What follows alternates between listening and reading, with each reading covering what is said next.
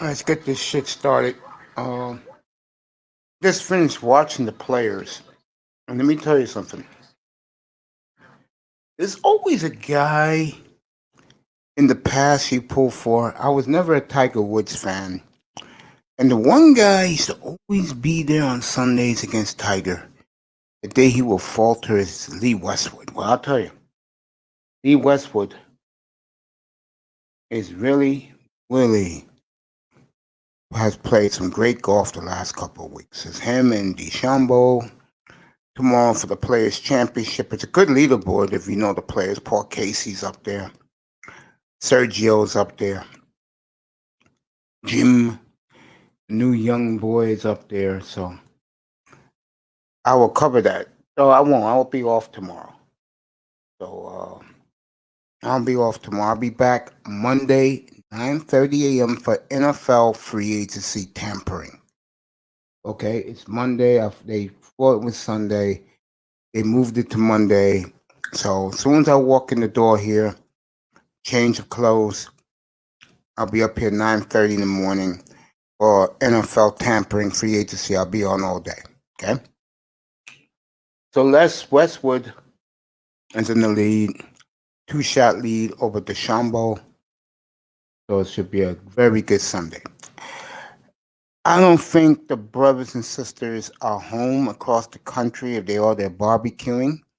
Good evening to everybody on the East Coast. Good afternoon to everybody on the West Coast. Good evening also. About 40 minutes away in the Midwest part of the country. Afternoon in the mountain times. Manzano says, do you think the reason why Lee Westwood has started playing his best golf in his career is because Tiger has been dealing with injuries the past? Manzano, you do realize that Tiger Woods, except for a tournament here or there, in the last 12 years has been non-existent on the golf on the PGA Tour. You do realize that, right? I think Lee Westwood, to tell you the truth, is playing his best golf is because he has a new woman in his life. And I was just talking to somebody a few minutes ago. I could talk for myself, and I fell in love for the first time in my life 3 years ago. I never felt better as a human being. Matter of fact, for you people out here, exclusive one-on-one interview, Little Big Nate with his special guest, yours truly. Next couple of weeks is coming. I will tell you, and you women should listen. Since you women hear me bash you all the time, you want to get back at me, ladies, you sisters out there. I will let everything out about me, the truth about me, what I don't talk about, including the failed loves of my life. So, ladies, get ready for that. That's in a couple of weeks. When it happens, when the date is set, I will make sure I put a big thumbnail for it a couple of days in advance. It's going to be either on a Tuesday or Thursday. And I'm going to be a special guest. I had him up here last night for 5 hours. And I will let it all out. I'll let you sisters see and know why I have my feelings towards you. And I'll let you all know about my past women in my life. So it should be a good, excellent interview with me and Little Big Nate. Couple weeks. He'll let me know when he's ready for me to come up on this panel, and you'll hear all. Uh, back to the golf. Good day for the for Westwood. Good day. I mean, even Sergio's in the mix, but again, Westwood, new woman in his life. That's why he's playing well. All right, let's see what's in the NBA tonight. Should be a I don't know. With the NBA, who the hell knows? The Laker Pacer game was great last night. By the way, that was a very good game. Lakers and the Pacers last night. All right, the NBA card for tonight. Detroit's at Brooklyn. That should start in about a half hour. Toronto's at Charlotte. Who cares? Even though LaMelo Ball has played outstanding this year. Milwaukee's at Washington. Wizards has played so much better. Atlanta and Sacramento. Portland's at Minnesota. Dallas at Denver. Doncic had some few harsh words, but I will look up and find in the late game is Indiana at Phoenix. Knicks win by 22 over OKC earlier today, and that's a good one for the Knicks. That's your NBA scoreboard. This is usually used to be a good NHL night. I know the late game is Edmonton at Vancouver. Dallas second period. Columbus 2-1. Nashville's at Tampa. Pittsburgh's at Buffalo. Chicago's at Florida. That's a very good game. Starts in half an hour. Islanders and Devils. Winnipeg is at Toronto. Montreal, Calgary. And like I said, Edmonton, Vancouver. Those are late games in the NHL later tonight. NFL news. Here. This is the cool thing about the internet. You have everything on your fingers.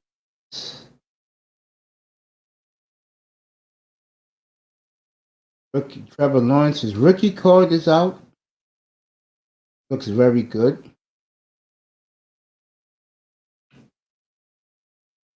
As tampering for free agents starts in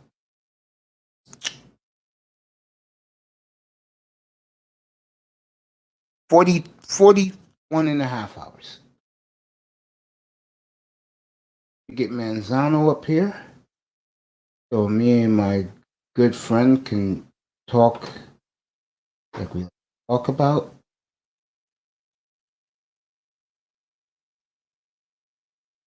I had a good rest day, slept a lot, something I rarely do, but I'm in a good mood today. I was great last night. We did 9.5 hours last night. Our platform ended about 3:45 in the morning Eastern time. It was very good.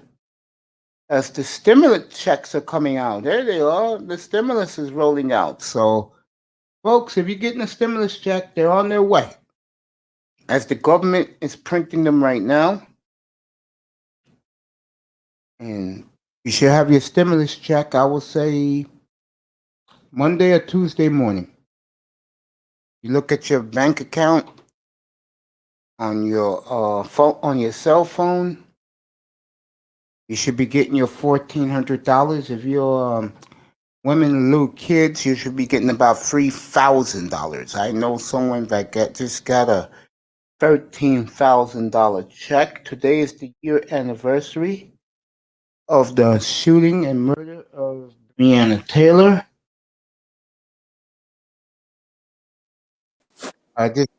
People found out last night I do more than just balls and strikes. I will say something racially, but I'm gonna bite my tongue right now. But nothing makes me more sick, folks. In a very racist, divided society, to see people of other races supporting the African American race. I don't get this. I'm looking at these white folks marching. Of course, black women will be marching. Wherever white folks are, black women follow. We know that, but I just think it's a damn joke that these people. And let me say something that I'm looking at this, and this is very disturbing. Maybe because the media likes to show the white people shine a lot.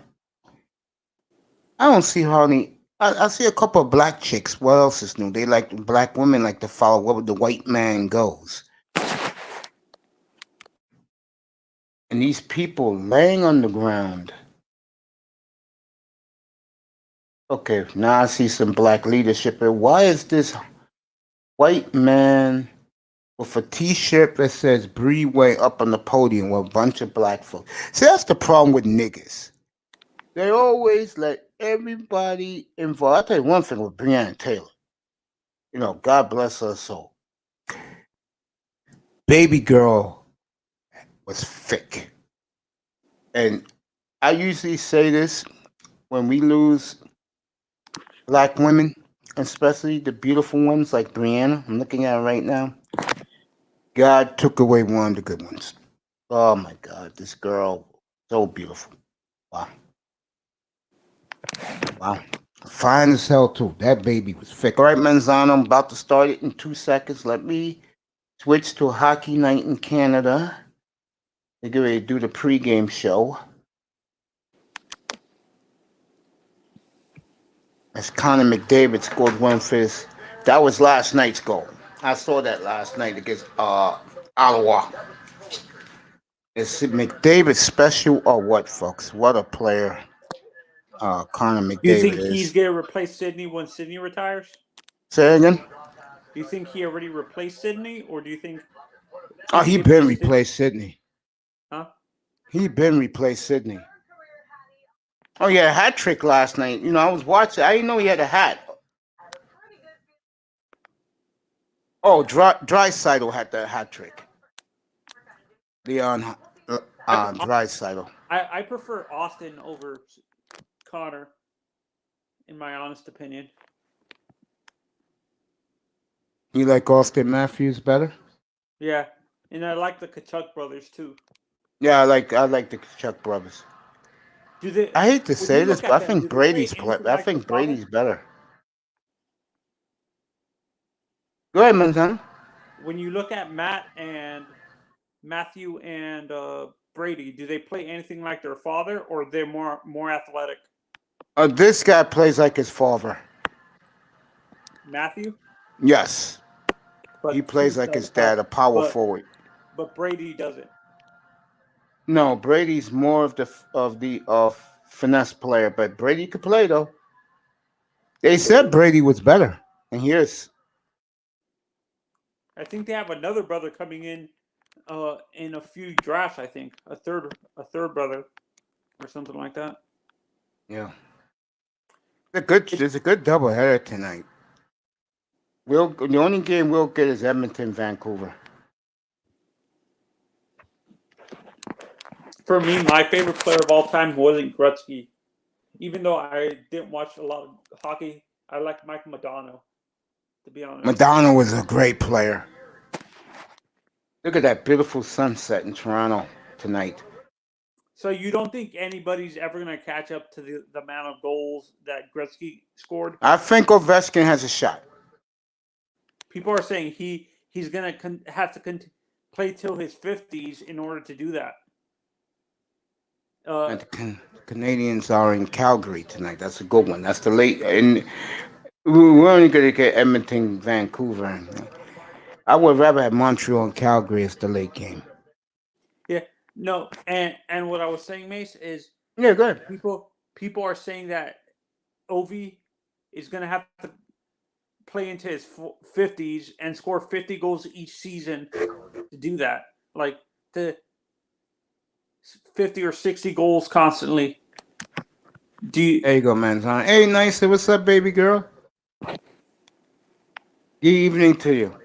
Don't worry, folks. We're going to get to the NFL. But I don't mind talking hockey with Manzano. Manzano knows what he's talking about. Okay, Anthony? So do you agree with me? In order for Ovi to either tie Gretzky or pass him, he's going to have to be scoring 60 goals every season? What about Gretzky? Say that one more time, buddy. In order for Ovi to either tie Wayne or pass him, do you think Ovi's going to have to score 50, 60 goals, 50 plus goals every season the rest of his career? No, I'm going to surprise you. If he scores 30, 35, he'll break it. Cause he has 705 already. He's one behind Esposito. But I thought Gretzky had like 180, 800. Yeah, but if he does 35, 40 for 6 more seasons, he could break it. I give him a shot. I don't know if he's gonna do it, Anthony. Yeah, how I'm doing today, nice. I'm doing good, baby girl. Got a lot of rest. Yeah, and honestly, I think he needs for him to and the other thing they said he might have to play into his 50s to do that too. No, he's 35. If let's say he does what you do, what you just said. If he had, let's say, 7 more 50-goal seasons, he breaks it. Uh, so he can. You think he breaks the record out of 890 goals? I say he has a chance. I didn't say he was going to do it. No. Okay. I say he has a shot. He might pass a second guy though.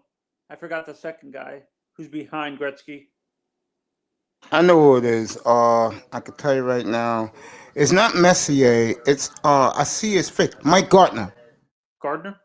Yeah.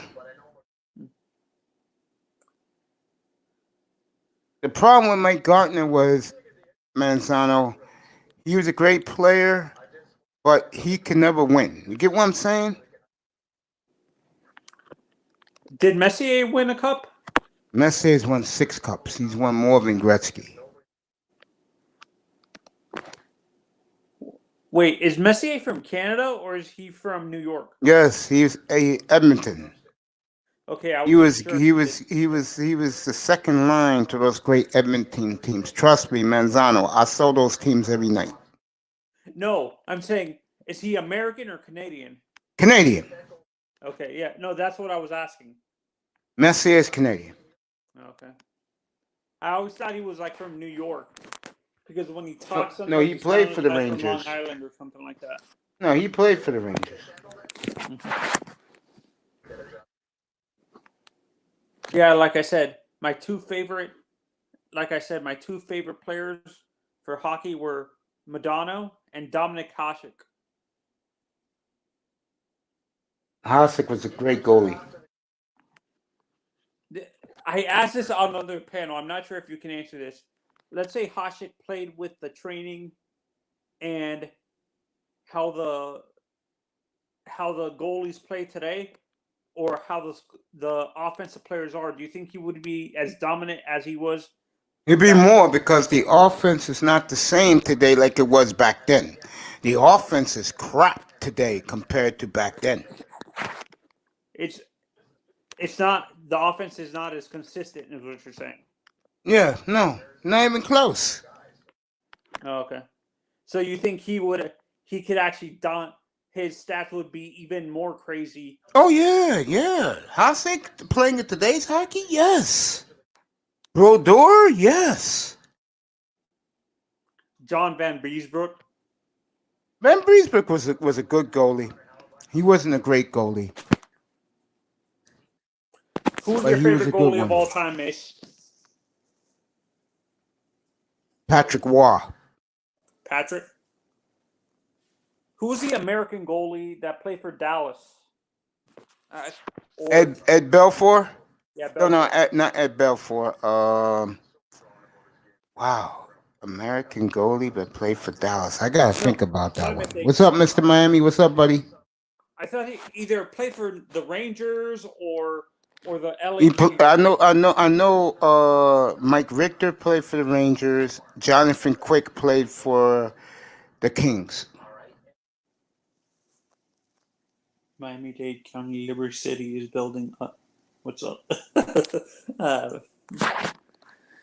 Yeah, honestly, for me, like I said, hockey was never a big sport for me because Florida didn't come into the league until the mid-90s, basically. Right, Mace? Yep, 93. 93. And the teams weren't as, like, consistent, and they haven't won the only team in Florida that has won multiple cups is Tampa. Because they win one in the early 90s? They won in 2004 and last year. Okay, 2000. Yeah, let's go get to football. Let's see. So you think there's gonna be tampering these next? No, they're gonna let these teams tamper beginning tomorrow. I did hear one. I read somewhere they were moving it back to Monday. The tampering. They are, but I tell you, the one player I would like to see. By the way, Miami, just to let you know, are interested in both Lions receivers. Galladay and Marvin Jones. Yes. I'm fine with Marvin Jones, but Galladay is too injury prone for me. I would agree. There is rumors about Galladay that he sat out on purpose so he won't hurt his free agency status. That is the rumor, and that's the reason why the Does Lions did sitting not out franchise actually him. hurt your free agent status even more? Say again?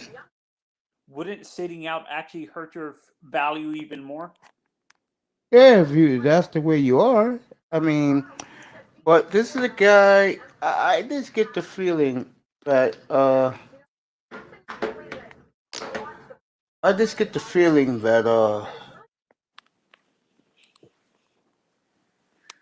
this is not going to be your usual free agency. And honestly, I don't think what players need to realize. I don't think they're going to get as much money as they think they're going to get. Don't you agree? I think if teams have the money like the Jets, you'll get paid. But in general, I'm saying these high-priced, not besides the Jets, none of these high-priced athletes like Aaron Jones, the top free agents are not going to sign, even though it's with the money. Do you really think Aaron Jones or Kenny Galladay are going to sign for a team that's going to be rebuilding? They'll go to the highest bidder. You don't think they care about championships? No.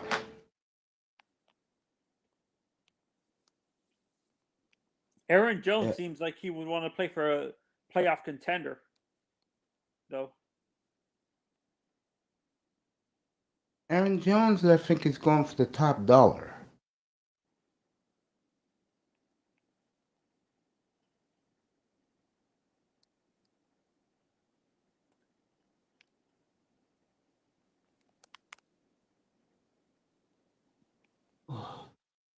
I can't wait to start talking boxing with Syph and those guys.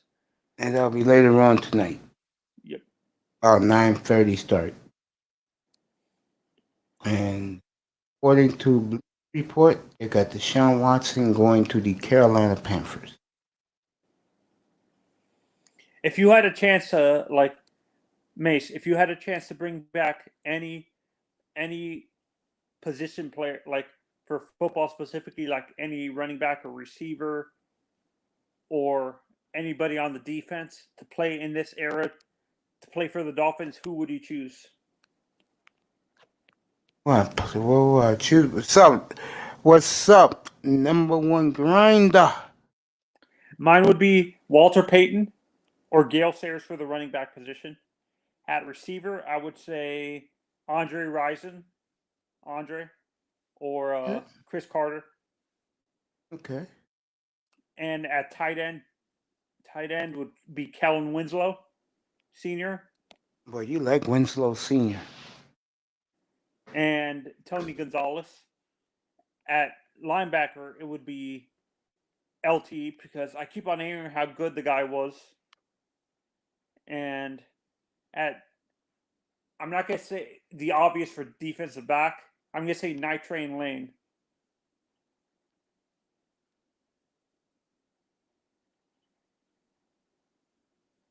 With me, Paul Warfield, definitely.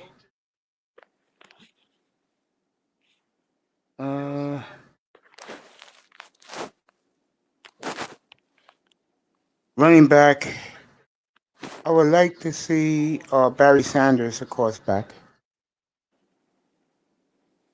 Tight end, I would like to see. Ooh,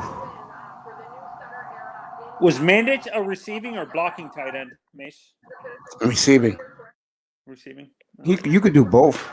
I mean, for sure, you better do both.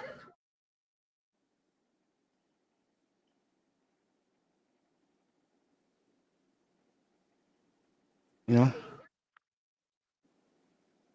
Well, tight end, but there's a lot of great ones. You like Winslow. I would take Ozzie Newsome. I'd like to see Ozzie Newsome back. He was awesome. Yo, get up here, bro. I just dropped the link. We'll do a lot of boxing talk later tonight. It's Underrated Darkness. You should chill or come back later because I'm going to have Safe Bud. I'm going to have Sir Tice, this man right here, that boy Vader Manzano. What else wants to come up later tonight? And I'll let you guys rock it for the rest of the night. Around 9:30, you guys can talk boxing. I was actually thinking about this. When it comes to basketball, can you imagine if they had the rules with the shooting that we have now, and they had the rules of today, of the past in today's game? Do you think the shooting would be as like prevalent, or do you think it would be hard to be a 3-point shooter like a Steph Curry or Klay Thompson? No, Curry and Lillard can hit from any range. But for a lot of these young dudes, they won't even try a 3-point shot. It'd be a disaster. What's up, Grinder? What's going on, brother Mason, brother Anthony? How y'all doing? Oh, good, man. Good, man. Just chilling. Just started my night. I did 9.5 hours last night. I had I was trying to get on, but I said, nah, it's too late. Mason needs some. I had Black Euro. Okay. I had Little Big Nate up here last night. I had Marco Grande up here. Okay. That's what's up. Yeah, it was a good night, man. 9.5 hours, man. I keep telling people I don't do 2-hour streams. Nah. Yeah. So what y'all talking about? Right now, Manzano asked if I can bring back players from the past in the NFL who I would love to see again. And I said really? that, yeah, I said tight end. I said that, I just said before you came up, Ozzie Newsome, Paul Warfield at receiver, Barry Sanders at running back, and quarterback. Oh, it has to be Dan Marino. Yeah. What about you? Who would you like to see come back? Oh, John Mackey. You forgot your defensive players. I'll get to that. John Mackey. Wow. Okay. John Mackey. Okay. Tight end. Tight end. Wide receiver. That's gonna be hard. You only have to pick one. Yeah. Let me see. That boy picks Earl Campbell. He'd like to see come back.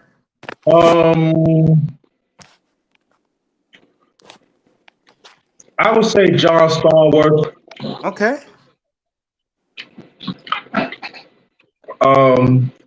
Running back.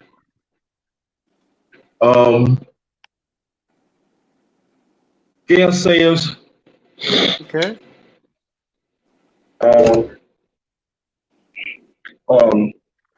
Quarterback. I'm gonna go out to limb on this. Dan Fouts. Oh, my quarterback is Y.A. Tittle.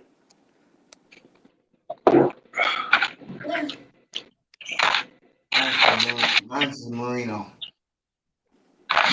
Now, can I say something? What? Whatever you want, man. Yo, I think the most underrated coach of all time is late great Don Coryell, Air Attack. Very underrated, very inventive. Don't get the credit you deserve. Don Coryell, San Diego Chargers. Do you think he evolved most of these, like, when you see these run and shoot offenses and these air raid offenses in college? Do you think he was the most people copied that type of offense that San Diego had underrated? Nah, but that was not a run shoot. He was just a genius of offense, period. But everybody knows the concept of the run and shoot offense, run and shoot, or air raid offenses came from Don Coryell's offense. No, that's not true. No, not true. No, not at all. The Chargers ran the football with what's his face when he was there, Chuck Muncie. Chuck Muncie, you understand? If he wouldn't got hurt, Chuck Muncie would have been the whole thing. Chuck Muncie was getting 1,000 yards every year. What the Chargers did well was that they knew they can play any way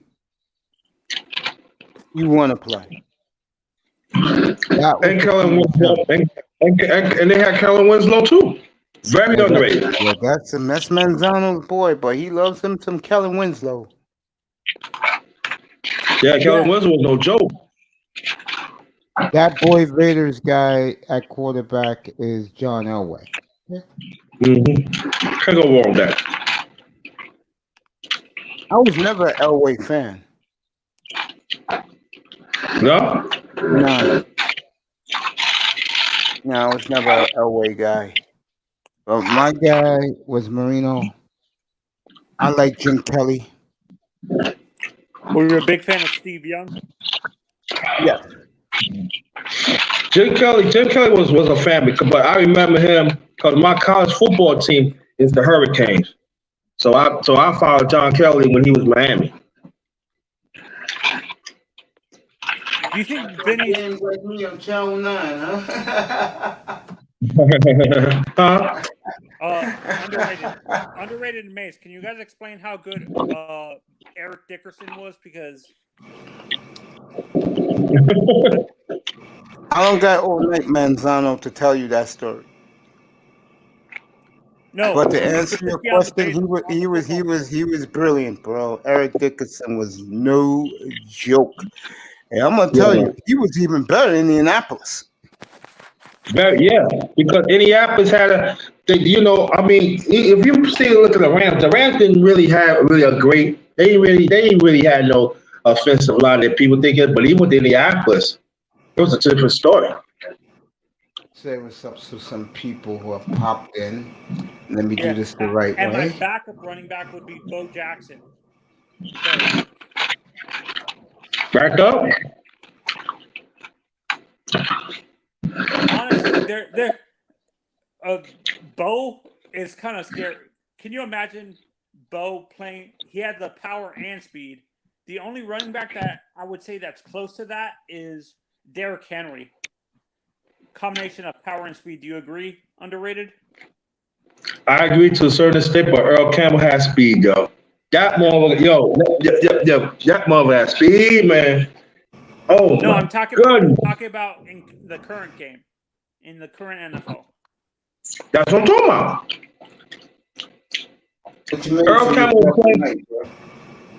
Earl Campbell play right now in the NFL. You know how many yards he be getting? It'd be ridiculous. It'd be laughable.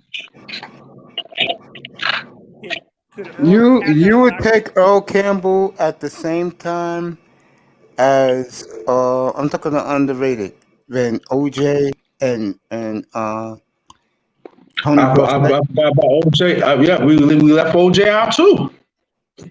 No, I'm asking you. Would you take Campbell over OJ? No. Okay. No way. OJ was no fucking joke, bro. I'm telling y'all, man. Y'all better look at that, man. Huh? Would you take Campbell over Mercury Morris or Jim Kick?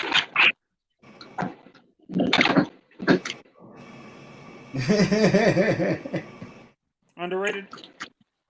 Do you want the real answer? Yeah, tell me how you feel. Yeah, would you take? Yeah, I'll take Earl Campbell. Yes, I would. Okay. Yes, I would. You gotta understand people. I'm not gonna argue that. Yeah, I'll take Earl Campbell because you gotta understand. I'm saying like this, Earl Campbell at that time, man, when they tackle you, they tackle you from anywhere in your body. And he still was getting them yards. Do you see when he played against the Rams? When he put his head and that guy's chest and fold them and drag motherfuckers like 30 yards? Come on, man. And that's like late 70s. This dude was still young. Highlight of Earl Campbell lowering the boom on defensive back. That's what I'm talking about. It was against the Rams. Isaiah Robinson.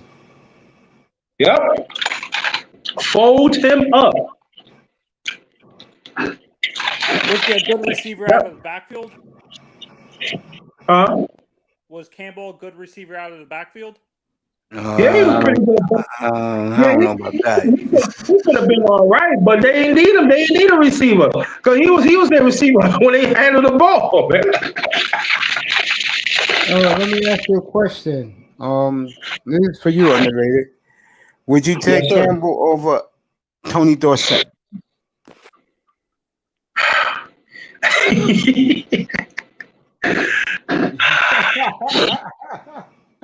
Yo, see, I don't like the Cowboys, but I would have to take That was my I have to nigga, take Tony man. D, man. I have to Yes, go with sir. Tony D, That man. was my boy, bro. You just my nigga, Very man. underrated too. Very underrated too. Boy, Yeah, very man. underrated. I don't like the Cowboys, but I take There you between go. me and you, man. I take Tony D, man. Yeah, Tony D was no joke. Jackson or Campbell. Why are you hopping on Campbell, man? Campbell's a Hall of Fame, man. No, Jackson is in the Hall of Fame too. Bo No, Jackson. he's not. He's He's not in the not Hall of Fame. Hall of Fame. Wait, No, he's Jackson's not. in the Hall of Fame. I No, thought he's he was. not. No, he's not. No, He didn't play long enough. Bo didn't play long enough. He's right. Right. Come on, man. I'm I not. know, bro. I know that, but I'm saying as a whose running style did you like better? I'm saying Jackson or Which one? Campbell? Yeah. Oh, Jackson. You can't. But both of them about power and they got speed. You see, people look at Jackson. Yeah, he got speed and everything. And Oakland, them team Oakland, they had a pretty good offensive line. Houston never really had a real offensive line. Earl came out to run through that. He was dragging them. See, I'm gonna tell you like this, man. Yo, go 79 when they play when the Oilers play against Miami. No, 78. And I'm Yeah. talking. 78. Thank you. I'm talking about Monday Night halftime. Football. Yo, right when it would go to overtime, and there is a sweet. I think it was sweet 46, and you see how fast Campbell was. Just to let you know, Manzano, yeah. that game was the greatest Monday night game ever to this day. And that game put both Bob Greasy and Earl Campbell in the Hall of Fame. That's how great that game was. Bob Greasy played one of the best games you could ever play. And thinking like this, Anthony, Earl Campbell had at least about almost 40 carries. And he still outrun the sweep. They couldn't Mace. catch him. Okay, Tired. Mace, you're old. I'm not sure if you can remember this, but I'm not sure. Were you old enough to see the great three-headed monster of the late '60s Green Bay Packers, or were you? No, I was in diapers. Yeah. Yeah, I was in diapers. My first three-headed monster was Kick, Morris, and Zonka. That was my three-headed monster. This is what I feel bad about the guys in the late '60s. There's not a lot of highlights of them and stuff like that, so you can't see the Paul Hornung backfield, the Packers backfield, Because Hornung, yeah. and the two other guys. I forgot their names now. Jim Taylor. Jim Taylor, Paul Hornung, and I forgot the other guy, but yeah. Huh? I said I forgot the other guy. Those Packer teams, I don't remember because I was in diapers. Diapers, yeah. That's what I'm saying. If my brother was still alive, he can tell you because that was his team, the Green Bay Packers. Right. Like I said, my first I'll be team back. was take your time. My first team was the Dolphins, and I saw that dynasty in front of my eyes. Do you think that can be repeated, Mace, ever again with a three-headed monster at the running back position? Yes. Where each running back is running for you have to sue 1,000 the yards? Eagles. Just to let you know, this is what has been broadcasted tonight if you're a Dolphins fan. It's the weekend. mailbag where we tackle topics like free agency forecast. Brian Flores channeling his Mick Jagger, so he's a Stones fan. Okay, good for you, Coach. And surprise, cuts are on the way. So more cuts. I told you guys they was gonna cut more. I told you guys. Who are cap casualties for the Dolphins? I'm gonna put this up in a minute, man, Zano, so relax.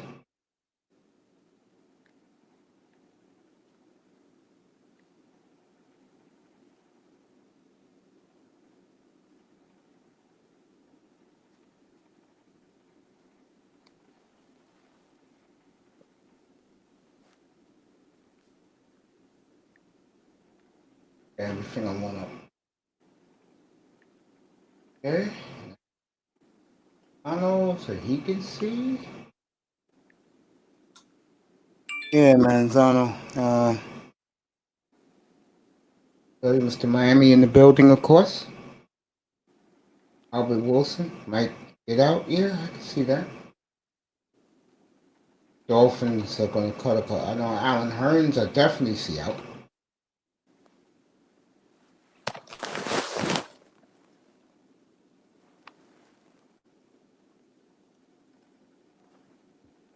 Yo, what's up, Casper? It's good to see you, my brother.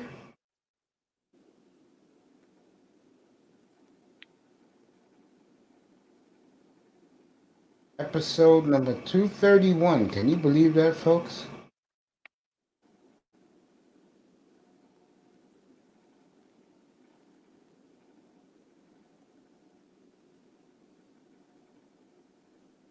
What's up to my man Casper is King. Wait, Casper, what's up, brother? How you feeling? Everybody, chat room. Thank you for showing up and for everybody.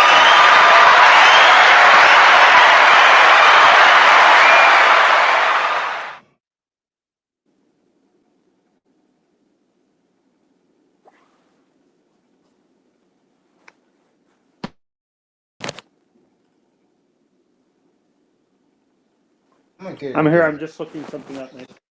Yeah, man, Zano, I'm just chilling right now, saying hello to everybody. Everybody in the sky, hit that like and subscribe button. That's all I care about. Like and subscribe. Hit that like and subscribe button. Yeah, bro. I'm just doing what I do best, bro. I'm loving it. For everybody from the Manosphere who's in here, most likely we're working on it. It could be next Saturday night. I'm gonna have hopefully Black Euro, BGS, and a whole Roger Report and a whole host of other superstars from the Manosphere. We're gonna talk about why are black men so weak and black women are they worthless. That is next weekend, most likely. What up, brother? Yeah, Casper's here. Rocking that Yankees logo. Manzano's favorite logo. Manzano, that's your favorite logo of all the sports teams, buddy? The Yankees? Yeah, the Yankee logo, yeah.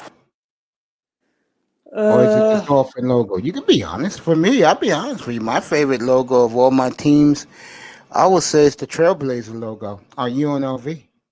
Then the Hurricanes. Casper's in the house. Nicer in the house. Mr. Miami's in the house. That boy's at the gym training. He'll be here later tonight for the ringside talk. Talking boxing. I'll let those brothers take it to the rest of the night. I'll be laying in my bed chilling. Oh, shout out to the Beautiful Melody. Let me go over there and take a peek at the Beautiful Melody show. On live right now. Oh, where's my baby at? Here she is. God damn. Game changer, of course. Leo Anthony, Ray Hama, Carlos Red, Mr. Know-It-All. Okay. She got a full house of panelists tonight. My baby girl. And again, I will be a special guest in the next couple of weeks on Little Big Nate's show.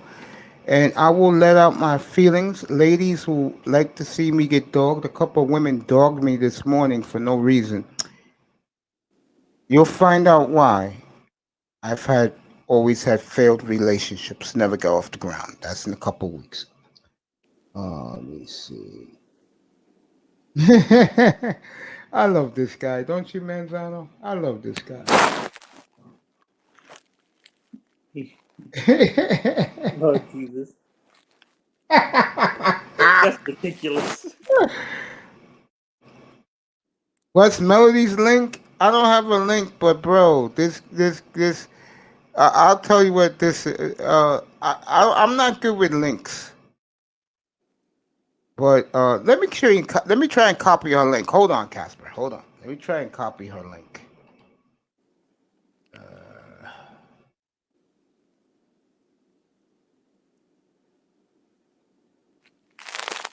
If this beautiful thing is near 1,000 scribes.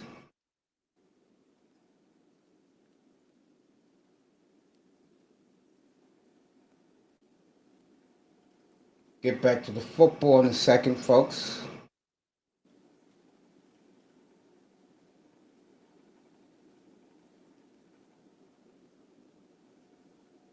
Find her link and copy her link. That young lady has had over 15,000 views.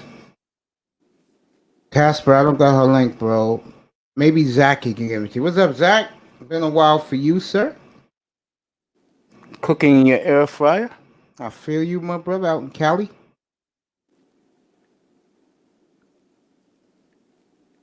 You've been getting some,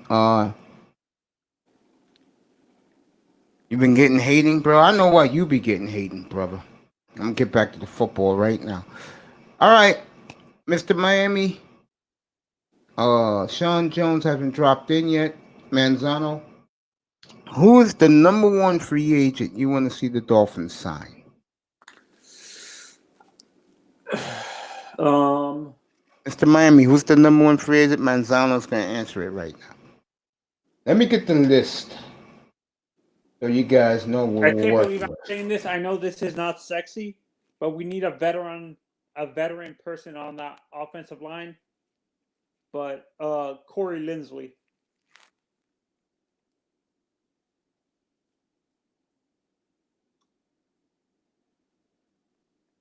Corey Linsley is your pick. Okay? There is rumor, and I said this yesterday, the day before, that the Dolphins are looking more and more to draft the center, which to me is a very wise move.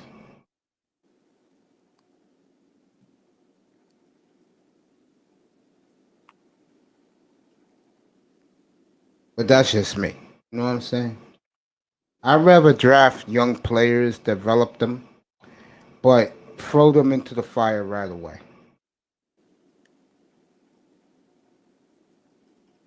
I just like where the Dolphins are right now. They got 34 million in cap space. They cut some more players by Tuesday morning. They'll have a lot more. The three-headed monster for the Packers of that time were Fred Thurston, Paul Horning, and the other guy you said, Jim Taylor. Huh? Jim Taylor. Jim Taylor. Hall of Famer, by the way.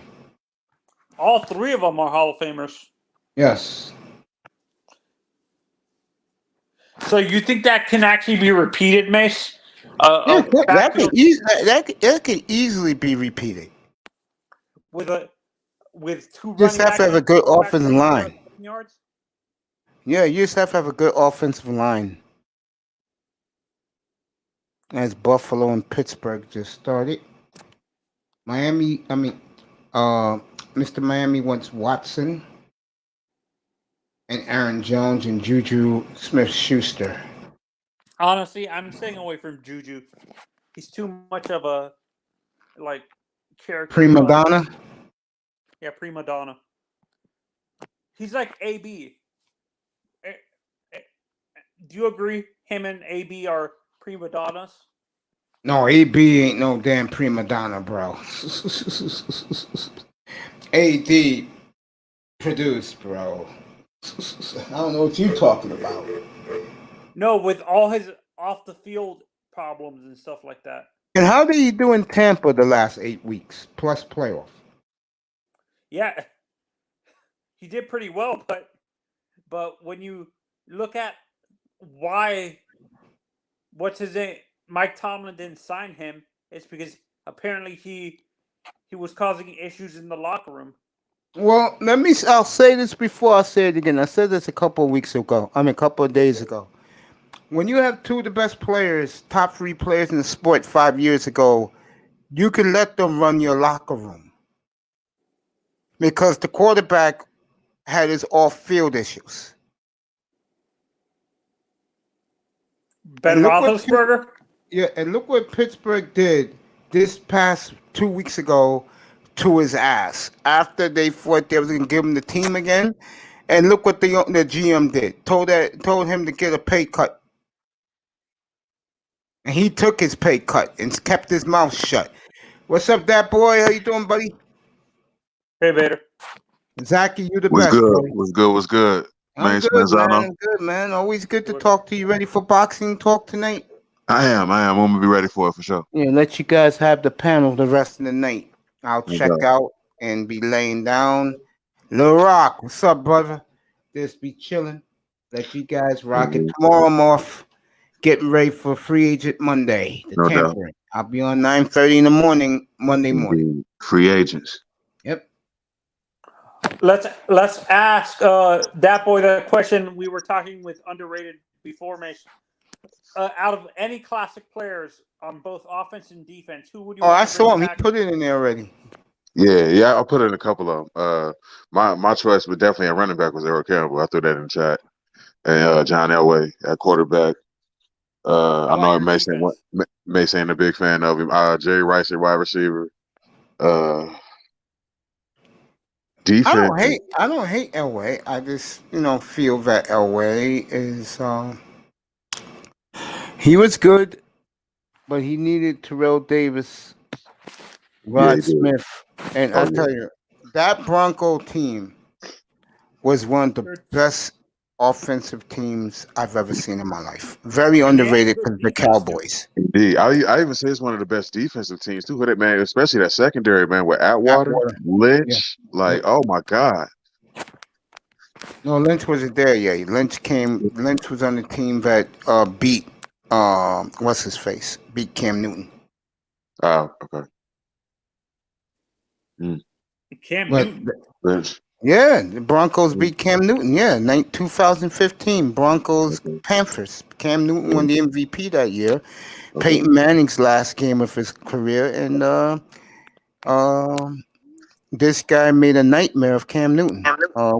What's his face? My boy Von Miller. Yeah. Okay.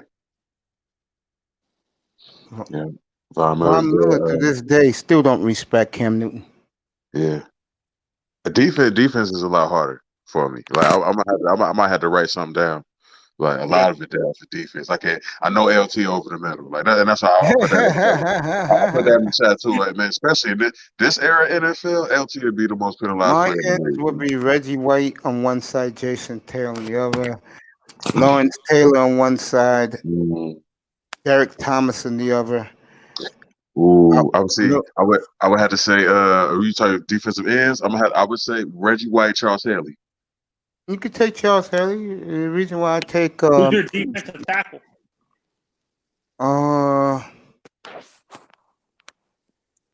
The Minister of Defense. What's his name? The guy. I'll take John Randall. I agree. Mine would be not John Randall. I forgot the guy's name. He played for the. He played, but it was in the 70s. If not John Randall, Warren Sapp. What I'm saying. Excuse me. What the hell I'm saying? I'm playing a 4-3 or 3-4. 3-4. 3-4. Warren Sapp. If I'm playing a 4-3, I will take Mean Joe Green, and I'll take Mean Joe Green and somebody you just said before. One of you said. I would definitely take Mean Joe Green. Defense.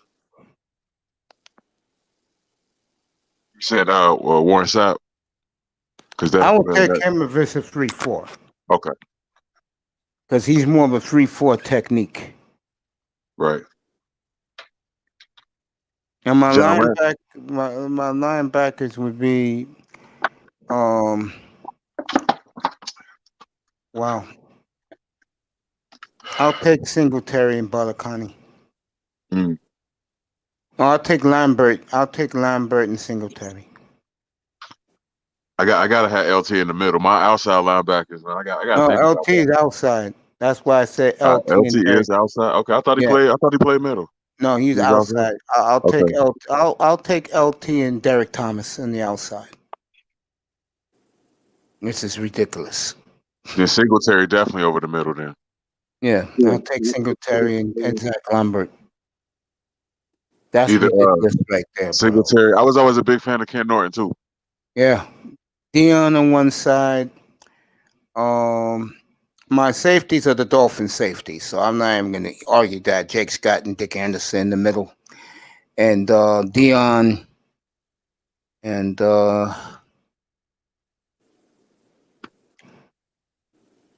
wow. Deion Darrell Green. Like I gotta have it. I got Yeah, both of them. you can have Darryl Green, yeah. Deion. Safety. I took Dick Anderson and Jake my Scott. defensive tackle Yeah. would be Randy White from the Dallas Cowboys. Yeah, he was a great one. And, Yeah, no doubt. And my defensive ends are going to be Reggie White, and on the other side would be that one's gonna be hard. Not I want to say JT, but I don't want to become a homer. 130 sacks. I'm taking Jason Taylor, bro. Yeah, that'd be a good pick. Man, Jason Taylor was a beast. I'll take Jason Taylor. Recovers fumbles for touchdowns, intercepts for touchdowns. Defensive player of the year. Yeah. I'll take JT on one side and this guy on the other. Reggie White, no doubt. With Mean Joe Green. Yeah. Safety. That's where I'm stuck at. I'm stuck at safety. I told you guys my two safeties. Yeah. My defensive ends are Reggie White and Deacon Jones. Okay. You could do that.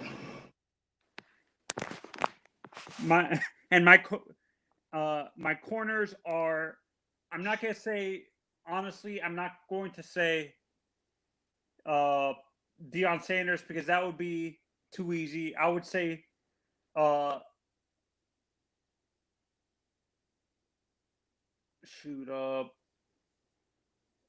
of the Raiders cornerbacks, Mel Blunt, and That's Steeler, Mel Blunt. Okay, Mel Blunt and one of the guys from the '80s, the guy you always bring up, Mace, the old Raiders corner. What's the guy's name? Lester Hayes, Mike Haynes. Lester and Mel Blunt on my corners, and my safeties are going to be Night Train Lane and Ed Reed. Okay. No doubt. I'm taking my Dolphin guys. That's what I'm taking. Did Merton Hanks play safety? Who? Merton Hanks. Yeah. Because it was Dion and Eric Davis on the other side. Yeah.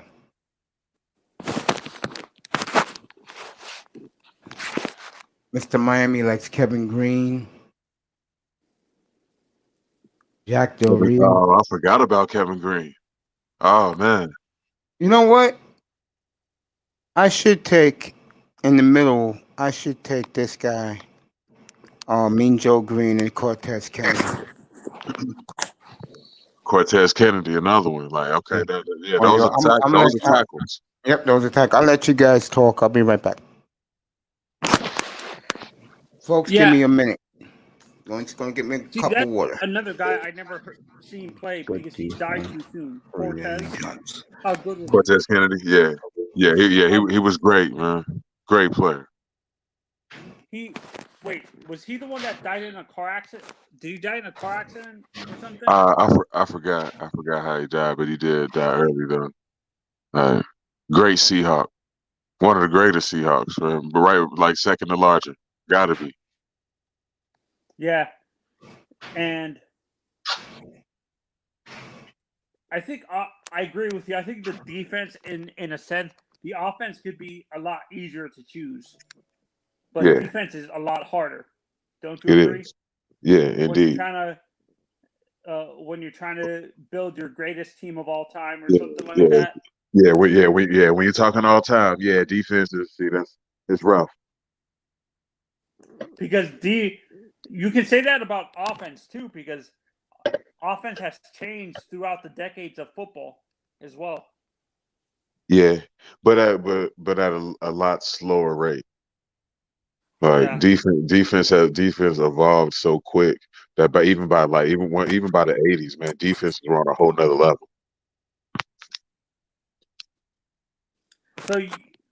So you don't think guys like Lester Hayes or Mel Blount could last in the league? Like they would be the most penalized defensive backs, Vader?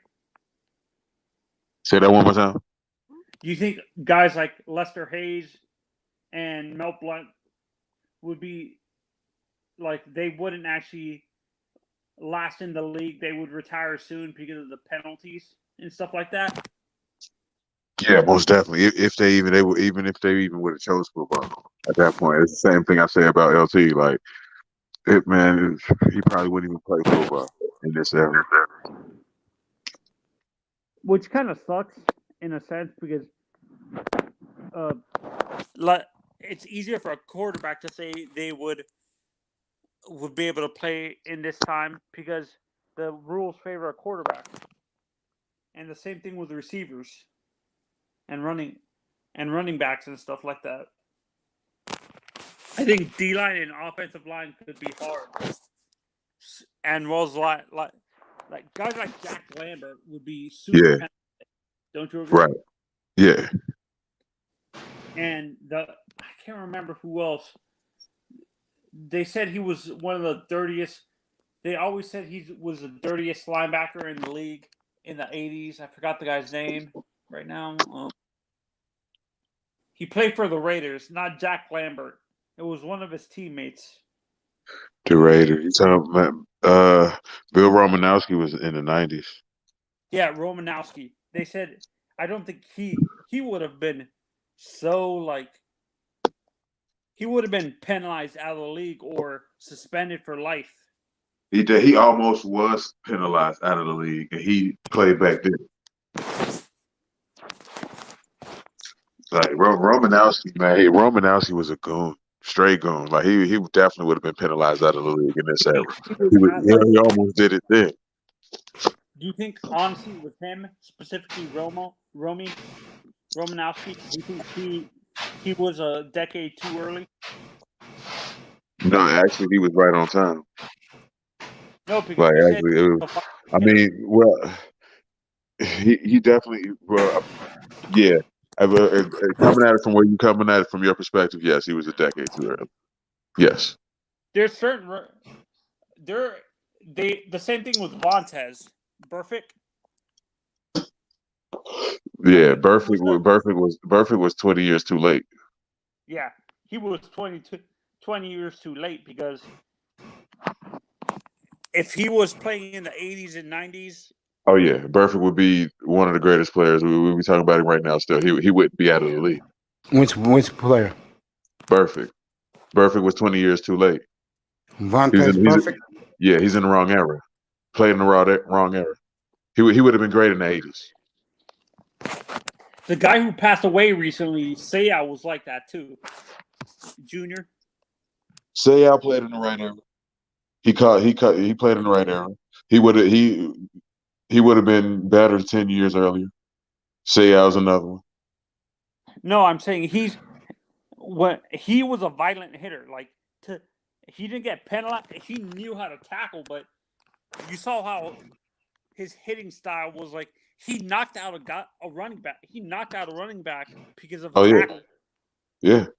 You know what hurt? Not Perfect, the other guy. Seau? Junior. What Yeah. hurt him was he was a very me player. What, you selfish?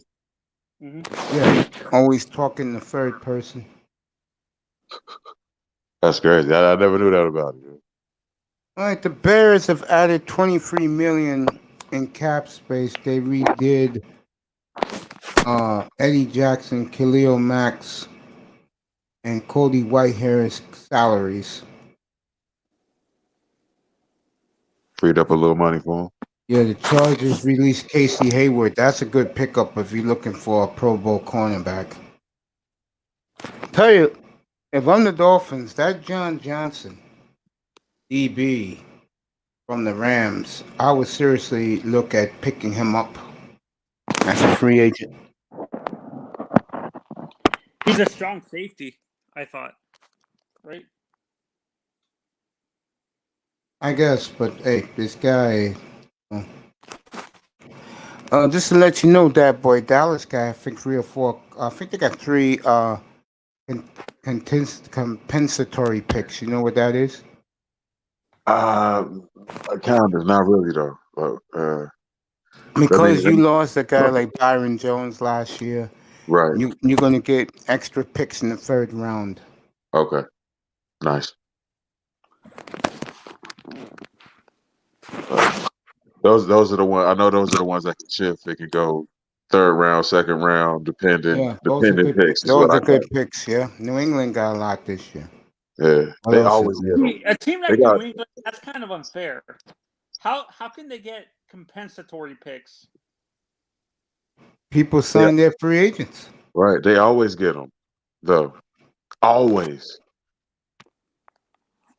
The Patriots is good for that. They'll turn a 3rd round pick into a first easy. Easy. Very easy. But they're not. The Patriots to me are more. They like when they were dominating.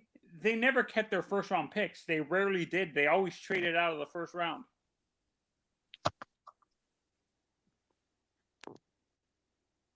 Yeah. All right. I mean, they it was a lot of times they didn't, and in the end it hurt them because one of those years, man, 1st round, they needed a wide receiver bad. But they that's the problem. The Patriots have had issues with drafting receivers, drafting and developing receivers. So look at the current guy they have, N'Keal Harry. The guy can't stay healthy and stuff like that. That's why you see them signing. That's the one position I see them always like spending a ton of money on during free agency and stuff like that because they signed. Did they sign Randy Moss for a 2-year contract? Yo, Iman, come on up. Super Bowl or something like that. I forget how long that Randy Moss contract was, like maybe 2 years. Yeah, And Randy AP Moss' contract was like a 3 or 4 year was contract. That didn't it? Okay. last long. Yeah, 2 that I can remember. Yeah, that didn't last long. They got rid of him. They traded him to the Vikings. And then his dumb ass complained about the cafeteria. But I love Randy though. Which I He's think is I think is a mistake, man. I like Belichick, man. He should have kept Randy in New England. They definitely was gonna win that Super Bowl. He'll have 8. Brady have 8 right now. They lost to the yeah. They never won with Randy Moss. They won after it with the 3 white guys. Welker. No, Welker was gone with Edelman, Amendola, Gronk. And Aaron Hernandez. No, he was long gone. They ain't with Aaron Hernandez. Yo, Iman, get up here. Yeah, they ain't with Aaron. Honestly, that to me, the Aaron Hernandez thing is a sad story. To be Of honest, course it is. because that proves no matter how much money you have, you can't escape your past sometimes. Of course. By the way, I will have the schedule night when they bring out the NFL schedule. That will be if the draft is the 29th, that should be 2 weeks before the draft. So you're looking at maybe April 13th um look between the 13th and the 15th for the schedule announcement where the schedules come out. I have a big show on that. I hope we're not one of. Would you rather have a fairly easy schedule, Mace, or a tough schedule? We have the 10th easiest schedule in the league this year. And the farthest the Dolphins travel is Las Vegas. So most of our games are in the South and the East Coast. Yes.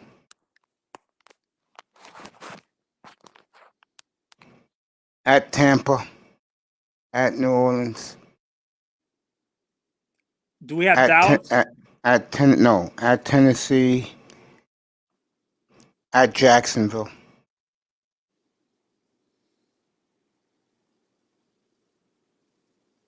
Not bad.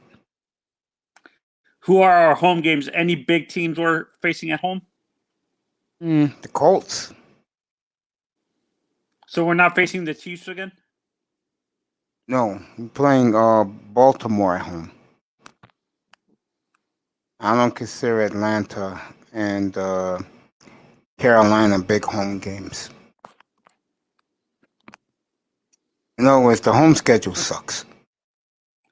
Wait, we don't face Buffalo at home this year? Yeah, but I'm not counting those teams. I'm talking Yeah. about teams out of the division. Yeah. Okay. If they play Baltimore, that means they play Cincinnati this year too. No, we don't play Cincinnati. It's just Baltimore. Oh, just Baltimore, huh? That's crazy. At home. That's a big game for that team. Yeah, it is. For Miami. Baltimore Orleans, bullies too. them so much. No, New Orleans not anymore. Is Burrow starting the season, Mace? Which one? Is Burrow starting the season? Oh, I don't know. I haven't read or heard nothing about Joe Burrow's rehab.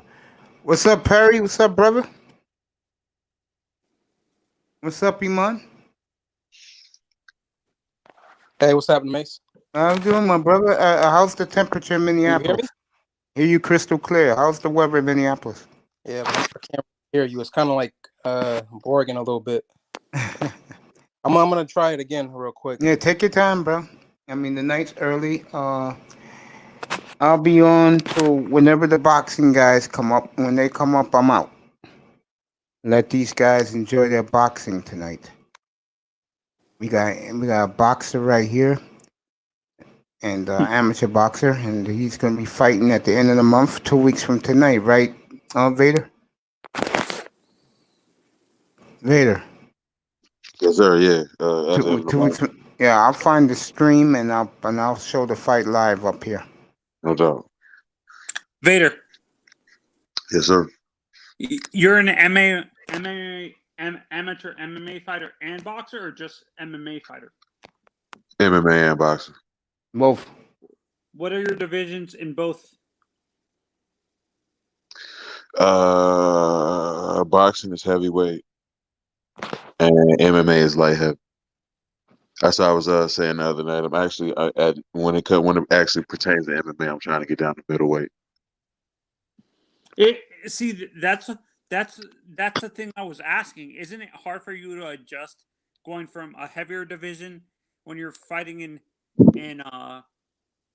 what is it called, in boxing, but you're going into a lighter division in the middleweight in MMA and stuff like that? Is it? You're asking is it harder? Hard adjustment for you? Not really. No. Like the hardest adjustment is actually getting to weight. Like everything else about the mechanics and technique would virtually be the same. Oh, okay. It's trying to get down there. I've very few times have I even been 185 in my life.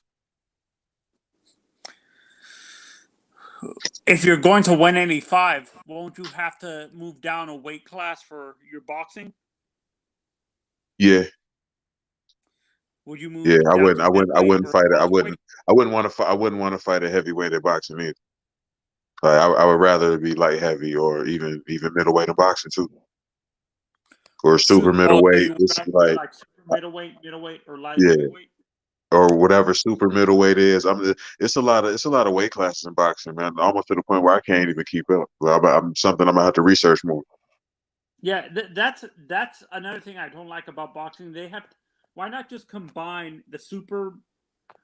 There's not a big weight difference. Why not just combine the super middleweight and middleweight division, and the same thing for like welterweight and the other divisions? It makes no sense to me to have. If it's like only a 3 pound difference, why not just combine Right. Yeah, I the don't. I don't get it either. have one I'm. real I'm champion in the I division? don't get. I don't get it. Like, I don't get it either. I'm lost too in boxing. Like it's crazy. That's what I like about like MMA specifically. The the bantamweight division is a combination of what the lightweight, like the lighter divisions in MMA, actually are a combination of multiple divisions. Correct? Normally? Yes. Yeah. Roughly. Yeah. Yeah. Simplified. Yes. That's exactly what it is. So you said, who did you model your fighting style after, Vader? When it came to your fighting style for MMA? I was saying this is a combination. Like I grew up watching Anderson Silva and BJ Penn. It's two of my favorite fighters. Like especially BJ doing it at lightweight. Like for as short a guy as he was, man. He was always getting busy. Like he brought it every night. I know a lot. I know a lot of younger generations. They see BJ, an older BJ, who wasn't, isn't as talented as he was when he first came in that 10 fight losing streak. Doesn't say a lot particularly, but man, when he was in his prime, one of the greatest fighters to ever do it. GSP is scary. Yes, no matter where you go, standing up, wrestling, GSP is not to be played with at all. What is your belt color in jiu-jitsu? Brazilian jiu-jitsu. Say that again. Are you belted? Are you belted in jiu-jitsu? No, I'm not belted. Oh, you. I very rarely have I even stepped into a gi. Most of my training is no gi. It. Oh, so you don't think you would be? Is it too early for you? Too late for you as a MMA fighter to learn BJJ, or? I know it. I know Brazilian jiu-jitsu. It's just like I said, most of my training has been no gi. Instead of like they only apply belts to gi form Brazilian jiu-jitsu or any martial art. When you're in gi, especially like karate, when you're in gi, that's when they belt. But there's always no gi or what they would call like freestyle forms to any art. There's freestyle karate, freestyle Brazilian jiu-jitsu. Most training now even happens out of gi. Like no gi training is what most fighters do now. So the guys that we see in like UFC, they say that they're like a black belt Brazilian jiu-jitsu, is they have gi. They competed in gis and stuff like that. Right. Yes. Okay. Yeah, that's what confuses me when they say that. Yeah. They don't clarify what type of style, if it was like freestyle or the competition style that you see in the Olympics or anything like that. They don't clarify. Right. Yeah. Olympic style martial arts is gi.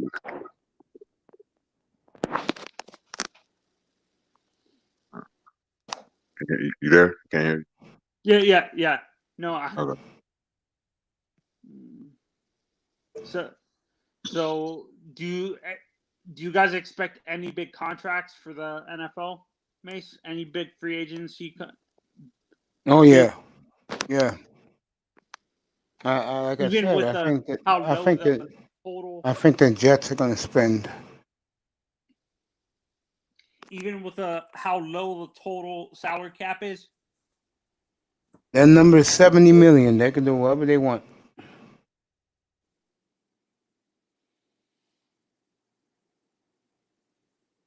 I think the Jets will Honestly, spend. realistically, I honestly don't think people because they have the money.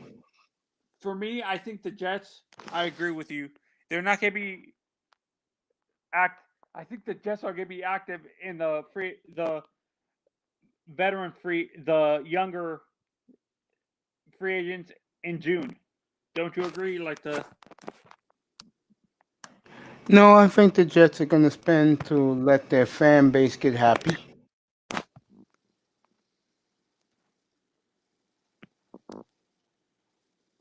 I mean, but I will say this for the Peter Kings of the world. If someone other than the Jets get Deshaun Watson, I don't want to hear from him. But I think the Jets are going to go on a frenzy. Like when I come up here Monday morning, I'm going to say, well, the Jets are close to getting this guy, and this guy. Too much pressure on them from their fan base and the media here.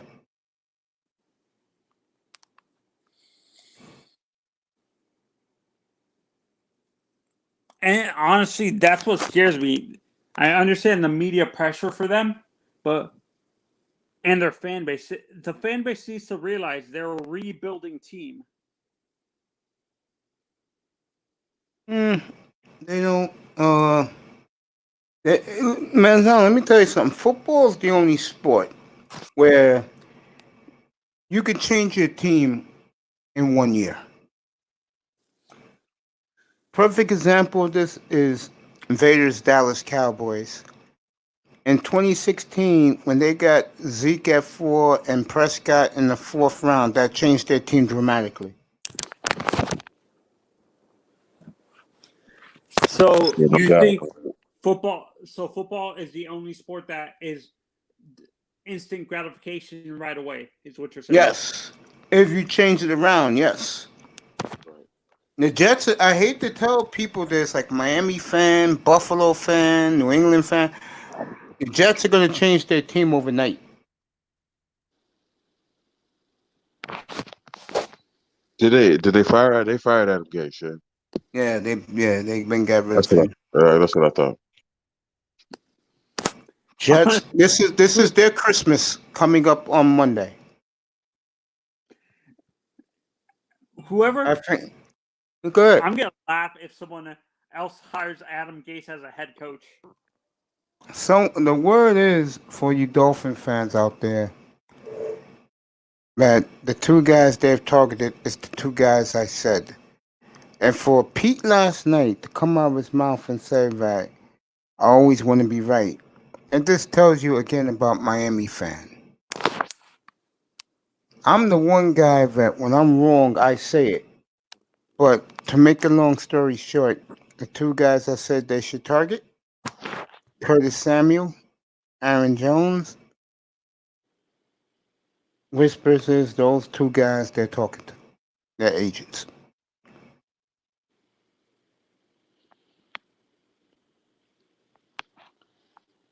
Be interesting Monday night, 48 hours from now. I want to see the teams with the most. I know the Patriots ain't going to spend. I want to see what the Jets do and the Colts. Don't forget, Mace. Actually, with the Patriots, they had a whole bunch of people sitting out that have high paid contracts and stuff like that. So once guys like Gilmore and stuff come back, I think the Patriots their salary cap is going to go down.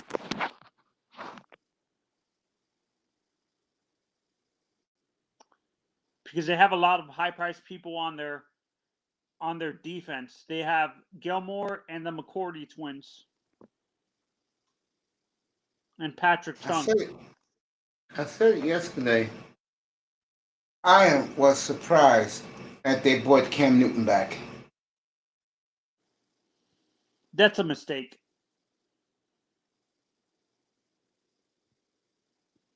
As they Exactly. brought Cam back for. They brought Cam back for. I think they're gonna once. Do you think they're gonna sign Jimmy G, or that's out of the question now with Cam back? They say it's still open.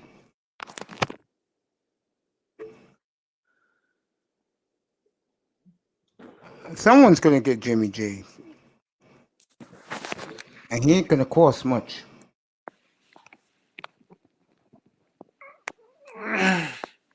If that's a signing for the Dolphins, does that actually give credence to the fact that Tua's our starter, or do you think Jimmy beats him out in training camp? Who? Say it again. If the Dolphins sign Jimmy G as our backup, I think he beats him out, bro.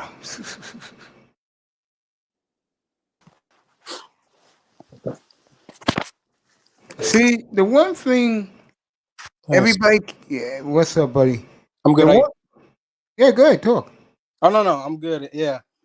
Now, I couldn't hear that much earlier, so just I don't know. It was boring for a while, and I'm cooking over here, so I just took a little. And what you making tonight? Shoot, what is it? The basic rice. Okay. Rice, beans, throw some onions on there with curry, Okay. or not curry sauce, but curry seasoning, and what is that? No meat. Huh? No, No not right now, man. Usually I'll do like a 1 month no meat, and then I'll then I'll kind of go back. God are bless you you. a vegan for 1 month? Like, Huh? where you eat no chicken either? Yeah. I'll probably do like a month, and then I'll go back. Yeah, I'm not gonna go like straight vegan or vegetarian, because I still do the eggs, milk, and all that other stuff. But Yeah, yeah. man. Then I'm gonna answer your question. Mm-hmm. Miami's gonna add more talent to this team. If they sign Aaron Jones and Curtis Samuel, they already upgraded their offense. Wait, they got Aaron Jones? No, I'm just naming some guys. Oh, what the hell, man? If they get those two guys, Manzano, they already upgraded their team already significantly, bro. You don't think of a young veteran or a veteran like Jimmy G, if the Niners cut him, that he couldn't win with better talent around him?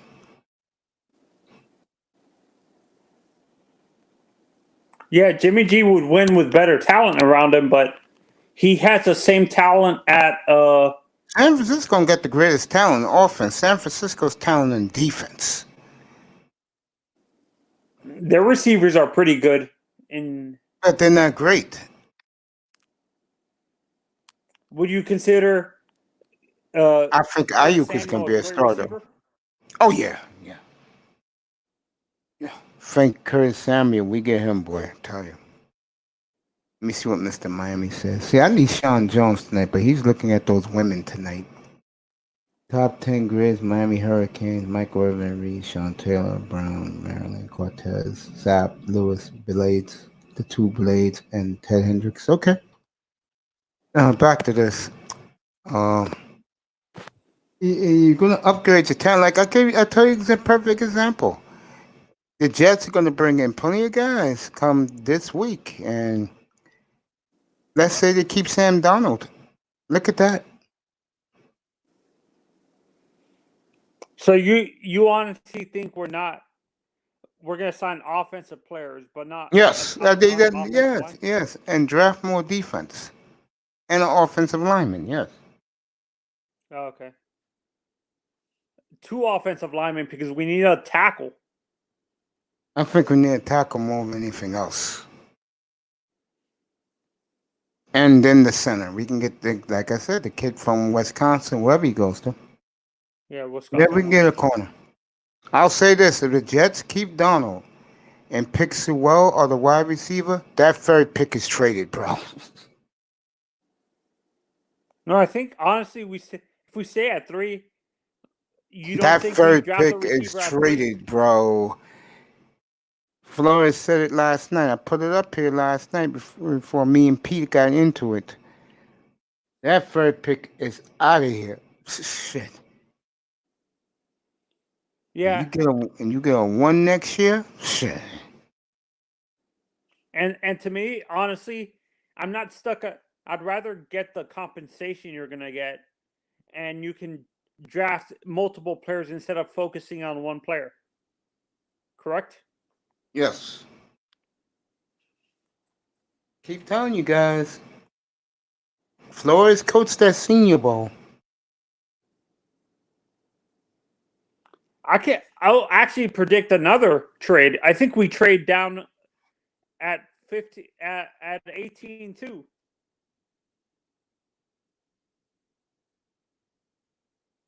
I can see that. I can see that. Because I think the linebacker that we like is a second round, late first round pick. We can draft them at Zavon Collins. We can draft them at 24 with where the Steelers are.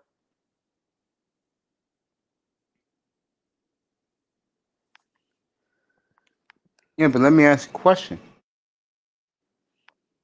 What happens if they get a veteran to play middle linebacker? A veteran? Yeah, I saw a name. I saw a name earlier tonight. Yes. That boy who he went Dallas to pick, Sertan at 10. Yeah, that'll be nice. They definitely need defense for sure. I'll say that. They need defense, man. Especially a corner. A corner would be real nice. Right. Would you trade the Dolphins your 10th pick, that boy, for Xavier Howard? Yep, I do it. I do it yesterday, and still have a great draft. By the way, who's the former Miami Hurricane player who plays for the Chargers? Denzel Perriman. That's who the Dolphins are talking to also.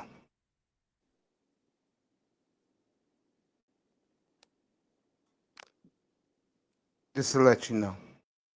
Iman, we went to Giants to pick at 11. Oh man, sorry about that. No, it's okay. You're cooking your dinner. Huh? No. You're I'm cooking your sitting. dinner. I mean, I'm not really sure right now. Let me see, because they already. So it's going to take a while for the offensive line. You can't really go for the quarterback. You got to go for a receiver, man. They need a good, solid, strong receiver, man. Really. One of the Alabama boys. Yeah. I don't even know who's coming out. Who's the best receiver coming out right now? Jamar Chase. Jamar Chase. Would they be able to get him? Because they had 11, right? Well, I don't know. I think you're going to end up with one of the Alabama boys. All right. Yeah, because that's where they got to go right now, man. In terms of defensively, they did pretty good last year. I mean, so I'll still, add more to the defense, but yeah, offensively, they got to get it. And Evan Ingram was a disappointment, big disappointment. But I would go receiver and then maybe another tight end or somebody to replace him, but not in the first round for a tight end, but get a first round receiver. And yeah, man, you wouldn't pick Kyle Pitts if he falls down to you?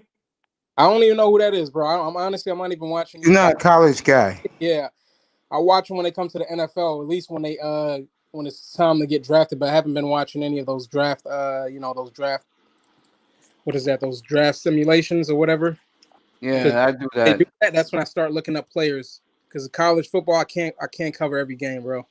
Honestly, like you can't do it. I used to do it. I can't even do it no more. I don't even watch college football. That's what I'm saying. And basketball is even worse, bro. Yeah, me too. I don't even care about college basketball. So it's time for the draft, and they start talking about players. If your name isn't, hyped, I don't pay attention to you, bro. Like I don't. Know.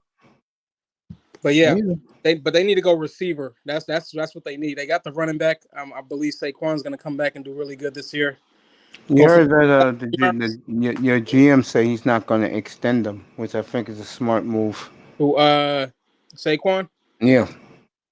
Well, they not doing what is that? Then what is that? The franchise tag? No, like extend them, like give them more years, like give him a new contract. They're not going to do it. Get hurt too much. Yeah, because he's trying to do too much. I mean, man. And he's a freaking big dude, and he's heavy. 6 foot, 250 almost, 240 something, 230 something, 240. Yeah, a big dude. And he's 235. Yeah, 235. to move the way he does at that height and that weight, that's it's a lot of weight I'm surprised, honestly. For me, I'm surprised. What's his name from Dallas doesn't get injured that much. Because he's smaller. He's like what, 220? No, he's the smaller. same weight. Well, he's starting to slow down, so I guess maybe because he is that up to date? Because they said he dropped some weight because he was a little heavier his first year, and then that was like right before he got signed. They said he went to Cabo, he cut some weight, and then now he hasn't been the same. All I know is when Zeke lifts up his jersey, and likes to show off his abs, I don't see an ounce of fat. But they're tall, you know what I mean? They're tall guys, so 235 on a taller guy like 6 feet, 6'1". That's not, you're still gonna see a six pack, but hit that like and subscribe, people in the sky. Yeah, I don't know. I mean, damn, Casper, you 6'2", 235 yourself? So what? No wonder why the women love you. Casper for King says he's 6'2", 235 himself. Yeah. I think for me in football, there's certain positions that shouldn't be that tall, and running back, for me, running back should be at the tallest, maybe 5'11", or 5'11 and a half, or something like that. But yeah, I mean, most of the great running backs were under 6 feet, so the top 10 running backs. Yeah, and the heaviest they should be maybe 230 at the highest. 230 is even even heavy, too heavy for me sometimes. You should know this one of mine. Like that, one of my favorite, especially one of my favorite recent Giants running backs was Brandon Jacobs. Brandon Jacobs was like 6'5". Yeah, but he's 6'5". That's the thing. So I mean, he was more of a downhill runner. You know what I mean? Yeah. But I like Zeke and Saquon are more speed running backs. What would you say? Yeah, Saquon can do it all. Like he's good in the pass game. He's good in the run game, and he's kind of like a bigger version of Barry Sanders. He cuts a lot, and that's the thing on them legs, man. You bounce around like that at 230 something, and then you come into, you run into another defender. Like like Saquon should have trimmed down a little bit more. Like Peterson was, but Peterson was more like 6'3". People say. They had him marked at 6'1", but he was more like 6'3". But he was like 220, 270, like 217, 220. You know what I mean? Shredded. AP is a freak of nature. Yeah, that AP was not that normal. Yeah, AP was something else, but so is Saquon,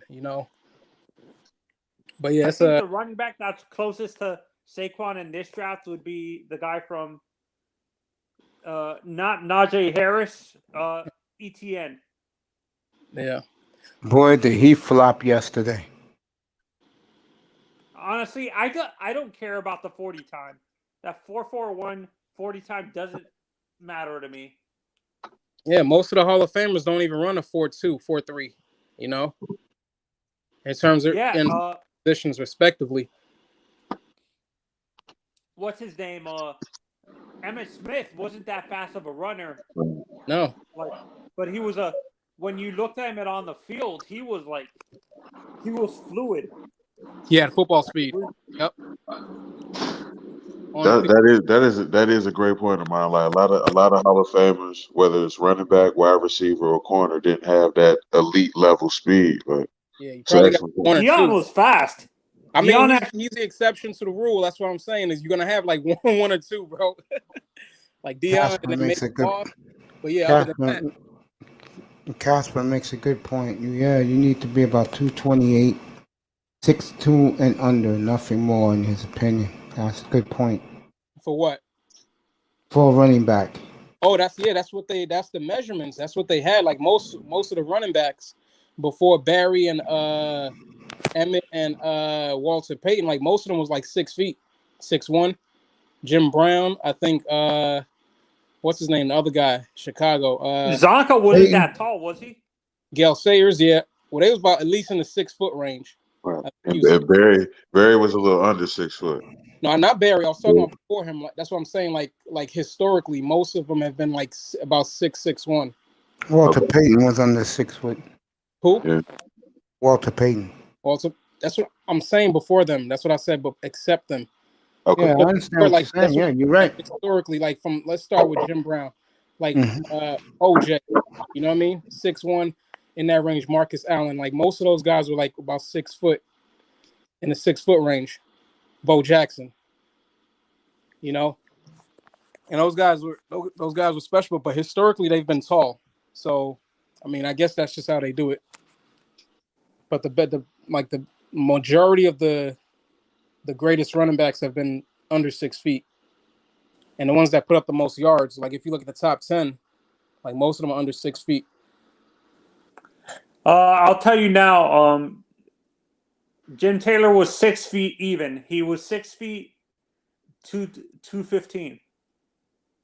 That's about the range, like 215 to 220, because you got to be fast to some degree. You know, you don't want to put on too much weight. But some guys are just freaks of nature.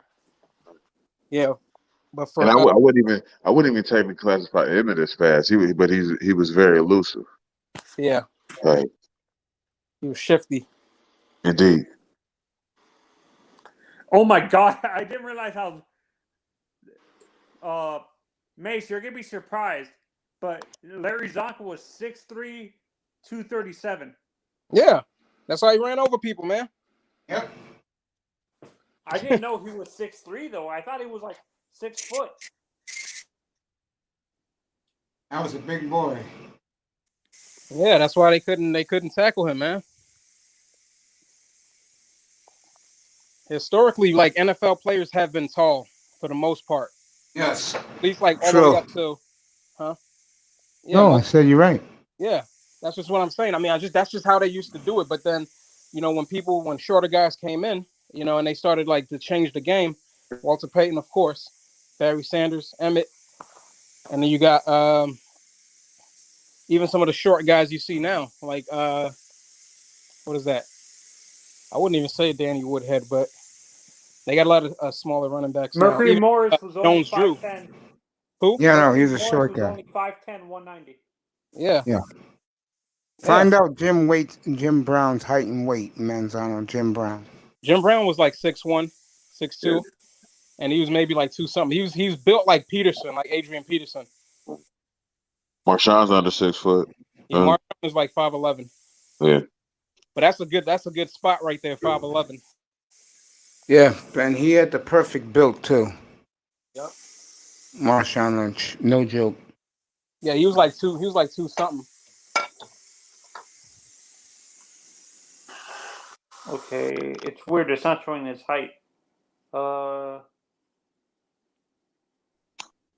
had a question for you, Mace, if I could, not to Anything you want, bro. not to run off topic, just but you can simplify it if you want to. One word. Why isn't Boomer Esiason in the Hall of Fame? Didn't win. Okay. I'll throw in one more, which is more important. He didn't put up enough numbers. Yep, he didn't win in the numbers. So you got to have either the numbers Chris or G, what's up? the championship. So you're right on that, Mace. Marvin Hagler died today at 66, Chris G. Yeah. I found that out too earlier today, man. Wow. Yeah. Wow, right. Wow, that's crazy. Big up, but the marvelous one. Man, that's wild.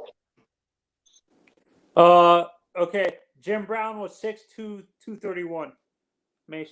Yeah, look at that. 6'2", 231. Ridiculous. Yeah, the taller you are, the more weight you can carry in. But, you know, like Derrick Henry is like, what, 240? Yeah. 250? He lost some weight, too. He's been training. Yeah, he got trimmed. But he's tall, so you can fit that. It's like ETN. I mean, what they showed about him yesterday was when he was training the other day was he ran fast, but what the scouts were very impressed, he put on some weight. Now he's up to 215, but he's like a moose now. And when you're a moose built and you playing in NFL, that's good because that means that you built yourself so you can sustain injuries. And that's what I like about Derrick Henry. Like I say that a lot to people. That's why I said Earl Campbell. Like who reminds me most of Earl Campbell is Derrick Henry. Defenses are scared of him, terrified. Yeah, Oh they yeah, are. Earl Campbell was another one. I think he was like 5'11", but yeah, Yeah. he was another one. Find out Earl Campbell, Manzano. Yeah, he was a heavy one though, man. Earl Campbell was a yo man. I seen some of those old videos. Terrified. Defenses were terrified of him, Yo, scared. yeah, man. Trucking I'll bring up Isaiah an old school Robinson. running back, see if He you guys ran can through this remember dude this and they guy. ripped his jersey off. He ran through like 3 or 4 of them. Though. Jersey Man. on. Go ahead, Manzano. Who you want to mention? I'm not sure if you guys know who this is. Ernest Biner. Oh yeah, he's famous for something, all right. The Ernest who? AFC title game, 1987. Browns would have made the greatest comeback in history. That's Elway's The Drive, ain't it? Yeah, no, the year after, Okay. and Cleveland was on their way to win the game. At the goal line, Ernest Finer fumbled at the goal line.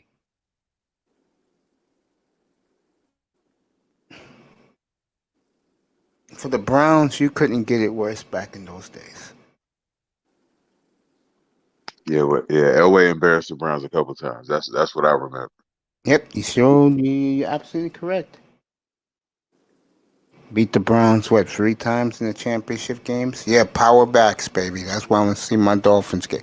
Chris G, who's your team? Put it in the chat room. Put your favorite team in the chat. Chris G. Yeah, I'm 6'2", and I was 245. I was not fat at all, but built solid and wide for powerlifting. You can still get busy at that height and weight as an athlete. That's true. Lyle Zato, yeah, he was a great one. Casper, Chris G, welcome, sir. Yeah, Chris G. Let me know who's your squad, bro. We got a giant Oh, fan this up is here. gonna be a name you haven't heard in a while, Mace. Leroy Kelly. Oh, I was in diapers. Leroy Kelly. How old do you think Mace is, man? All right. He was Leroy Jim Brown's Kelly wasn't team that like when they won the championship. yeah. I was gonna say Jim Brown era. Oh, by the way, that boy, you got another Cowboy fan in Chris G.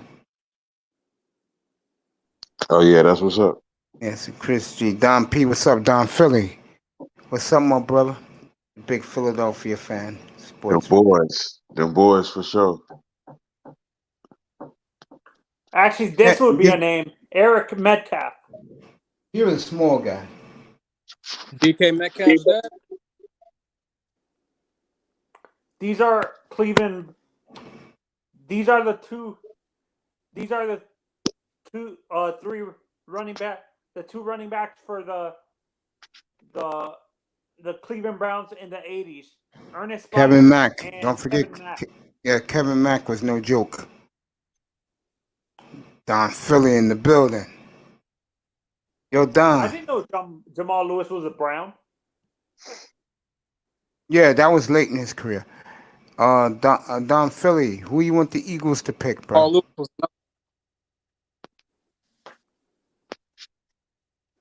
Yeah, bro. Fight night. Exactly hour and 15 minutes. Now let's let these guys talk boxing the rest of the night.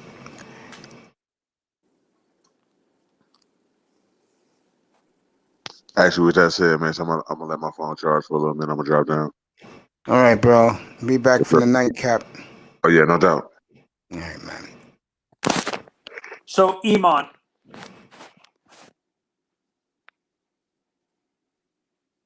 Iman. He's cooking. Go ahead. Here he no. is. Go ahead. Ask him My something, bad. Iman. Go ahead.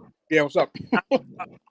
So are you saying a guy like Zonka specifically was rare at his height playing the running back position at 6'3", 250? Was Rare? he No, rare? no. Because this was what? This the 70s, right? Early 70s, yeah. Yeah. So no, I mean a lot of the running backs were tall, man. Marcus Allen was like 6'2". OJ was like 6'1", 6'2". Like professional athletes have always just been drafted very tall. like even NBA, you didn't really see a lot of short players in the NBA No. and the early NBAs, right? You know what I mean? Nope. Exactly. So just over time, they start to study and see what people can do and all of that, and and certain players come in and they prove them wrong, and then they open the doors for other people, just like Russell Wilson is, and Kyler Murray is too, or I should say Doug Flutie, right? Yeah. Everybody see that's what I don't like. They forget about Doug Flutie. Flutie wasn't that tall. Yep. Flutie had to been like 5'11" or something 10, like that. 5'9". I think he's shorter. Yeah, Flutie was 5'5". Flutie was 5'8", 5'7". Yeah, man. Yeah, that's yeah. Manzano, beginning Monday, I will be giving you exhibition baseball scores because the starters now will be playing the last 2 weeks, about 7 innings. Yeah, Sixto is injured, and they're not sure if he's going to be out for the rest of the season.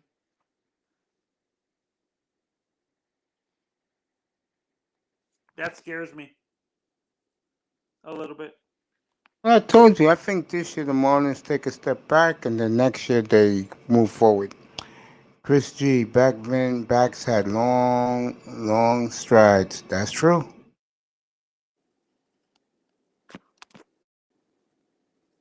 See, that's a name I keep on hearing. They say Herschel was crazy. Like, Herschel. He was all right. He wasn't as good as he should have been. He wasn't worth 5 freaking first. That's why Jimmy picks, got. right? That's why Jimmy got rid of Herschel.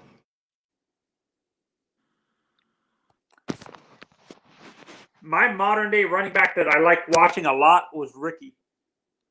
Yeah, Ricky was awesome, bro. Before all the off the field weed smoking happened. In all seriousness, bro, this is a big draft for the Dolphins, Manzano. Mm-hmm. Yeah, he was in the Dirty Dozen. Hit that like and subscribe, people. Like and subscribe.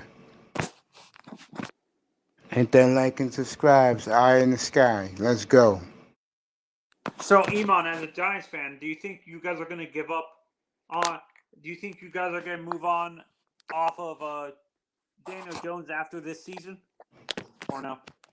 Let me look at it. I'm hearing those whispers. I don't know how many years he got left on his contract. Is it 1 or 2? Because he was a rookie like 2 years. But I get the feeling if the Giants don't win 8 games, he gotta make the playoffs this year for them to extend him. He's gonna have to. He was a legend at Texas. Yes, he was, Chris G. He was a legend. But yeah, to answer your question, I think he's got to make the playoffs this year. At least make the playoffs, and then because there was some. I know he's kind of like Eli, man. It's like they drafted Eli 2.0, man. There's some moments where it's like, oh, yo, man, Danny Jones. But then there were moments where it's like, yo, like that game against Tampa Bay, they should have won, but there were some moments in there. I think he got better along the season, but he also had some injuries, and then Cole had to take over. But I think if they get him a receiver, that he needs a number 1 receiver, a dependable receiver. Evan Ingram is not, it ain't it. Evan Ingram is a disappointment. So I don't think they need to get a good quality, receiver that they can get the ball to and make plays. But those other guys are good, but they're not number 1 receivers. Slay and who's the other guy?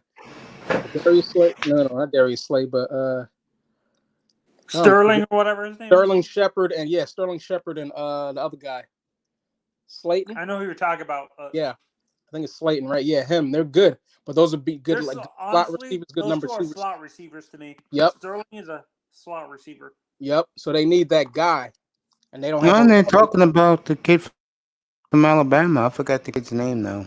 If they can do that, and Jones can Devontae get him into the Smith. playoffs, they'll extend Daniel Jones.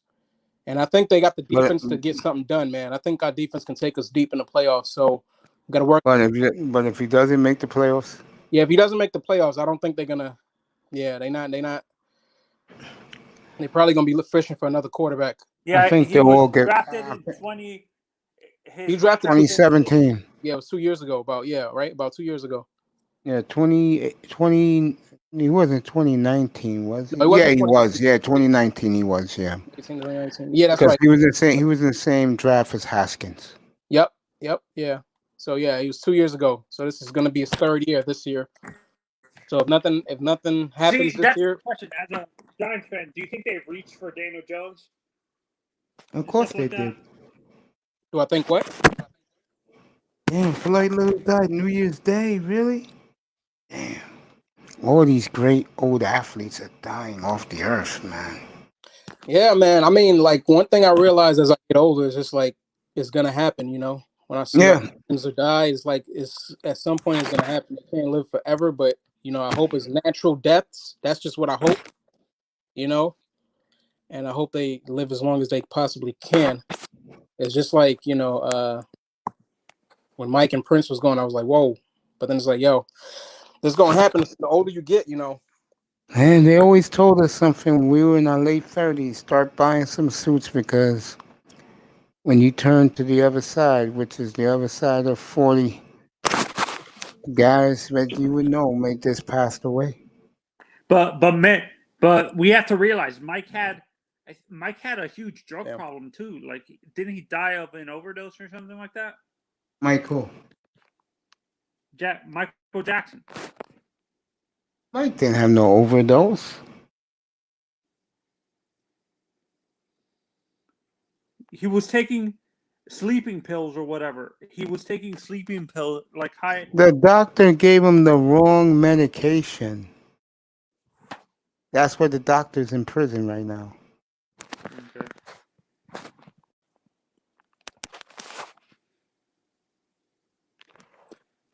Prince was one of my favorite. Yeah, that was what's up. To be honest.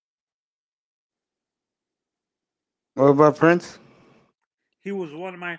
Him and Jimi Hendrix are my two favorite guitarists of all time. Yeah, I think Hendrix was a big influence on him.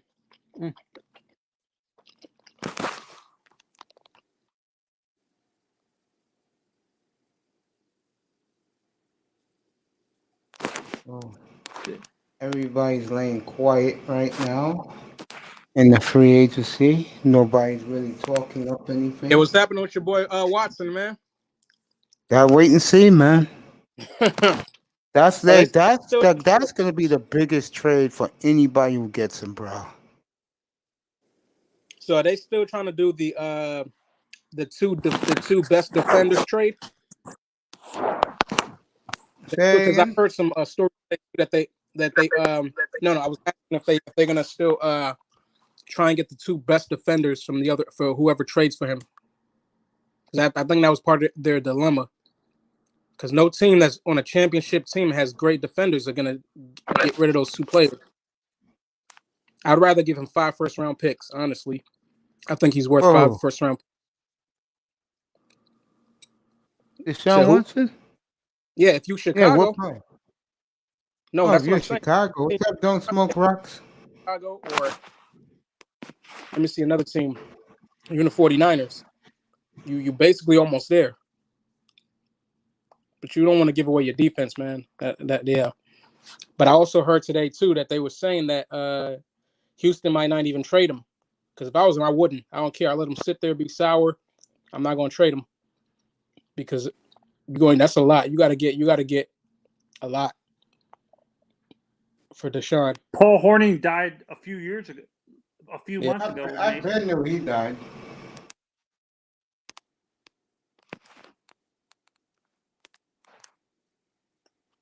Georgetown up by 30 over Creighton. That's why Don't Smoke Rocks is happy. So Georgetown's going to win the Big East.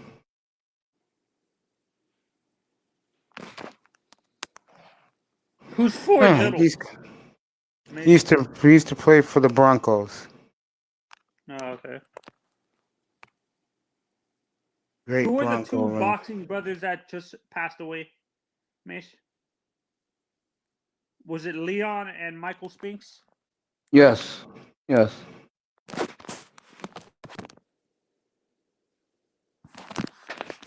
Did they fight in the same weight division, or one of them? No, one went up to heavyweight and Tyson destroyed him.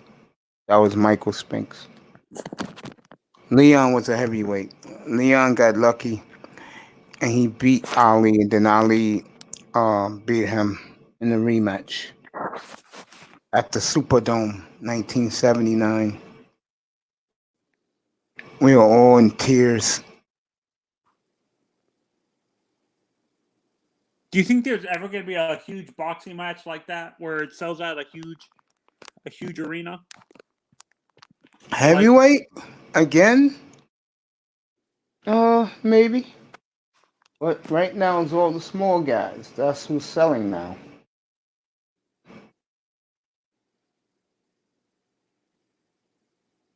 You know? After Kyle Van Noy, I think Flores is staying away from Patriot players. Well, it's funny you said that because I was just reading a story that the Dolphins are looking at more Patriot players. Which I think is a mistake. Patriot players, man. Yep. I think that's So a Cam huge resigned, mistake. huh? Yeah, I was shocked when I saw that yesterday. No, I wasn't that shocked, man. I think we got to cut him some slack. This is why. There's a lot of things going on. The CV, right? He coming off an injury. You know, didn't have a lot of time to prepare, and they had a few close games. They could have honestly went at 500 or went 9-7 easily, right? And he was out for one of those games too. So I think they could have went 9-7 last year. They probably wouldn't have made the playoffs, but I think if they add some more pieces. Any news on Odell Beckham? I say he goes there. Maybe that'll be a good pickup. But yeah, I think Belichick is going to add some more pieces. I think they'll be good this year. 63 million in cap space. Yeah, it's 63 mil. So they got and I think before Belichick hangs it up, I think he wants to win a championship. What will be more good? The Tampa Bay Buccaneers before Brady retires. Buccaneers, Patriots. That's what I think. Know, man. I don't know. AFC is tough. AFC is tough, but they gave the blueprint how to beat Mahomes, right? You think Miami gave the blueprint how to beat Mahomes? Yeah, Miami. All right, Miami, and then they gave the second blueprint, right? I don't know. You could say that. I mean, I just know this. I just think that we're gonna see a couple of things next couple of weeks before the draft. It's gonna be interesting. I think this week is gonna be fascinating. Who's gonna spend their money and who's gonna save their money? The team that wants to win, they're gonna spend their money. I would agree. Yeah, that's why the team that doesn't care, they ain't spending nothing. Yeah, the Bengals. Teams like Miami, they'll. Oh yeah, the Bengals. What's up with Joe Burrow? Oh, I haven't heard nothing about his rehab. Yo, what's up, Sean Jones? Yeah, man, because he was good, man. If he can come back as strong as he was, man, that was a tragic injury, but if he can come back strong, man, I think they'd be good. It'd be good for the league if he can play well again. Yeah, it'd be I like it when teams play well. Yeah, because they're starting to come up. I mean, offensively is probably the only thing they would have to, like fix up a little bit. Offensively, they got Joe Mixon. He's good. They got those receivers. I know Green is on the tail end of his career, but those other guys, what is it? Ross is gone. Green is gone. Ross is gone?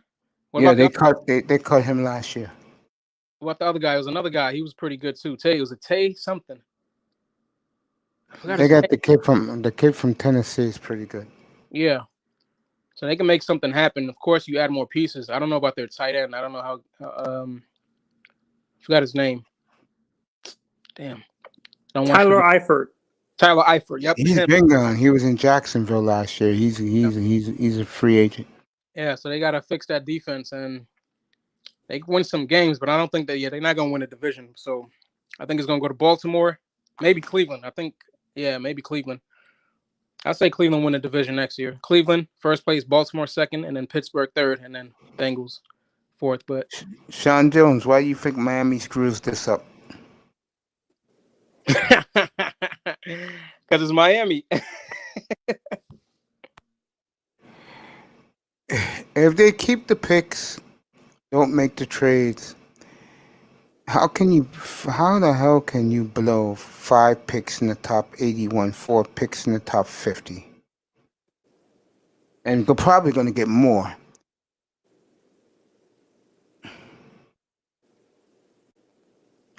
Say bye to Tua, say bye to Albert Wilson.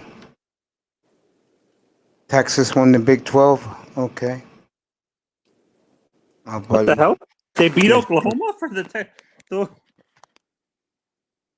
Yeah, they beat Oklahoma. I don't watch this college stuff, so. Well, I'm so out of touch with college basketball.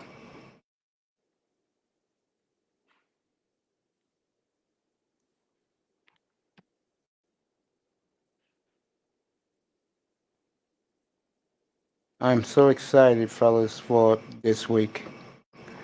This is what makes football so great.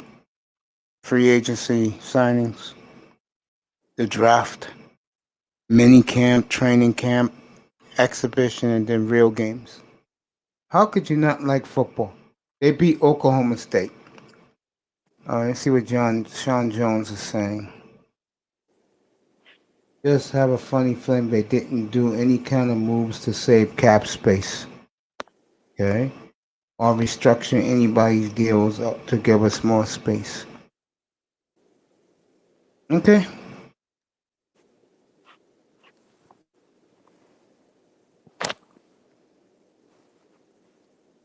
I just look at the. I don't know. We gotta wait. We gotta wait and see. I'm excited. Yeah, I feel like it's Christmas. I just like free agency for everybody. I want to see the Jets spend plenty of money. The Pats don't spend money, so they're full of shit. Who's the other team? I want to see Urban Meyer spend his money this week.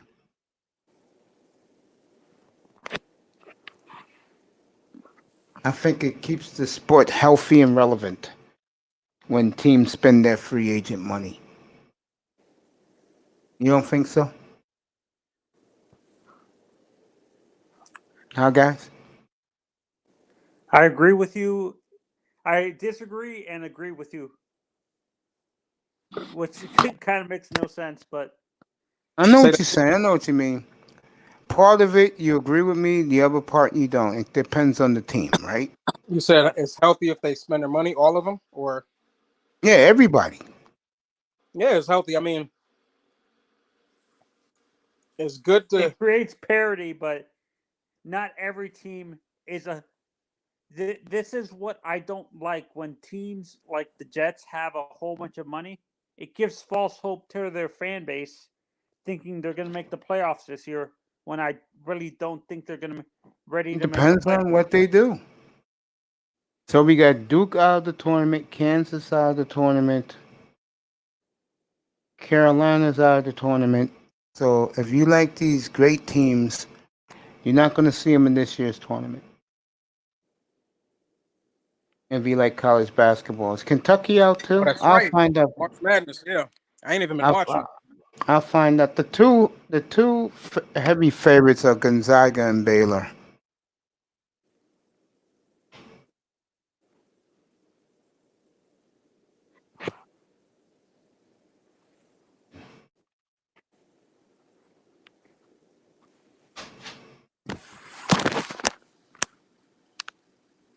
No, you can keep it.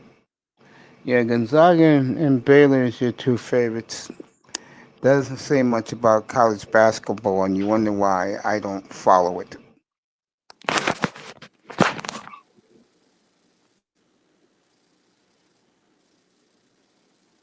Penguins took the lead as the Buffalo Sabre player knocked his own puck in his own net.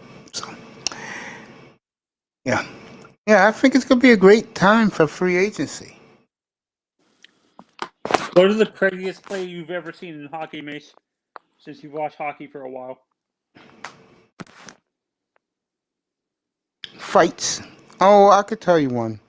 1986 Game 7, Flames Oilers. defenseman Steve Smith put the goal in the net, his own goal in the own net, and Edmonton lose the series. Like an empty net goal? No, it was a regular goal, and he knocked into his own net, and the Flames won the series in 7. Oh, okay. When It you was said crazy. when you How said do you that, knock it I into? assumed it was like an empty net goal. Like he turned around and shot it into his own net without the goalie in it. To me, that one I just said cost Edmonton a series, and Edmonton back in those days could have been the dynasty. They never won 3 in a row because of that.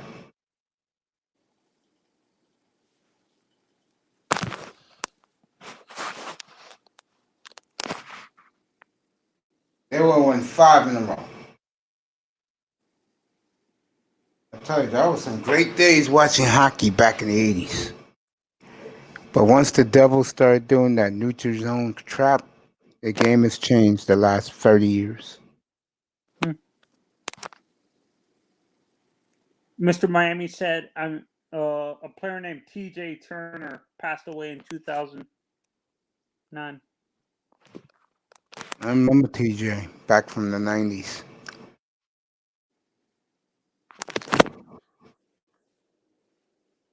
I think, for the Dolphins, right now is the time. Right now. You could do a number of things. You could trade for Watson. You could keep your picks, but you have to hit on them. And for guys to give me pushback about you can't get 5 starters in the first 5 picks, oh, yes, you can.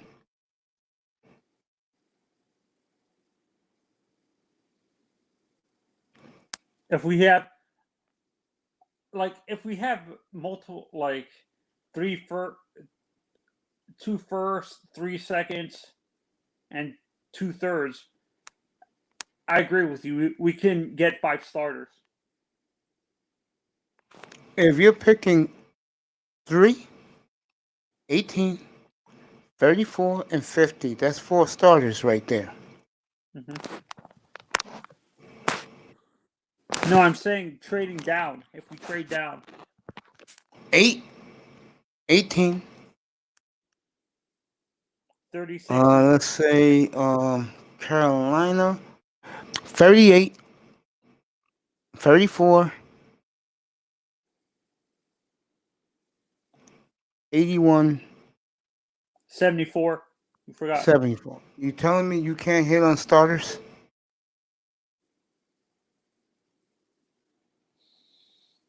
Come on, that's a joke. Good teams hit on all those picks.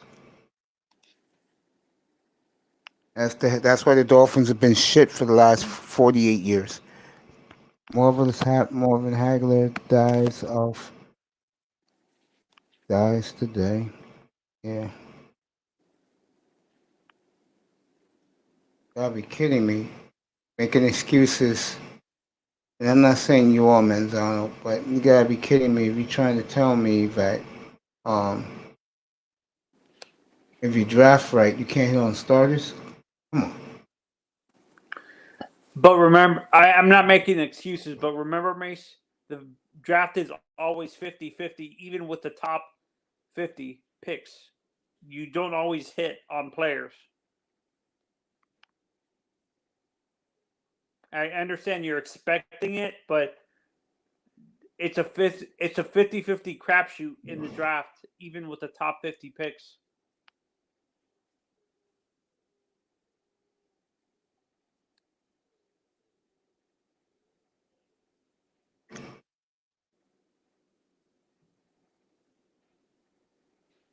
We'll see.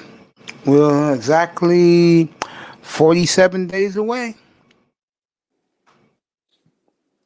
We're about an hour away from the boxing talk.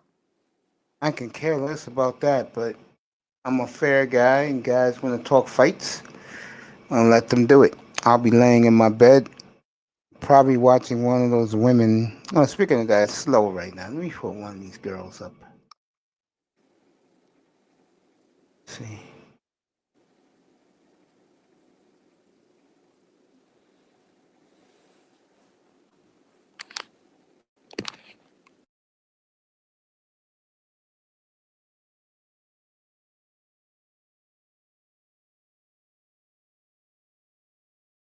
Let's see if I can. Okay, this is a brand new one of my. Oh God, yes. Let me show this. Yeah, you do the commercials. Mm-hmm. Warriors win the Big East. Congratulations. Don't smoke rocks. Patrick Ewing. Man, that was reported last night, but Ewing and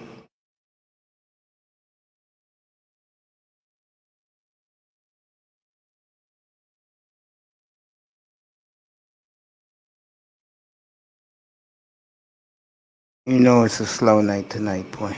I'm getting this up already.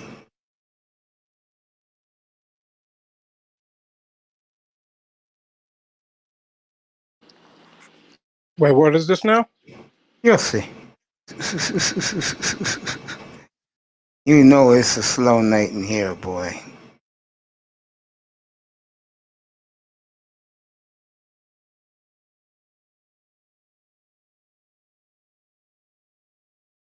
Oh yeah. I have the good draft coverage. It should be pretty cool. And it'll be a hell of a night. NBA is a slow night. That's why no one cares about it.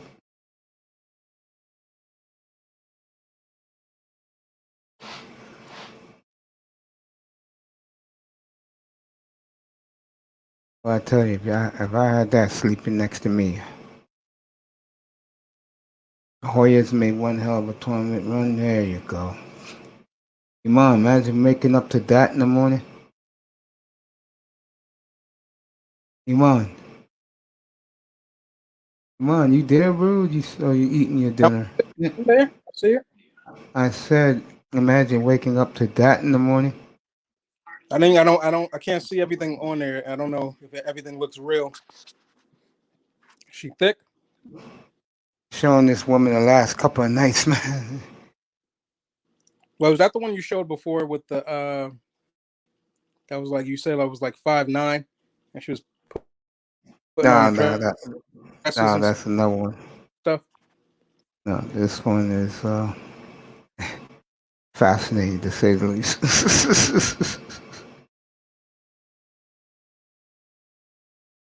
Mm. Boy, she was my neighbor, boy. Hey, she could be. Anything is possible, Mace. I'm gonna leave that alone. No sound. When sound, I'll give you sound, because guys be saying no one wants to hear the sound. Oh, that's cool. It'd be like with the silent movie era where you don't, you can just interpret, you can just read their lips. It's all right. She's like, you making too much noise. You know damn well that woman don't care if that nigga is making noise. You know how these women are. That's why I never put nothing past them. Leave those women alone, bro. Danger, Will Robinson. But you want them as neighbors. This is a figure of speech, man. Right, here's your sound. You like her figure though. All of a sudden, it doesn't pay off. Get to work. I'm still left here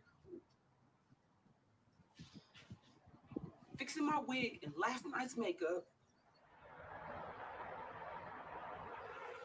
How can you not see that this is a problem? Wait. You knock on my door like a mad fucking woman because you need my goddamn alarm clock to wake you up for work? Yes. Precisely. You got me out here acting a plum fool. What if my my eyelash falling off. You got my eyelash falling off. You got my wig all messed up. My future husband is coming by and he see me out here like this because I'm not ready. I know one thing. I ain't no woman's future husband. I'm tired. I'm tired of the bullshit. The first time this happened, well, You mean that time you didn't have no job? this is the first time this has happened, but it's one time too many. And now I'm over here lying to my job. I got them thinking that I'm sick. And I don't have no more sick time. Woman, you are sick. Look at you.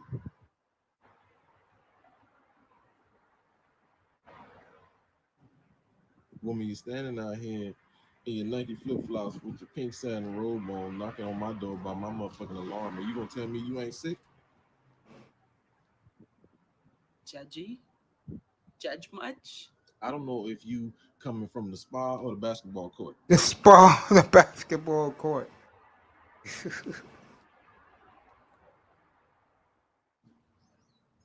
You really want to know what I got to say about this? Absolutely. No, like seriously, like you really want to know deep down in my heart what I got to say about this conversation that you and I are having right now. Yes. You ready? Yes, I'm listening. Hey, don't. I didn't use up all my sick time. I don't have no more. Now, see, the PTO. white boy would invite her to the house.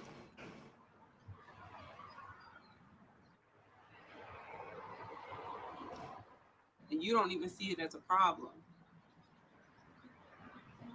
But I'm gonna show your ass.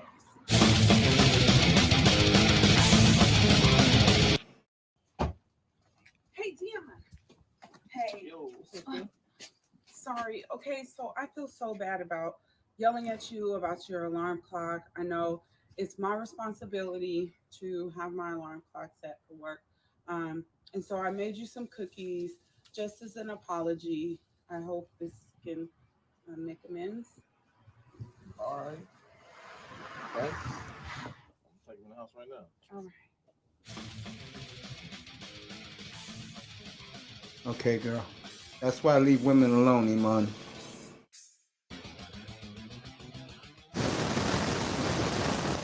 Why I stay single.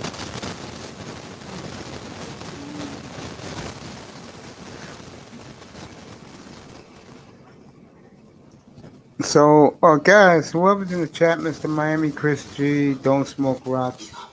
Don't Smoke Rocks. What do you want the Redskins to do? I've seen enough of this. Yo, so you had a good time tonight? Actually, I did. Yeah. That's cool. So what you want to do? Uh-oh. Hey, Mace, you remember the Parkers, right? The show The Parkers? Yeah, I never watched it, but I remember it. You never watched it? Oh, that was funny as hell. That's exactly I what never she watched I've never watched TV, man. Like cookies or pastries or anything like So you just went straight to the football games. Like I do. Yeah. Baseball, hockey. I used to be a big NBA fan 10 years ago. All right, so you have a seat over there. Well, 10 years ago, that was before LeBron won his championships, though, right? Yes. So it wasn't LeBron then? No. All right. I'm not a LeBron fan.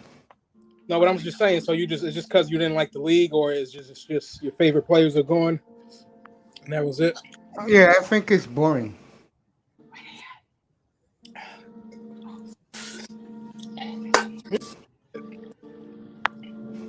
See, if a dude was to do that, Shit. Doing 10 years. Oh, look at that. No, that's no. You like that, Iman, right there? I might even just give him. yeah, like that. But you like the other one though, so you can't like this one, right? Okay, there she is. Cookie time. He got the cookies. Oh no, don't eat the cookies. She put something in it. Don't eat the cookies. No, don't eat the cookies. No, she put something in it. How was that? Like that? Yeah, you banging.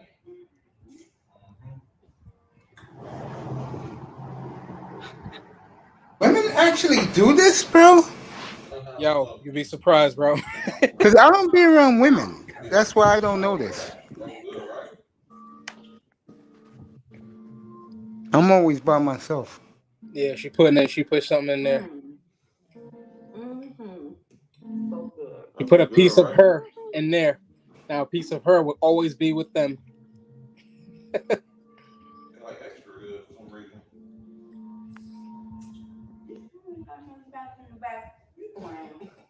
I don't. I swear I don't.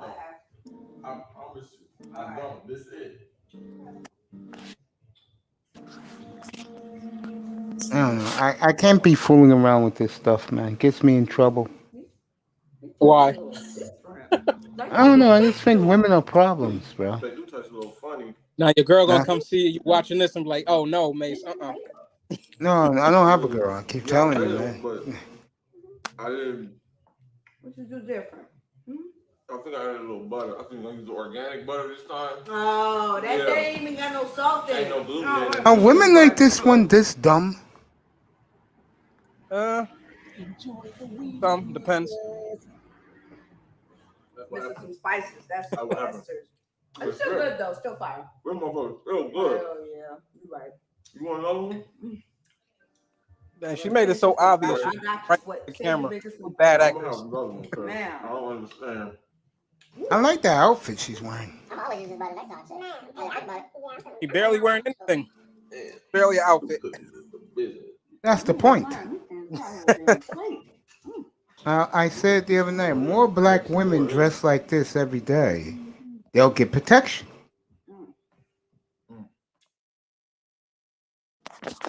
45 minutes later, what the hell did you do? Oh my God! Seriously? Oh, those were edibles. Would you hurry up? What's that? Huh? Like special cookies. Like that.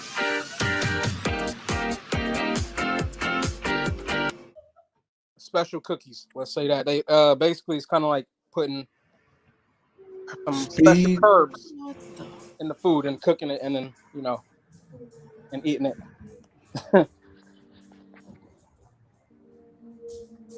Oh, he tripped. Yeah, they high. She got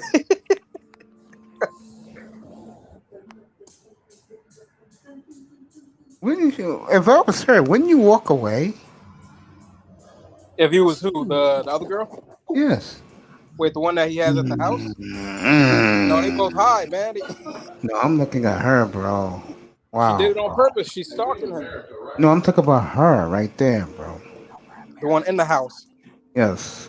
She can't walk away. She's high. No, but she got it going, bro. Oh shit. Hold up, phone ring. Hello? Huh? Nah, here she go. Hold on. So baby daddy. Episode 2. What is this? What's this? This is the beautiful Hispanic comedian model. This is her video.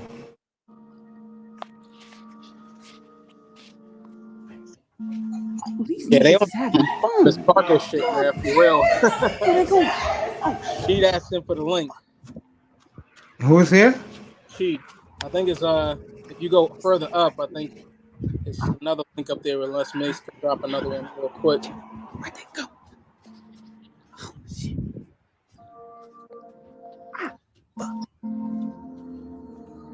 Where they at? Yep, there you go. Oh shit.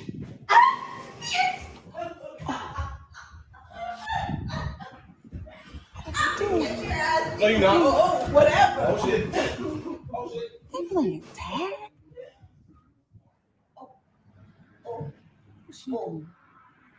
Oh. I'm about to have a karaoke. You gonna let me have this karaoke session by myself though? Nice time, bro. Let's see the room. What fucking song is that? Oh, really? What? Do these women really act like this, bro? Remix. Fresh. And they're high, yeah. Get that nigga away from me. Remix. Oh, bring it back. Oh, Remix. oh. Yeah, like I Mace, told you you, want one like that, huh? I don't be around women, so I don't know. Oh, I can never get. Oh, Hey, you know what? oh, See, I can never get up here. this showing that I they ain't even ate got no too cereal. much. Where the hell are you I'm going? They looking for the ate damn they ate too cereal. much of this stuff. Oh, it might be up there. Yeah. She falls down, bro. It's on you. Yeah, she made them those Yeah. special cookies, you know. Hey, guess Yeah, what? them edibles, man. We ain't got no Edibles, man, it's crazy. I I ain't don't, never I ate don't, edibles like that. I don't do drugs. So I don't know what edibles are. But that's the thing. You would never know. Somebody give you an edible, you Hello? would think it's just a regular cookie. Yeah, girl. So they basically His they ass put is here, drugs here. or weed or whatever in No. the cookie. It's As it Do white boys do that to get women trapped and get laid with them? yeah, some of them Remember do. that 70s show? You don't watch Hey, TV? pause your ass, pause. Yeah, some of them do. Got that whole TV going. But you gotta understand, most of the time when they be high, they do it anyway. They be like that anyway.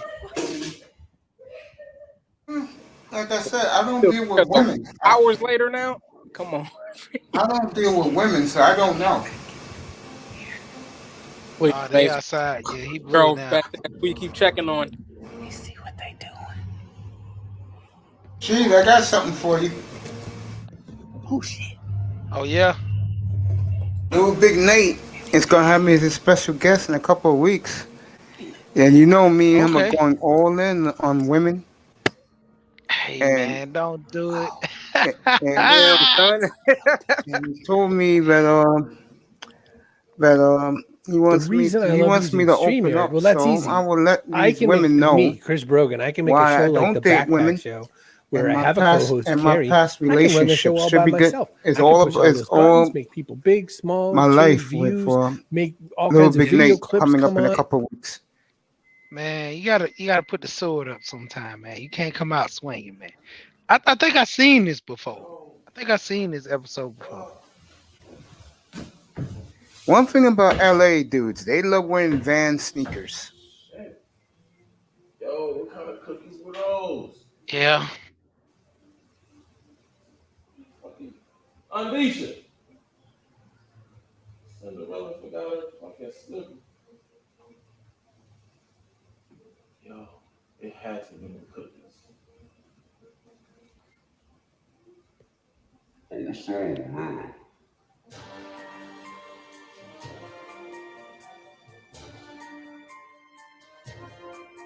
Should have left that woman alone, bro. Yeah, I seen one worse than this. We had the girl in the lingerie and stuff. Hella big. Oh, that's my girl, Stephanie. That's your girl. Street talk. Yeah, man, Stephanie, man. Summer.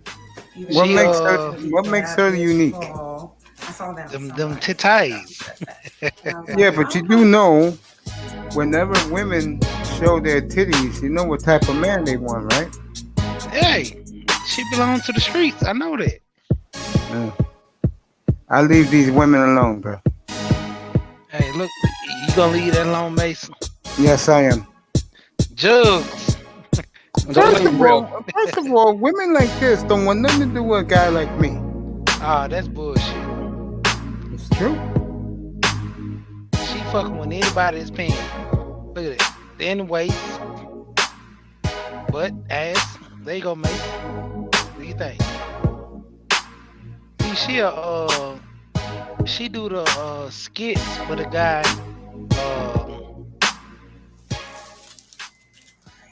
So she did this right here. What she does is I think it's called clothes haul, where she dress up in different clothes. In a size extra large. Yeah, she's fine with me. I'll tell you that. Fit, like, Yeah, she from Cali. so I really don't buy jean dresses unless they stretch.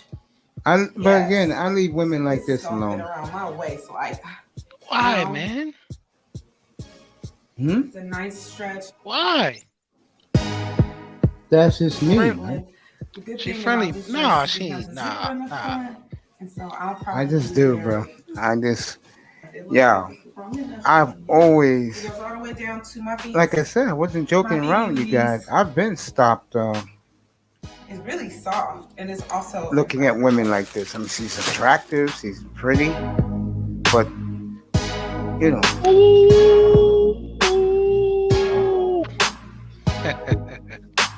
You know, when I don't go to social gatherings because I was never invited. But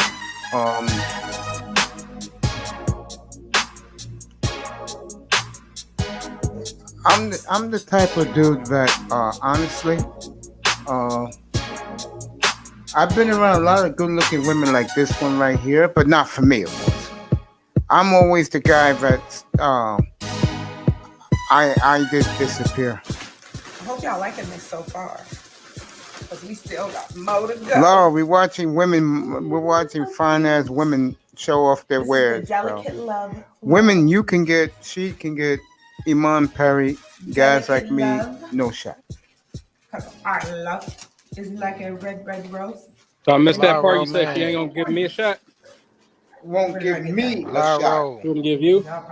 Yes, I said you three Hey, guys. Laurel. Yeah, Laurel, you two guys. Let's see, Mama. She'll give you a shot. Misha, no shot. She give me Laurel. It must be two sides, Laurel. She'll give him a shot. Mace just got accepted. In the words of Ism, it's the game, Jack. Yeah. You know me. I just say no. I'm okay. All right, Mace. When she put it on you, don't say nothing. Trust me. She ain't She ain't got to put it on him. She got to walk past him. Trust me. She's not putting it on me. Okay. Pretty color stands out. This is perfect for the end of Hot Girl Summer, even though it'll be bad. It's the girl in the A. I saw that on somebody. Yes, I forgot who said that. But I was like, oh, okay.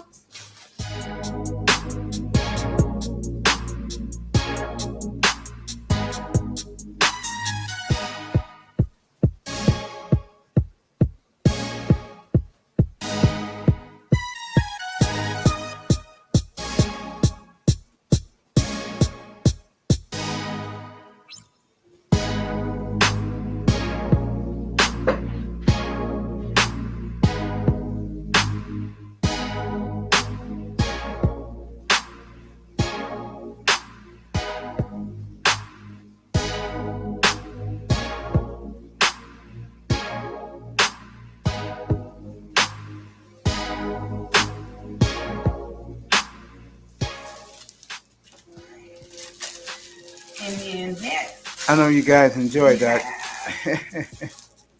Laurel, get up here, bro. We're gonna talk some boxing and some sports. And a size extra large. But this should fit this should be a stretch jean. So I really don't buy jean dresses I do unless not want to get myself in trouble. Yes. So this is gonna fit around my waist, like. Right, guys? It's a nice stretch. Trouble how? What are you talking about? You ain't got no old lady. Actually, a nice length. The good thing about this dress is it has a zipper in the front, and so I'll probably wear it. I kind of want to wear it down like this and put a belt around it. That would be bomb. Because y'all like cleavage, so. And it'll look good with this hair. Light cleavage. Some things is huge. What are those E's? Whatever it is, it ain't for guys like me. I tell you that. Bullshit. Come on, Mace. You gotta stop with that. It's funny as hell, bro. Hey, what the young boys say? Cap. Mace out here capping.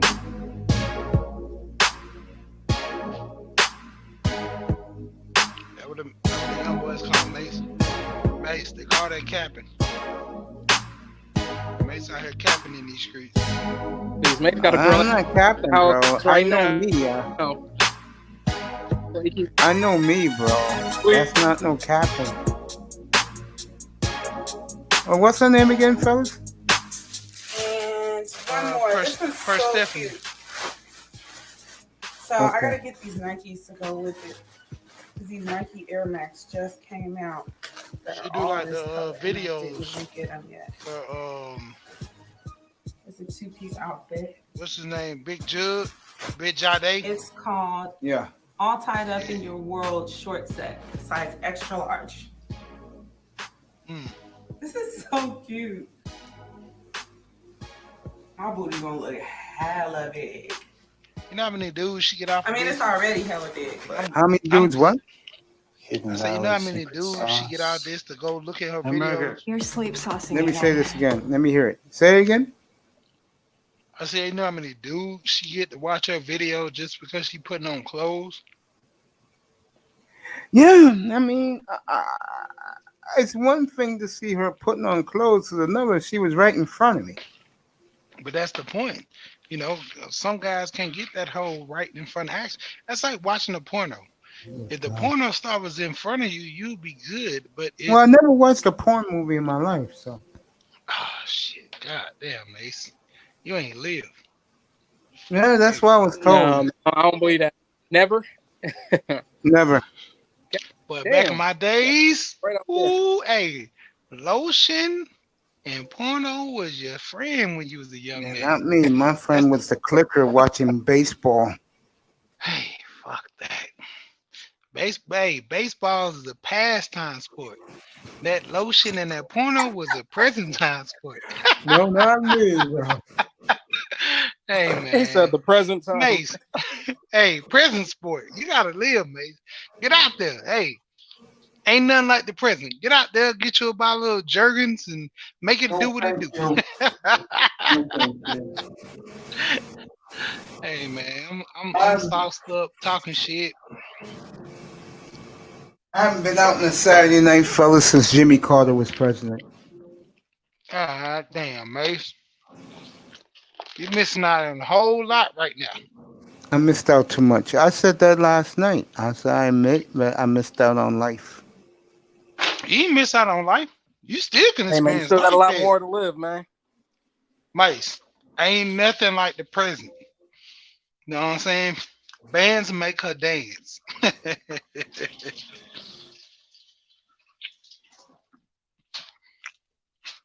You can't get stuck in the past. You got to move to the future.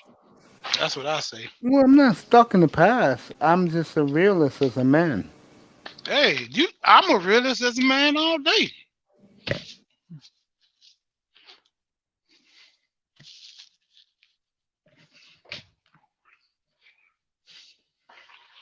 And women like this ain't talking to me. Shit is what you bring. Hey, this woman right here, if you went up to her, I had a homeboy. This motherfucker called a girl because he said zoom zooms out her baby. She was like, what the fuck is that? And started laughing. Called her just like that. Women I know just, you. you know, I know you Mace, guys like this. Mace, I'm gonna tell you like this.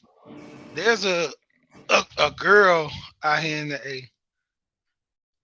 She literally messed with a dude because he had tattoos. Damn. You know, she said my mic was up. She said she was gonna get a dude some ass because he had tattoos. Not because he had money, not because he was strong, not because he was this, because the dude had tattoos. Yeah, Mace. women like dudes with tattoos. I don't know why, But but they do. cause that's that whole thug life shit. And this dude can't even be a thug. Like he could probably be a nerd with a sleeve, a tattoo, but she gonna fuck with him just because of the tattoo. And that's Shit, what I don't have a that's what tattoo. that chick was talking about. Yeah, I got a brand on my arm. I did this shit when I was like a little kid. I took a flathead and burnt a symbol on my arm. What kind of symbol? DF for my last name and my family. Oh, all right. Yeah, Thought I I was a just gang or no, I something. was nah. I wasn't into no gang shit. Even though I fool with a lot of dudes in the gangs, but my brother was in the gang, so it never phased me. I actually thought I was gonna be in the gang when I was living out west, but when I got to the east, guys did the gang, but it was more neighborhood status. So I just did it because of, I was trying to do a family crest and my older brother he did DF on his hand. I did DF on my arm. My younger brother he tried it and it hurt too bad, but I just took a flathead and did DF on my arm. I did it piece by piece with a flag, just burnt. It bubbled up, and you know the whole thing. Once it bubble, you gotta let it kind of peel the skin, let it heal, and then it'll come out. It's like a little sore, and then you see the side. But I'm dark skinned so much you can't even hardly see it now. To the point, let me see. I'm looking at it now. Can't even see that crap, but you know, just wilding. Hey, Mace, she about that life. I mean, she looks good, She like I damn said. right she does, but I'm not getting that. Mace But the like them point of thick. it is, That's real thickness right there. And the yeah, sad part is, it's not like I don't have the sad part is, it's not that like I don't have a mouthpiece. but the point of it is, Mace, when it come down to some chicks, man, Mm, mm, mm, you mm. gotta let them choose you. You gotta let them That's You choose got you. true. that. That's No, what Platinum That's said. you that's put how it go. you put yourself in a vicinity. All you gotta do is just walk in. The first thing a Yep. woman look, if they look at you, they choosing. Even They like my choosing whole thing sickles. is like I'm about to go out. I think it's Thursday Hmm. this week coming up. My partner, his birthday, he having a little thing at the club. I'm finna dress up, in my normal attire.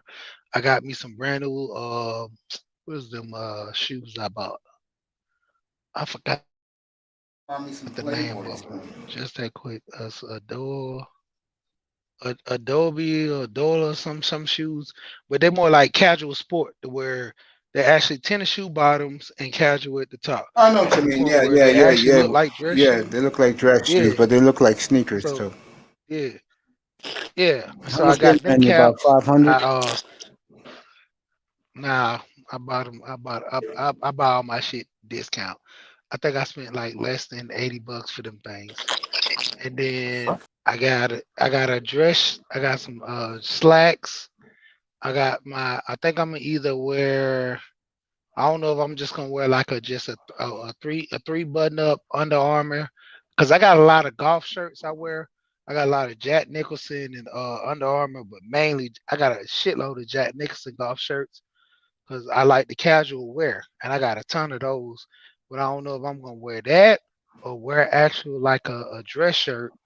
And I got my gold chain, my Cuban link. I got that one. I'm gonna throw my Cuban link Mm, on. I'm yes, gonna throw my top hat on, yeah. and I don't know if I'm gonna wear my Invicta watch. I wear my Invicta watch with it and everything. I was thinking about just buying another Invicta just because like I say, Victors are cheap. They're like $100. And I was looking at this Zeus watch, Victor Zeus, and they on sale right now for I think like 150, $200.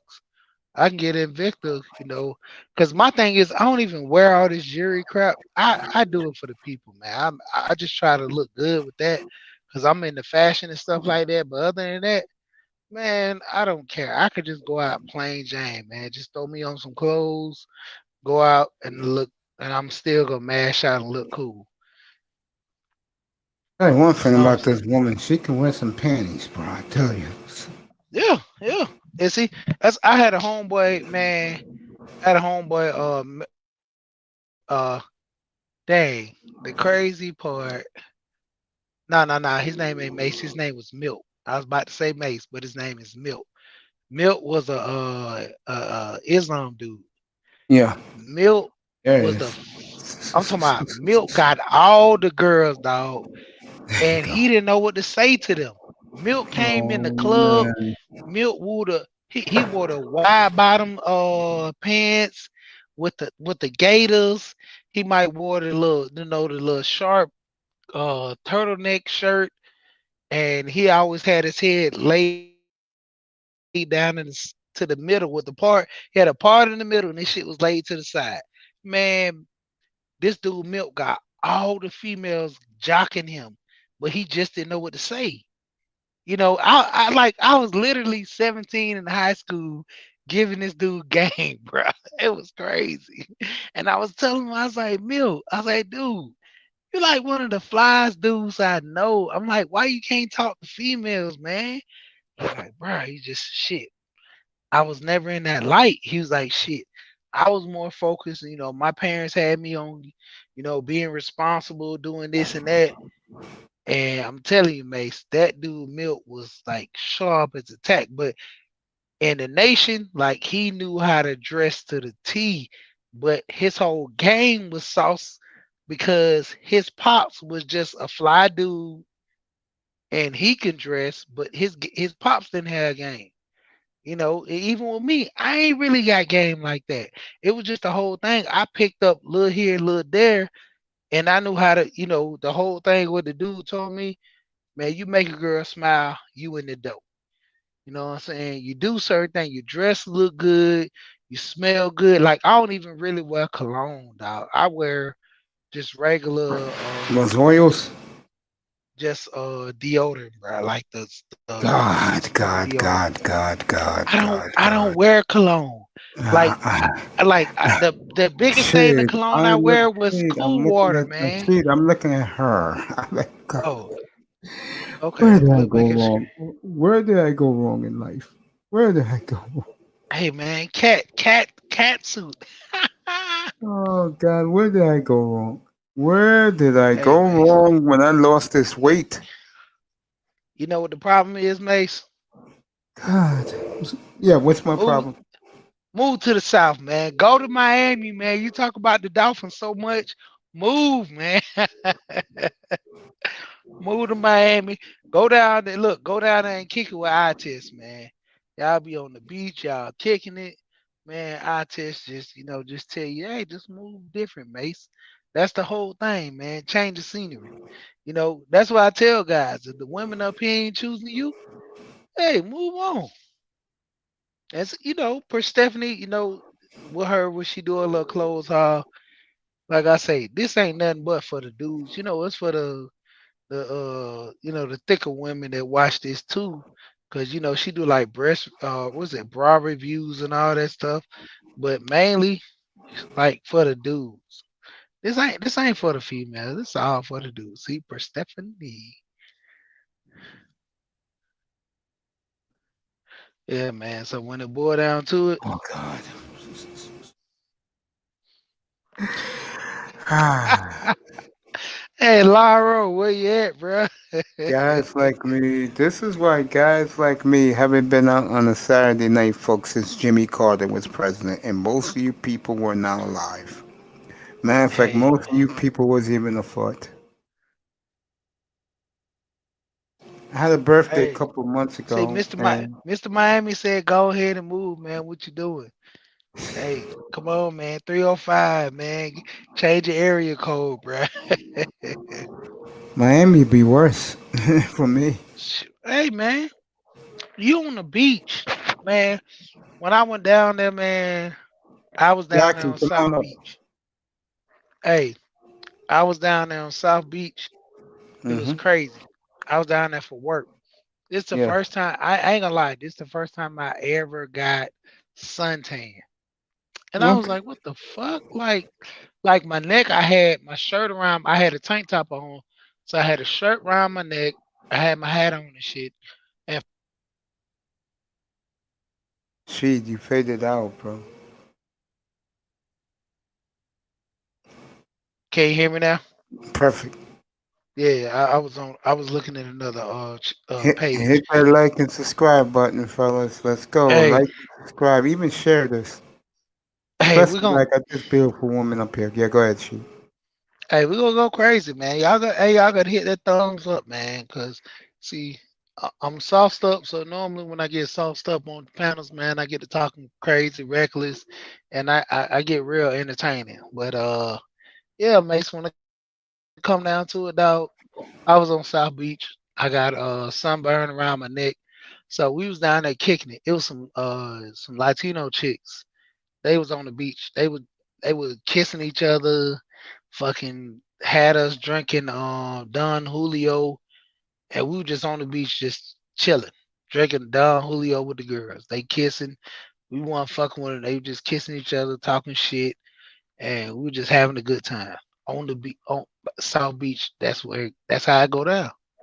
Even just walking around on the beach.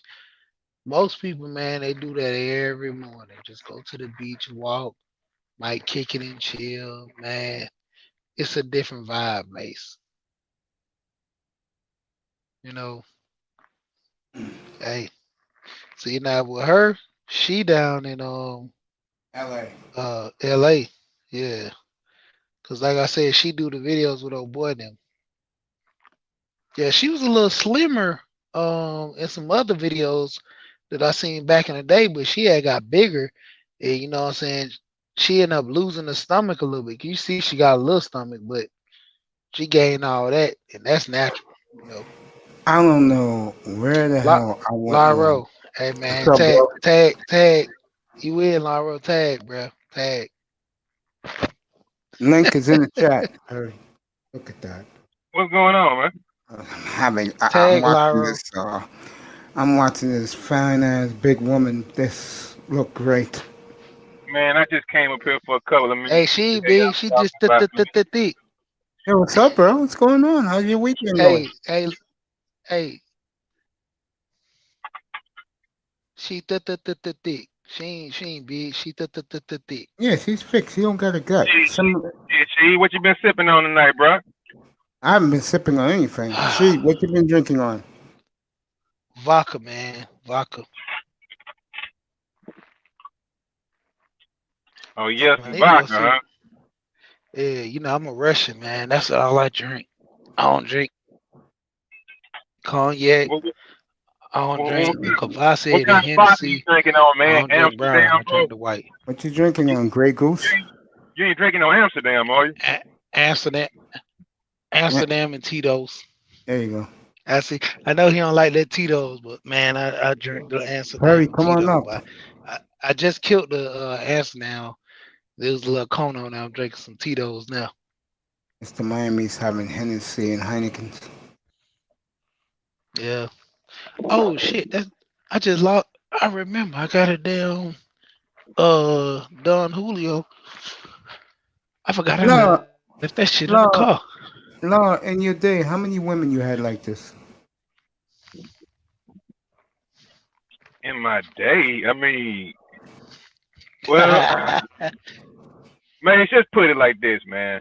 Yes. I mean that man, I could probably show you better than I can tell you, man.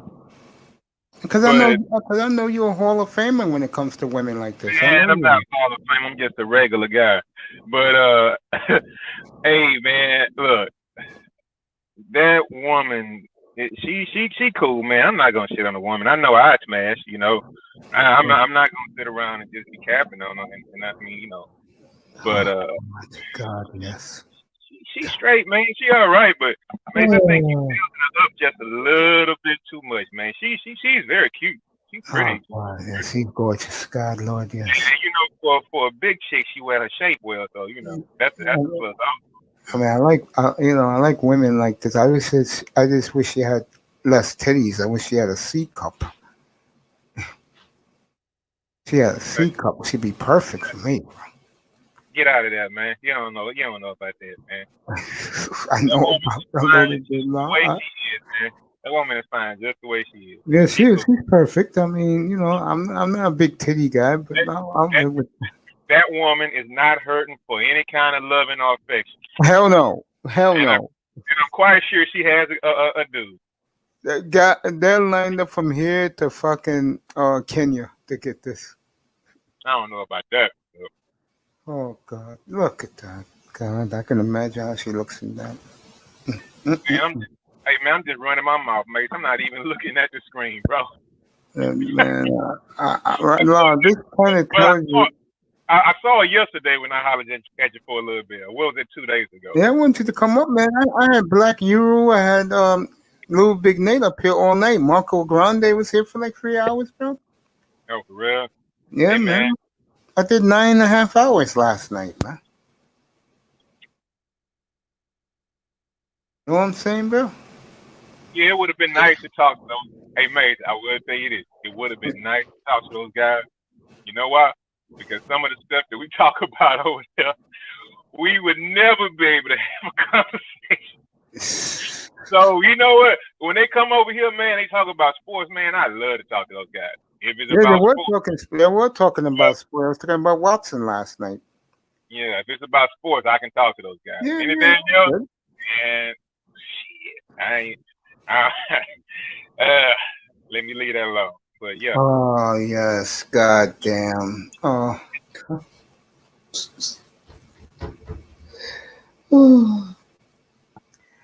Jesus, what I would do with that for a night, bro. damn, mate, all you gonna do is sit up and fantasize about the woman you can't get, or you gonna try to shoot your shot or something. You a big YouTuber now, bro. Nah, you know me, La. I'm a YouTuber. Guys think I'm joking when I tell them. Shoot an email. Nah, women are. And I'm not playing. Look, Mace has had somebody on the show with 500,000 subs. Mace, if you want that chick on the show, hit her up and she'll come on the show. Just like Pretty Kelly did, bro. You're so fascinated with her. It's your boy Laro. I'm actually turning that key in your back right now, bro. I'm winding that mother, Mace. You had Pretty Kelly, reached out to her, came on your show.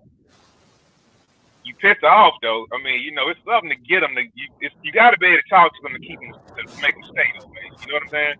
She came through, had a good conversation. You know what I'm saying? Y'all parted ways. But hey, you looking at this woman? Shoot your shot, man. Just send her an email. Say I would love for you to come on my show. Yeah, I'll try. Mate, all she can say is no, bro. No, exactly. Yes. Exactly. All she can say is no. LT man, I'm in lust. Mate, I'm telling you. Hey, Laro, the sword is down. The shield is down, Laro. And Mate, you know, usually hey, the sword mate, be I'm out. telling you, mate, it's almost pervy, right? If you don't call that woman and get her on your show or try to. It's almost pervy. You've been sitting up watching this woman for 2 days. We're not gonna do that. We can't do that over here, man. We can't do that over here, man. Not the same chick, mate. Hit her up, have her come on the show, bro. Have her bring some of her people with her. Man, you might can blow up and talk about sports or whatever. You got some guys, man, you got some guys over here. I showed them your video. They're not lusting over you. They think you're a beautiful woman. Man, she probably come over. Man, maybe she'll probably have a room with 100 dudes up in here, man. Man. Yeah, I'm serious. I'll work on it tomorrow. I'll send her an email in the morning. Hey, did you ever get in touch with Topaz? Nah, man. You know I'm dying to do that. I got asked Man, that I was just matter of fact, I'm gonna talk to Topaz tomorrow. I'm gonna get on her channel tomorrow. I got her email. I'm gonna send her an email right now. I got her email. I was just I gotta talk to Topaz. Why? First of all, I think she's phenomenal. Second of all, there's some things I want to talk to her about. Have nothing to do with dating or anything like that. About community stuff. Oh, really? Oh, that's what's up, man. Yeah, I don't, honestly, I don't mess with these women, man. I don't. It's just trouble ahead, man, when you do that. Mate, stop capping over here, bro. Mate, I'm not capping, bro. Man, mate, I heard you say good night, baby girl. Dream about me with you told some chick, I don't know who it was, but you told her to dream about you with your dream of whatever you told her, bro. You told some woman to dream about you, bro. Mate, get off the BS, man. Listen, no, because she's from my city. So when she comes back to see her mama, when the weather gets warm, we're gonna hang out. So stop saying you don't do the women in, mate. Come on, bro. Dude, I'm not getting her in bed. We're just gonna hang out a little bit. Okay, that's cool. It's a big difference. Yeah. But Now, this woman does not excite me at all. This woman here does not excite me. Okay, so you take this woman, right? Mm-hmm. Okay, the woman on the screen, right? Let's just say she's a 10, right? Let's say she's a 10. Where would you put this woman who's coming to see you, mate?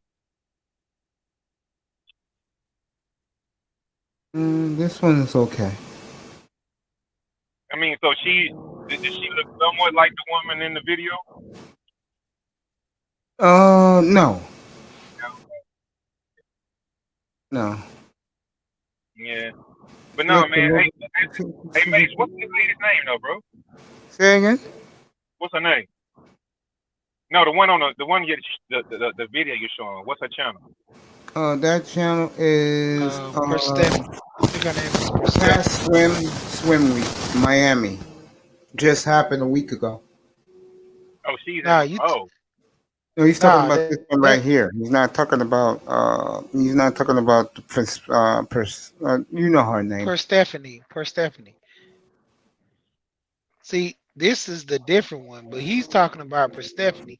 Oh, you talk about That's her. that's what you've been Okay, I watching. bet you Yeah, something more with her. that's what you've been I'm looking watching. at the screen, so I don't know if you changed the video or not, mate. My Yeah, I bad. did. The video was over. The one I was looking at. Oh, okay. But I'm gonna find another one with her in it. I do enjoy watching her. I'm not gonna say her lie about it. I Test got his woman. I have mine.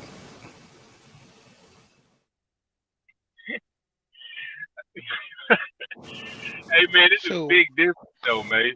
Here you go. hey, I'm gonna share you what's called channel. She doing the video now. Is he really? Yeah. Hey, mate's lit up like a motherfucker. Which one you talking about? This one here? Hey, I'm gonna put it in the back chat. This one right here? Nah, I'm talking about Topaz? Topaz. Oh, okay. I thought you Topaz. talking about her. Yeah, with her. Yeah, Yeah, nah, doing she ain't something doing the right live. now. Perstephanie. If she was, boy, I'll be running over there if she was doing a live right now. I don't give a damn if it's a Perstephanie. fucking comedy skit. Hey, Yeah, wait a minute. yeah. Hold up. What y'all talking about right now? Who's doing the video right now? Topaz. Nah, Topaz. Well, she's doing a video right now? Yeah, she's live. Yeah. Yeah. Oh, she's Well, live. she ain't live. She did a pre-record. This actually what they call them Premiere. a live, but it's a premiere. Oh, okay. Yeah, You she know this probably. woman. Premiere You know video. this woman right here was doing. She has a video, Xbox and PS5. Man, she trying to sell shit, bro. Yeah, pretty So much. whatever she was, whatever she sells, I'm buying. Bro, she gonna say, click the link in the box, use this promo code. Yep. Use this promo Of code. course. Tell them I sent you. You know, that shit. Hey, bro, hey, man, Heaven. that's all and that's why I think the little British chick that she might. I mean, man, hey, man, look, man, whatever. Huh. Look, now she could come in with affiliate links like a motherfucker because you niggas thirsty over a fucking picture, right? So I put it in just start spamming her goddamn description box with affiliate link, right? Shit, they gonna click it. They just gonna click it just because she said click. Bruh, man. Hey, mate, can I say something? Because it's only 6 people or 7 people that's gonna hear this unless somebody goes back. Hey, man, that's that whole blow up I had about the Kevin Samuels thing, bro. It's like once that floodgate was open, I knew that once all these women start coming in, it's a wrap. It's gonna start exposing people for who they really are. Facts. And I fucking knew it. There's no more boys club anymore, right? That's why I'm fucking around in this small room like I am right now. That's why I like the small room, like ism and all that. I mean, it's just like it's just, damn. Yeah. It's just that's why I go to Gold Professor. That's why I be on Gold Professor channel, man. Because it's a small room. See, I don't mind women being in the conversation, right? But what I don't like is being the topic of the conversation. Like, it's getting to a point now to where old girl from across the pond, she comes over, she hits up somebody's stream, and all they do is ask a question. Facts. And I'm sitting up like, motherfucker. And this actually would cause me to blow up, and it had nothing to do with her. But I'm like, dude, y'all are going to this guy's channel so he can insult women in some white collar sarcasm. I mean, in a sarcastic white collar fucking. It just. I mean, oh my god, it's just some little. Like you're getting your rocks off by hearing a guy insult women and making them feel like shit. I'm not with that. I mean, but it blew up like that though. It's glorified though, cause. But it had nothing to do with the space though. It had nothing to do with like empowering black men. It had nothing to. Now, a lot of guys are like, okay, you have certain guys that go over there to watch the death match, to watch him just, man, what's that guy? I mean, he reminds me of that guy who hangs out with Ricky Smiley, right? You know, Ricky Smiley has that little network or whatever, right? That Dish Network little thing or whatever. Yeah, head crack. Yeah. It's a guy on there, right? Who be talking with the Brad all the time, right? He reminds me of that guy, right? And he's toned it down a little bit, right? And hey man, I got it. He reminds me of that guy because if you watch his videos 2 years ago, he will be an exact replica. And that's not a guy who I really wanted to be the face of the space, right? So I'm like, no, bro, man, teach me how to motherfucking buy these shades because he cool with that. Teach me to pick up these motherfucking Yeezys.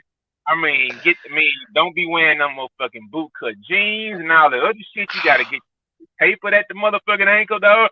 I mean, what do you call this shit? The three F frames, fragrances, and fucking something else, dog. Man, bro. Then I went on vacation a couple years ago, year and a half ago, whatever. Man, he had me fly in a motherfucker. Smelling good in a motherfucker. It was just, man, my wife was mad in the motherfucker. All of it was man, look. He had his face.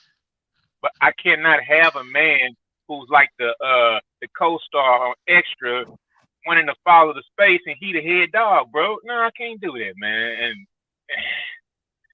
that way, hey, man, look, motherfucker be like, where you been? Bruh, I can't be a part of this space where that dude is a head dog, bro. I can't tell my homeboys about this shit.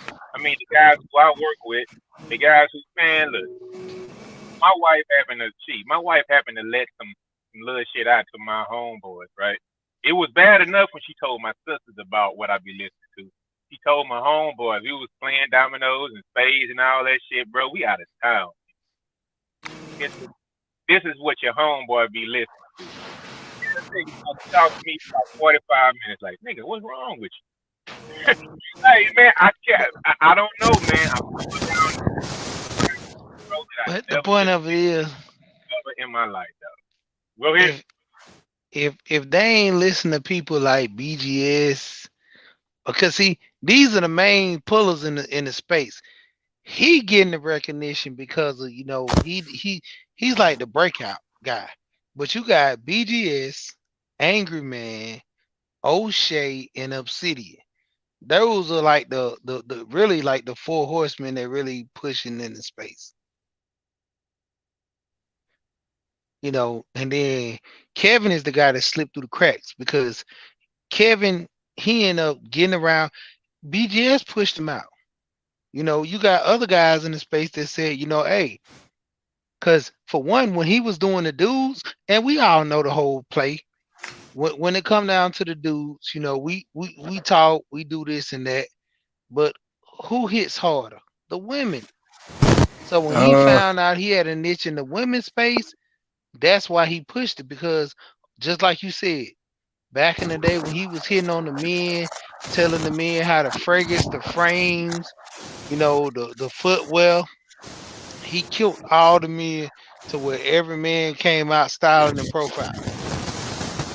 Then when he started hitting the women over here, because see, if you look depth into it, a lot of dudes they look at foul on Kevin, but Kevin just exposing these women at their weak point. Because if they don't qualify for a high value dude, guess what? They don't qualify for you. Yep. See, the Facts. whole cheat code, the cheat code is this. The women come on every night to try to find a cheat code to get a high value man. And will ultimately he put them in the box and let them know you don't even qualify for the average man because Yeah. you shitted on the average man on this show right here, letting I them did. know if you don't make this money, you can't deal with me. And when Yep. they find out most men don't make over 70,000, they like, damn, I thought the numbers was higher than that. Because see, You know what? Listen, man. Hey, yeah, come on, man. Listen, bro. Look, man. I'm asking you. You be hanging around some of the game spots. You hang around, bro. But you speaking some of the rhetoric that we hear over. I mean, and I'm a neutral guy. I try to be as neutral as I can, man. I don't like. I want to be able to go everywhere in the space, and be able to pull up and be like, "What's up, motherfuckers?" and it be cool. Or hello, my brother. However I gotta pull up, I want to be able to pull up like that. I mean, so I want to be balanced, right? Because you sound like you balanced sometimes, but sometimes you can sound so balanced to where it conflicts, right? So yeah, what you just said right now, it just contradicts everything that I think your belief system is on. Like, why are you still worried about what women want to do? You know for a fact that a woman is gonna do exactly what she wants to do. Yep. exactly. Unless you have either a choke collar on her ass, like my boy Fisher, motherfucker, that choke chain on her ass, right? But also, on the other hand, I mean, shit, it don't have to be a collar. That choke collar could be any goddamn thing. It could be like the fact that, bitch, you got a line, you gonna be cut the fuck off, and you're gonna be on your own out here in the fucking goddamn wilderness. That could be a form of like a you don't have to be an aggressive way to sit your ass down or how you talk to a woman. It just understood. So that's why, like, I think it could be like a blending of everybody around here, bro. I mean, that's why if I go over to a certain channel, right? You know what I hear? Man, those guys this, those guys this, those guys this, those guys that. Okay, so I come over here, right? I'll go over there to another spot. Man, those guys this, those guys. It's just like, man, look, man, I'm not trying to sit up around here and talk about nobody. And especially I'm not trying to sit up and say anything behind anybody's back or whatever, right? So it's just like, man, I just stay out of this shit, man. These guys, those guys. I'm here to talk about them goddamn Houston Rockets. I'm here to talk about them sorry ass Houston Rockets. That's what I'm here to talk about. I'm here to talk. I'm here to talk about. No, I'm here to talk about them sorry ass Houston Rockets. I'm here to talk about how all of a sudden everybody is loving James Harden again because y'all couldn't give him what it took goddamn help the boy win. Man, that's what I'm here to talk about. Y'all didn't give him shit. We gave him Russ. We had a team. He didn't come through in the clutch. Why Leonard missed the whole game? All right. And he all right, so I'm glad you said that. Come on, bro. Come on. He paid in the playoffs. Let's have the let's have the conversation. I didn't mean to change the topic of discussion. I just came up to give you some shit, Laro, because you're my boy. It's always good talking to you. What's happening, Mace? What's up, young fella, young stunner? I see you shit. We in here. But I just came up here to give you some shit. I didn't mean to stop you from your conversation. So now I want to correct you with something real quick, and then I'll listen for your response. I promise you I will. But allow me to get this out, please. All right. What they did was they gave him an old, aging Chris Paul, who's on the decline. Who has been... Wait. Hold on. No. See again. Chris Paul. I thought you said you weren't gonna change the subject, though, bro. I'm not. I just want to get this out. Then I'm gonna go back on mute. You can go back to what you were talking about. Write it down if you think I'm lying. Man, you can't disrespect the stream like that, bro. Come on, man. Okay, my fault. Come on, General, man. All I mean, right, you have my bad, man. I'm gonna let y'all do your thing. My bad. I just came up here to give you some shit. But go ahead. That's cool, man. Hey, General, check this out. Now, if I mean, I've never joined. No, go back to your conversation. No, I'm General. gonna go back. All right, General. I might catch y'all when y'all on that late night thing over at Bunk. I might actually hit the button and come in the Zoom one night. But yeah, man. But look though, man, I never just wanted to be a part of one side. I didn't come to YouTube for that, man. I'm around here having fun and chopping it up and having fun over here. We talking about this, we talking about that. Next thing you know, man, I had to fucking go undercover, man. I had to come to Mace channel for about 9 months, bro, because I ain't want to hear none of that shit no more, bro. Well, yeah, the thing is, you got to have a balance. And what I do is I disconnect. I'll disconnect for several days at a time. Mace will tell you, I'm generally, every time I see Mace live, I'll generally jump in and speak in the chat out of respect for his channel. And then I'm like, you know what? I'm not going up there today. I'm gonna disconnect and I take a break. But because I'm not consumed by this shit. You got some people that every time they see one of their content creators live, their actual life will stop. So I'll take a break. I haven't been on Cooters, and he hadn't been on in a couple of days, but I haven't been on Cooters the last couple of shows he has. And I generally fuck with Cooters. When I see him pop on, I generally go fuck with him. So I'll go fuck with Bomb Cherry every now and then to have some fun. It's cool over there hanging out. We just talk shit, laugh, joke. But it's also about, for me, passing out information to the veterans. And that's why I go with Bomb Cherry a lot, because we ultimately talk about a lot of shit over there, but we talk about information that will help veterans get their money too. Mm-hmm. So I'm not just cornered or cornerstoned into one particular topic or conversation. I could talk about the black female fuckery. I could talk about the black male fuckery. I could talk about the kid fuckery. I could talk the white folks fuckery. I could talk about the politics fuckery. I could talk about whatever fuckery that exists. Hey, Jim, I'm not gonna cut you off and get back to you, but man, one night I was checking out one of her streams, right? And I wasn't even in the cloud, right? I was in the chat room, but this was fucking a year ago, right? And she tried to call you out. Where the fuck did you live at in Germany? Nigga, you were never in the military. I was like, God damn. Hey, bro, that woman is like a fucking firecracker, bro. I'm like, God damn, man. What woman is that? Bomb is good people, man. Bomb just like to have fun. Bomb is good people, man. A lot of people, I think, misunderstand Bomb Cherry because Bomb Cherry, she is who she is. Well, I'm just telling you how I feel. I don't. No, not you. I'm looking at this fine ass woman, General. That's what I'm looking at. Oh, okay, yeah. But see, Bomb Cherry is she's for people, man. Bomb just like to have fun, and she knows what she's doing. She knows that she'll what do they call it? She does this. Bomb Cherry has this way, just like some of the niggas over there have their way of conflating the argument. You see what I'm saying? Or trying to get you started, get you riled up. You know what I'm saying? She knows what the fuck she's doing. So I don't hold anything. Yeah. So basically, what you're saying is, you know how to troll like a mofo. I feel you. Well, no, it's not trolling. It's not just trolling. What it is she understands how to get an argument started, and she knows. You know how a motherfucker hear something and they'll go against it just because they go just to go against it. And then against the grain, yeah. She stands on her square. Yeah. A contrarian. Yeah. Yo, Sidebud, you want to get up here? Do it, bro. See, when you give a motherfucker irrefutable evidence, that does not have to come from you personally, right? Like I can say, okay, I dealt with a lot of black female fuckery.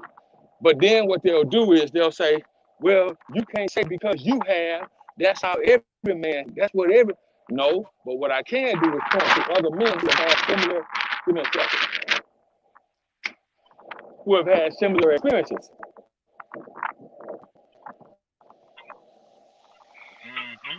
That's what I can do. What I can do is show you that.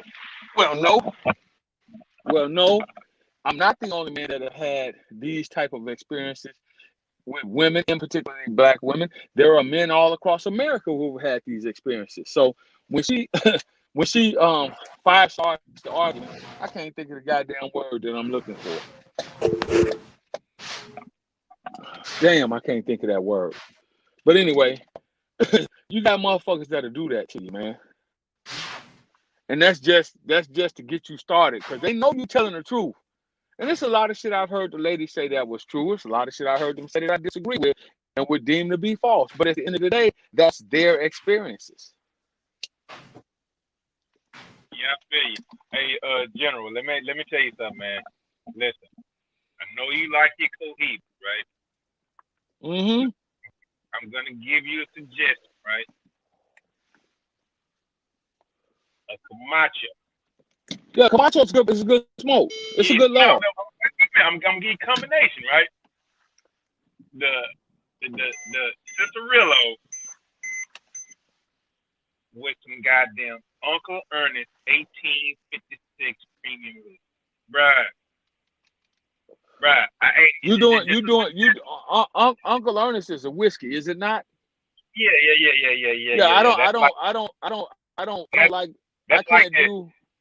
I can't do whiskey with my cigars. I have to do cognac. And the reason why if I do whiskey with my cigars, I'll develop it irritates my my esophagus and I get heartburn. I can't do whiskey. I can drink whiskey, but I can't do it while I'm smoking a cigar. So I stick with cognac. 1738 Hennessy, VSOP 1859, motherfucking Hennessy Black, Crown Black. What's another one that I'll do from time to time? But those are my staple, because for me, my cigars, those liquors bring out that specific taste in that specific blend of cigar for me.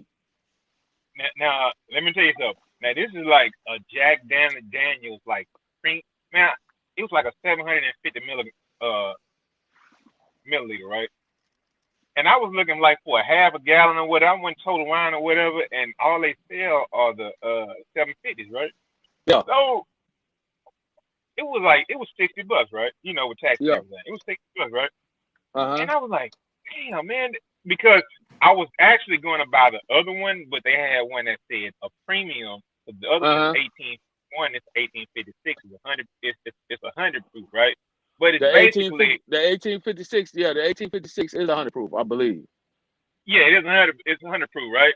So I'm sitting up like, man, I had like a shot and a half, and I'm on mainstream buzzing like a motherfucker, but it's not that tripping kind of buzz though, right? It ain't that crunk. It ain't that crunk shit. It's just like shit. I'm laid back. I got my It's mind that mellow. Right. Yeah. This shit good as a motherfucker, bro. God dang. Yeah, that's it. See, that's why I like the 1738. 1738 over 2 cubes of ice, and I'm straight. I'm straight than a motherfucker. I can sit back, and because it's a very smooth blend, it's not a harsh blend. And this is why I kind of stray away from the whiskeys. Whiskeys are strictly shot drinks. Mm-hmm. So when I do my cigars, I know that I'm probably gonna be smoking that motherfucker, puffing on that bitch for about 25 to 30 minutes on average. I don't smoke. See, a lot of brothers have gotten into smoke cigars like they smoke a damn cigarette or anything else. They just pull and pull and pull. That's not how you enjoy it, man. You enjoy a cigar. Well, to me, it's just my personal opinion. Cigars are to provide 2 types of entertainment for you. What's up, Lou? Or Yo, Syph, get up here, bro. So for me, get this boxing talk for the night. So for me, you enjoy a cigar. And I'm gonna give it to you, Mace. I'm gonna give it back to you. So for me, when you do a cigar, you do it for 1 or 2 reasons. You do it for the taste, the way that it alters the alcohol, and that the alcohol alters the taste of the cigar, right? Or you do it for the aroma and the smell. That's why you will see motherfuckers who got paper that'll spend $150, $200 a stick for one cigar. They'll let that motherfucker burn. They'll strike it up, puff it 2-3 times, and put it in the goddamn asher and let it burn because they just enjoying the aroma, the flavor, the smell. You see what I'm saying? See, you don't have to smoke a cigar to get the aroma and the taste. You can get the aroma and the taste from the actual smoke that it produces. A lot of motherfuckers don't know that, but I have a tendency to go a little bit deeper because I've been doing this shit for about the last almost 20 years. And I've been hanging out with different caliber people. Like I got a partner of mine, a brother, Lieutenant Colonel. This motherfucker is the cigar connoisseur. He gets cigars from every goddamn where. He's even got the materials to make his own. He even orders the materials to make his own special blends of cigars. So, you know, it's all about the type of people that you fuck with too.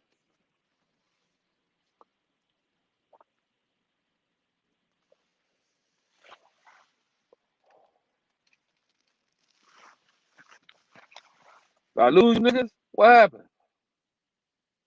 Come here. Now I'm here. Hey, nah. Hey, your homeboy you talking about? Hey, he got ranked like you, General? Nah, he's on the officer side. He's on the old side. He's a fucking full-bird colonel. He's the 06. Oh, okay. Okay. So yeah, he got about 7 years in time and service on me. I've been in the military almost 24 years. So he's been in the service. He's been in the Army for about 31, almost 32 years now. So that's a made man, pretty much, right? Yeah, he made. Yeah. He made. Hey, so being an old nigga has its benefits, right? Being an old nigga has its benefits. Well, Laro, let me put it to you like this, and I'm gonna go ahead on and straighten some shit out for those that are listening and for yourself. I'm gonna straighten some shit out. All right. So a lot of motherfuckers are not comfortable with getting older, right? Because they didn't take care of themselves. Because they let their bellies overlap their goddamn stomach. They fucking look older than what they really are. They're out of shape. They can't fuck.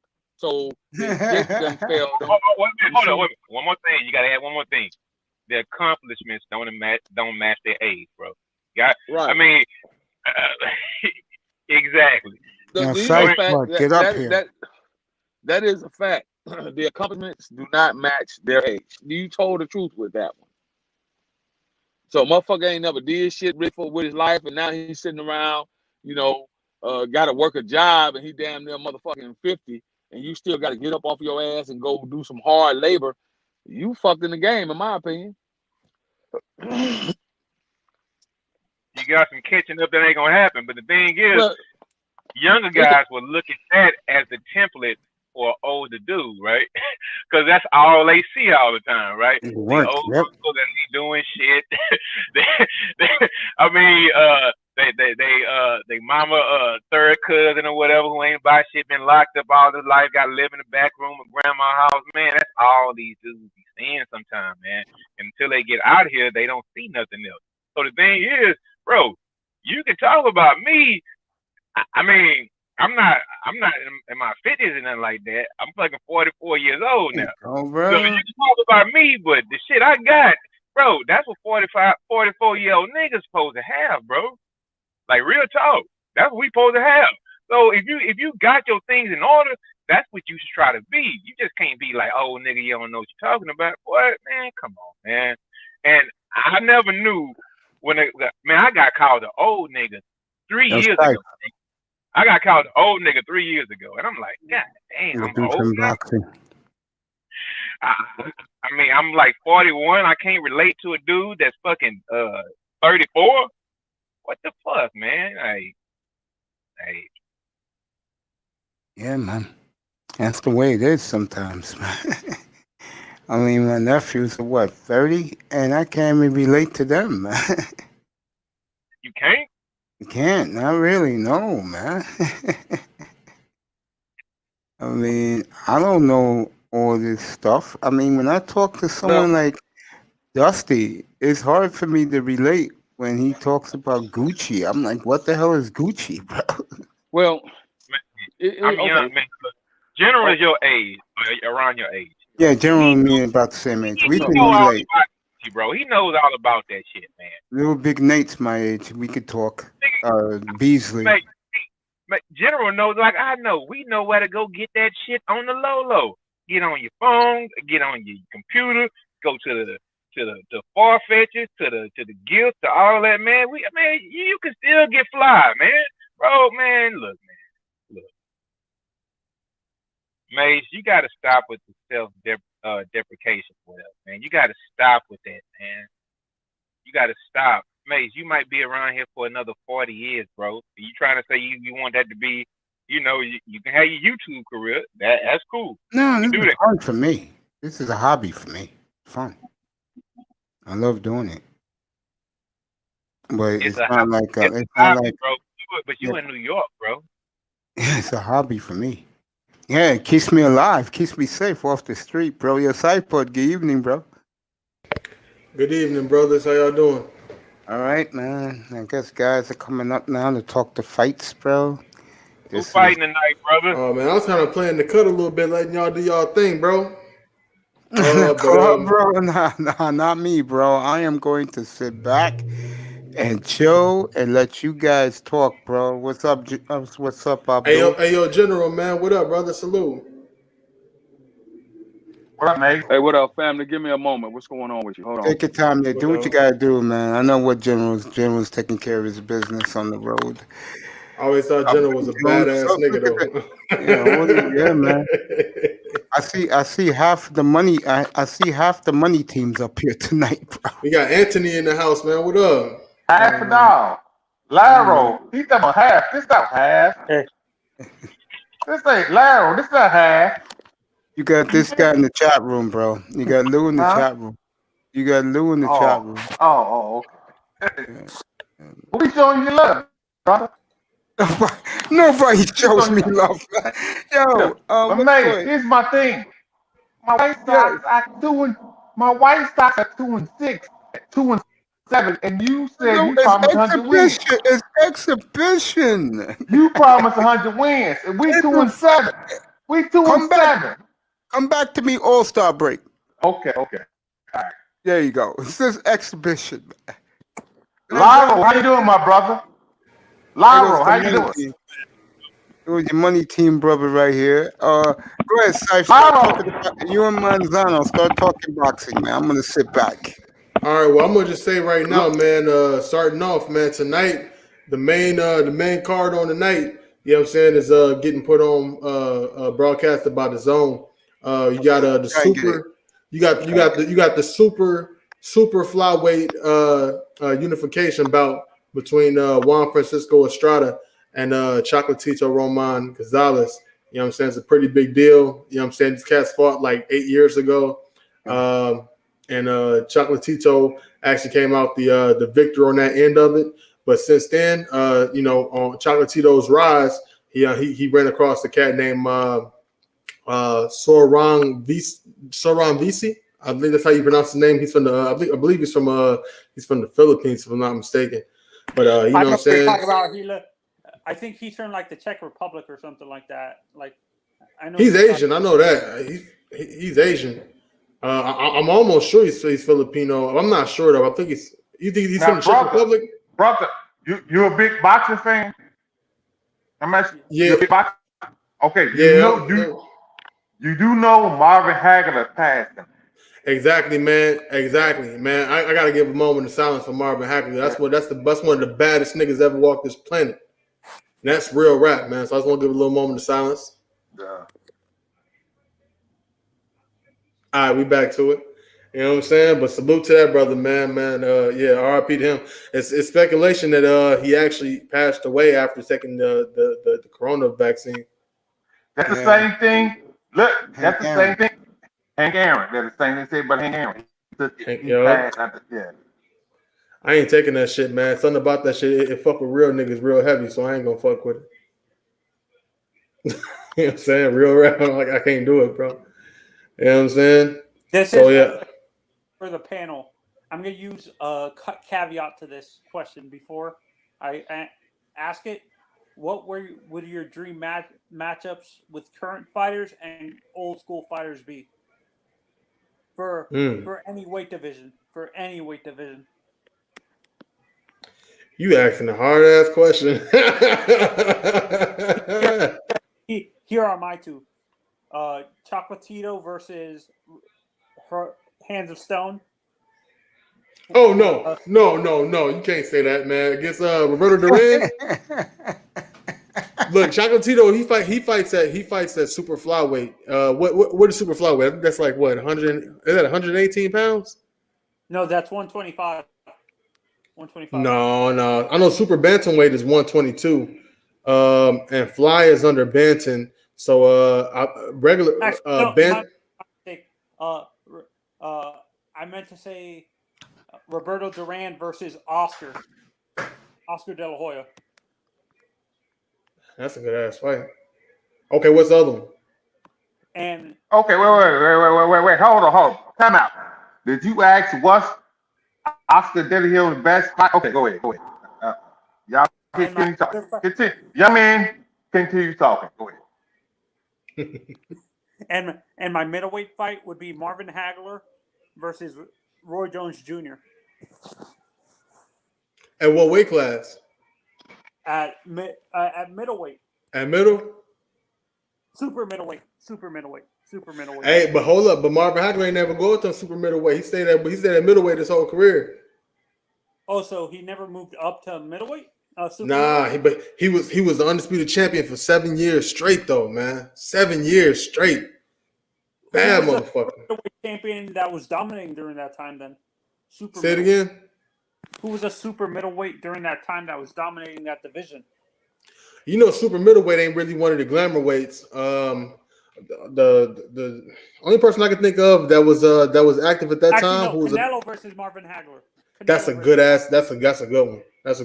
But the only person at 168 that I can think of around that time, I'm not even sure when 168 actually came a weight class. I'm not really sure, but was Iron Barkley and Roberto Duran had went up in his comeback and went up to 168 and fought Iron Barkley and beat him. You know what I'm saying? So but Hagler never went up to 168.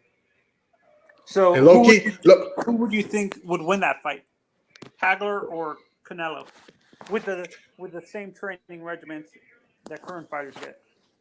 12-round fight or a 15-round fight? 12 round fight. Ooh. Anybody else want to take this before I go in on it? Anybody? All right, all yours, bro. Man, look, bro. At 160, I'm gonna take Marvin Hagler, man. If you ask me, man, Marvin Hagler is the best middleweight that ever existed, bro. Best middleweight. I'll tell you how I think the fight would look. You know what I'm saying? We talking about Canelo Alvarez at 160. We ain't talking about Canelo Alvarez at 168. We're talking about just what he done at 160. He fought a lot of old guys at 160. He fought Shane Mosley. He fought Miguel Cotto. You know what I'm saying? If you look at that Miguel Cotto fight with Canelo Alvarez, you know what I'm saying? He was way bigger than than Miguel Cotto. Miguel Cotto was still, you know what I'm saying, thumping with that motherfucker, and he didn't necessarily dominate over him. It was a real close fight. So I'm gonna go with Marvin Hagler because I think that he has superior footwork. He's a switch hitter. He had power in both hands. He had decent defense. He had an incredible chin. Would it be unanimous decision or by knockout?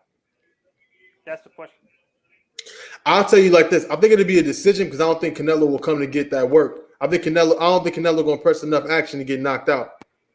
You know what I'm saying? If you look at the Hagler Mugabe fight, Mugabe pressed the action, and Mugabe was, you know what I'm saying, him and Hagler was thumping. You know what I'm saying? They was going life and death. So you know what I'm saying? If in order to, sometimes, man, a lot of times you gotta try to get the knockout in order. You gotta be willing to get knocked out to get the knockout in a lot of occasions. And I don't think Canelo Alvarez is willing to, you know what I'm saying, take those type of chances. You know what I'm saying? I think it'll be somewhat similar. I think it'd be like I think Marvin Hagler would definitely dominate with the jab from the southpaw position.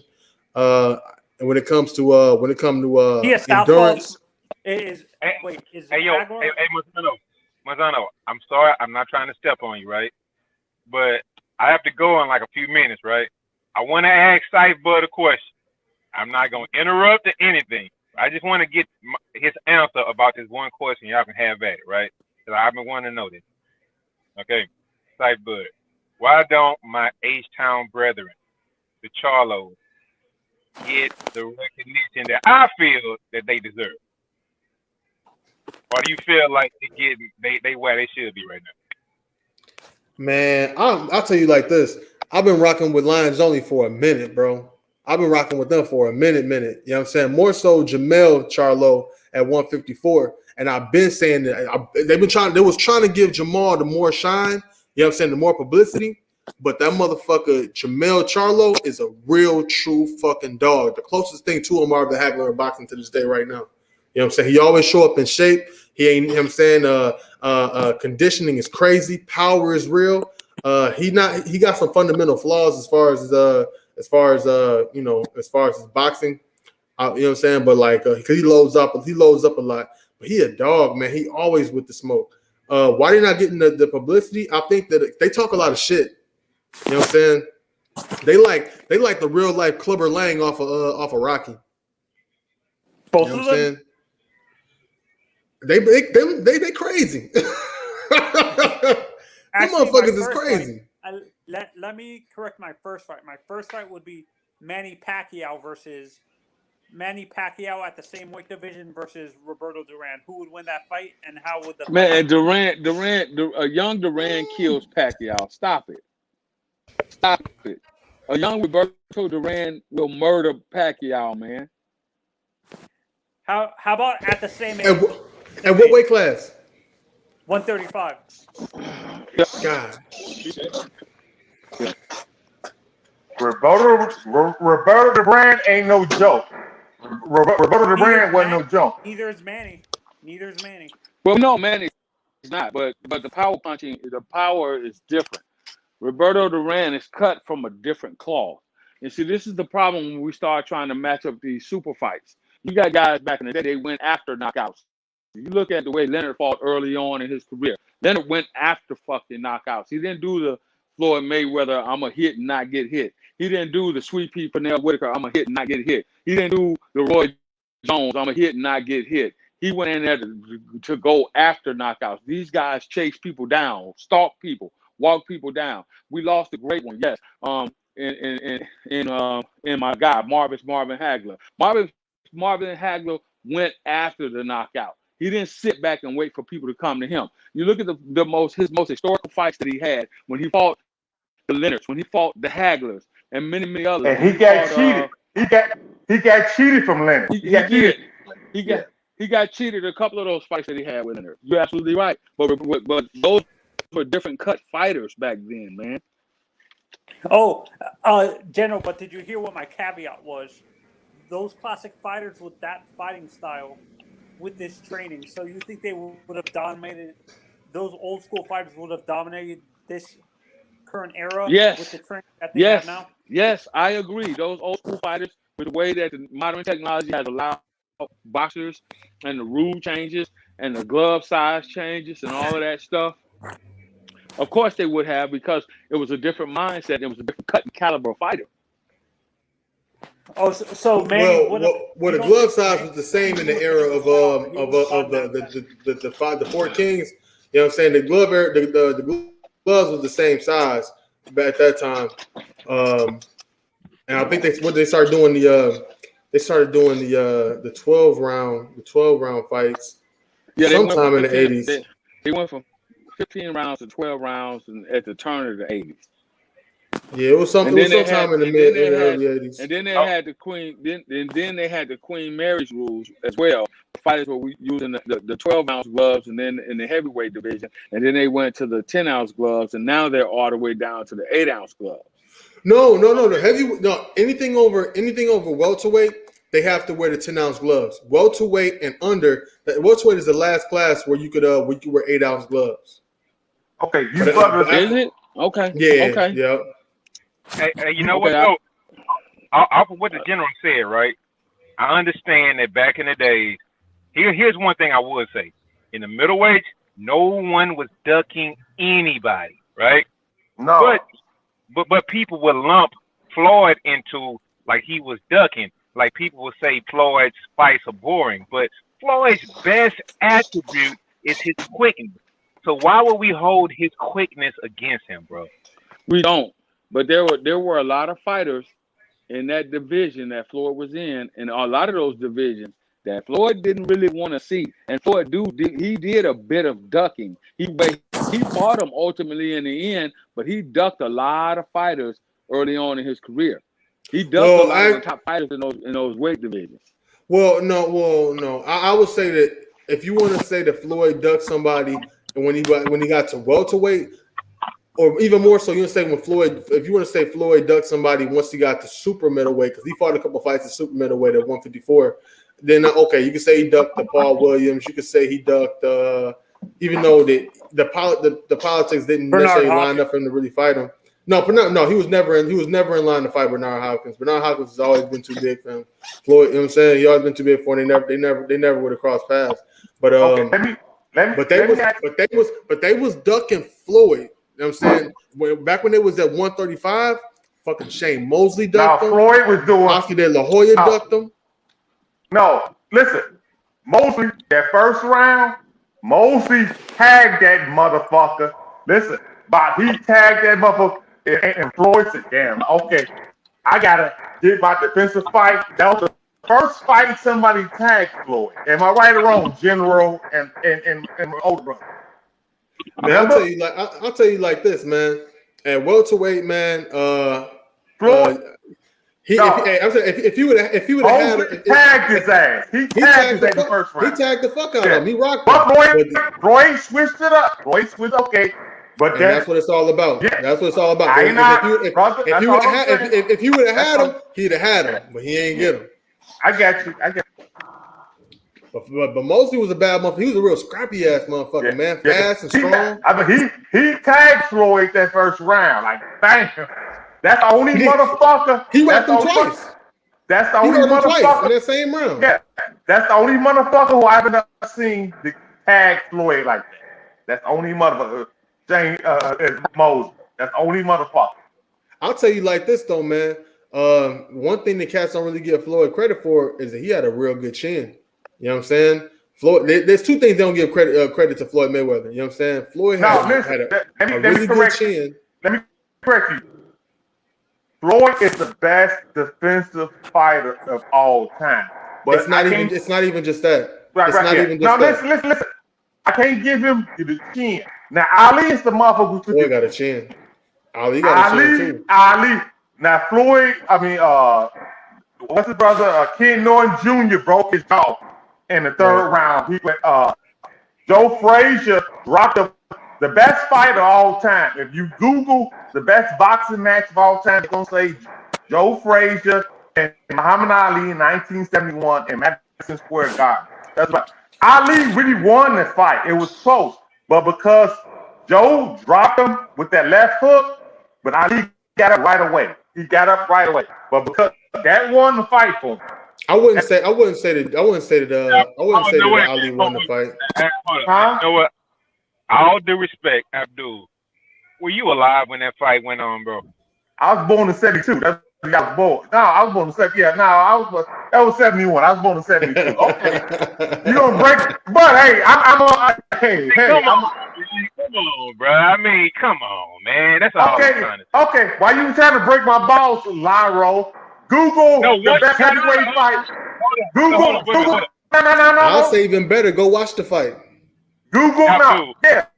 Google the best heavyweight fight of all time. And listen. Once you got over the age of 25, what's the best fight you saw? Once you got over the age of 25, what's the best fight you ever saw? After that one, Tyson and Buster Douglas. After that. In Tokyo. Best heavyweight fight? I said, no, he asked me a question what I saw. He said, I was too young. I was born this way. I said what I saw. After that, Tyson and Buster Douglas in Tokyo. 1989-90. Okay, motherfucker. You want to ask me some more questions? Come on. And ask this. Here's the thing, though. Y'all. This is what I'm saying. When Frazier dropped out with that left hook, that won the fight for him. But y'all don't really. Frazier was in the hospital for a week after, and Ali. Remember they got into a fight on the all. He said, "Well, Joe, I ain't want to say that, but you was in the hospital for a week." That's all, you know. We just talked a little It happened, man. Joe Frazier took a lot of punishment in that fight, man. He took, but evidently so did Ali, man. Yeah, it's one fight.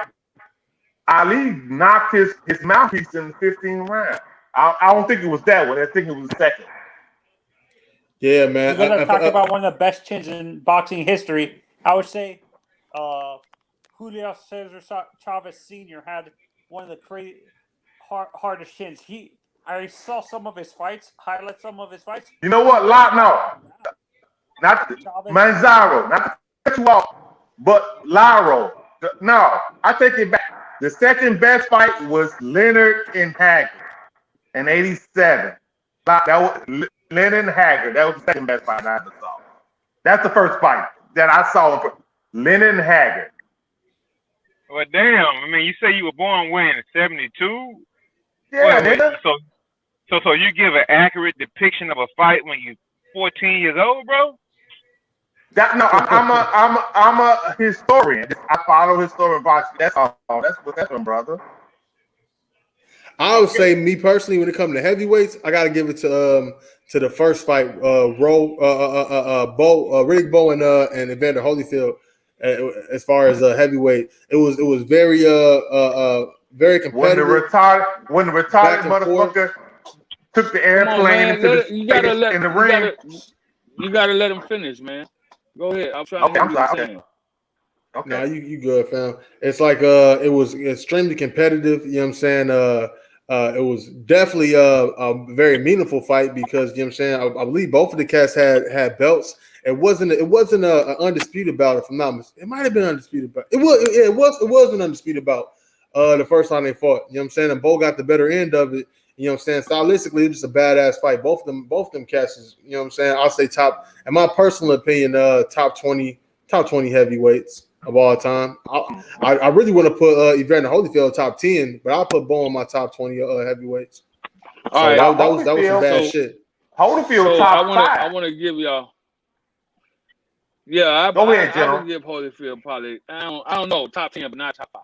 I mean, let me give you some information. See, this is what it means to duck someone. All right, Floyd Mayweather ducked a young Zab Judah when he was first coming out, 05, 06. He fought him later and beat him, but he didn't want to see Jab when Zab was fucking young, when Zab first came into his prominence. He ducked him. He waited until Zab was on the decline, in my opinion. That's just my opinion. He ducked the young Corey Spinks, the son of heavyweight champion Spinks. He ducked him. He didn't want to see him. He ducked goddamn Vernon Forrest when Vernon Forrest was fucking at the climb at the top and at his most fucking at his most powerful fucking point in time in his career. He ducked Shane Mosley. They tried to make that fight for damn near 8 years, and he ducked. No. Floyd tried to make that Shane Mosley fight. They was chasing down Mosley, and Mosley fought. Mosley tagged his ass. Mosley fought De La Hoya. Mosley tagged his ass. Mosley left the weight and to fight Oscar De La Hoya. Wait a minute. Go ahead. Okay, so you have to understand how, and I know you do, how the game works. You have to understand how the fight game works. What was the reason why they couldn't make that fight happen? Because there were mandatory challengers there. But when the opportunity presented itself, and it was goddamn Mayweather had a choice of who to fight, he chose the latter. I can't remember who he chose because goddamn it, there was a full-on interview with both of them, and it was like, shit, let's make the fight happen in the ring. You can go look it up. They was like, shit, let's make the fight happen. Ain't shit here now, but air an opportunity. I done beat my last opponent. You done beat yours. We open, but there was an open air competitor that came in that had a mandatory fucking challenge because of the ranking system that was used at that point in time. Goddamn Mayweather had a chance to fight goddamn Shane to Mosley. fight my man Shane Mosley when Shane Mosley was in his prime, and he chose to fight some other raggedy ass dude. I'm sorry, brother. I'm sorry. That's not true, man. You know what I'm saying? You talking about when Shane Mosley hopped up in the ring? I believe after Floyd Mayweather fought was it I want to think it's Robert Guerrero, maybe. He fought some scrub, and then Sugar Shane hopped up in the ring talking about we want this fight now, But the fact is, these cats had motherfucking history from back at 135 at lightweight. Right. You know what I'm saying? And the thing was, Floyd was trying to get that fight with Mosley, but the fact is, Floyd Mayweather at the time was a high risk, low reward type of fighter. So Sugar Shane said, "Fuck that." He went up a weight class. Let me ask you about this. Wait a minute, man. Come on, let's get it out. Let's straighten it out first. Okay. At that point, that's why I say he ducked him, because Floyd didn't want to fucking come off the money to make the fight happen. Floyd was the B-side. Back then, Sugar Shane Mosley was the bigger star than Floyd Mayweather. No. Not at that weight class. Floyd came in and started dominating right away. Right off the top. Because they were I dig that. You talking about when they were welterweights. All the announcers, everybody in the fight game was saying how Floyd just came in and dominated the division and went through supposedly all the top. But when it got to certain names with asterisk that he hadn't fought at that weight yet, guess whose name was in that motherfucker? All of those individuals that I named. And you talking about when they were welterweights though, brother. But they had history before then. We don't change the division. We're talking about at the welterweight division. But we talking about who was looking for who. We talking about who was looking for who first. Floyd was looking for his ass first. So he left the whole fucking division to go fight Oscar De La Hoya because Floyd wanted that smoke back then. Exactly, because you know why he did that? It was the money. It was the opportunity to go up in weight class and make so the is money. That a smoke? So is that a duck or not? I'm not talking about. See, this is what you want to do. You want to conflate the argument right now to win a point. When Floyd ultimately decided to go up in weight, where Shane Mosley was, General, both of y'all arguing. He had to follow him. Floyd had to chase Mosley down. General.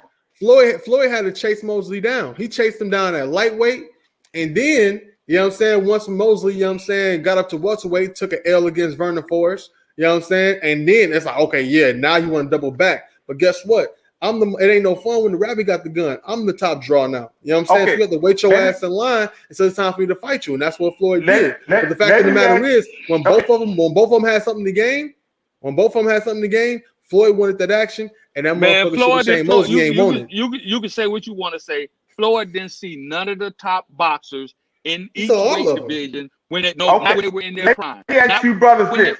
Wait a minute, man. Come on, you gotta give. Can a motherfucker? General, y'all been going the last. Okay, go ahead. Y'all been going the last. But see, what's gonna happen is we're not gonna be able to get a foothold on what we're talking about. Okay, go ahead. All I'm saying is that when Floyd jumped from division to division, regardless of who he was chasing, what happened was he did not see them when they were in their prime, optimal fighting position. He didn't see fucking what's his name. He didn't see goddamn my man until way later on when he saw Shane Mosley. He didn't see Shane Mosley until way later on. He could have came in and had the control of the division as the champion and said, I want to fight this guy. If he was chasing a motherfucker, because he had the opportunity to do that. He could have came to the division. When he came to the division, he could have said, the first motherfucker I want to fight is Shane Mosley. I want to get this shit out the way right now. Did he do that? No. He waited until Shane Mosley had already been tested and been through the battles. This is my personal opinion. It was on his way down. Hell, at the time when they were both undefeated, Floyd didn't want that action. Now you may. That's the only part I'm disagreeing with you, General. When at that time when they was both undefeated, Floyd wanted the action, and that motherfucker Shane Mosley ain't want it. They couldn't make the fight. They couldn't make the fight happen because these guys were chasing the money at that particular point in time. Well, they always chasing the money. Wait a minute. Well, okay then. So wait a minute. I'm not fighting you when I got a chance to go up here and fight Oscar De La Hoya, who is the golden boy of fucking boxing right now at this division. This is where I can make my money and make my mark. I'll say like this. So you gonna tell me that the Shane Mosley ain't Doug Floyd? He had a chance. I'm not saying that he didn't, but I'm looking at his opportunity, available. We gotta fights look at is when you available. talk about these things, man. They gotta both the fighters gotta Okay, be on why the same did type why of. did why did Hold Floyd wait? on. Let me just say this part. When both of Are the you fighters gotta are you a be. Floyd Mayweather? Let me ask you something. Are you a Floyd Mayweather fan? Do you believe that Floyd Mayweather is the best that ever done it, regardless of his record? Are you a fan of Floyd Mayweather? I'm a boxing fan, but I like Floyd as well Okay, too. I don't think he's the best. I don't think he's the best that ever did it. You know, so I think there's plenty of cats that could have fucked him up if you put him in a time machine. I'm looking at it from General, from an objective point of view as a fan. General, ask him. General, wait, Abdul, I have a question for General and fight Saif. What up? Hey, let Laro get in here. He's been trying to get in here. Hold on. No, let Laro get in he's not here. Laro dropped his ass out while he talking shit to me. Laro dropped his ass out when he talking shit to me. Oh, this Abdullah Jones. Yeah. All right, go ahead. No, Laro. Yeah. This is me. This what I'm saying.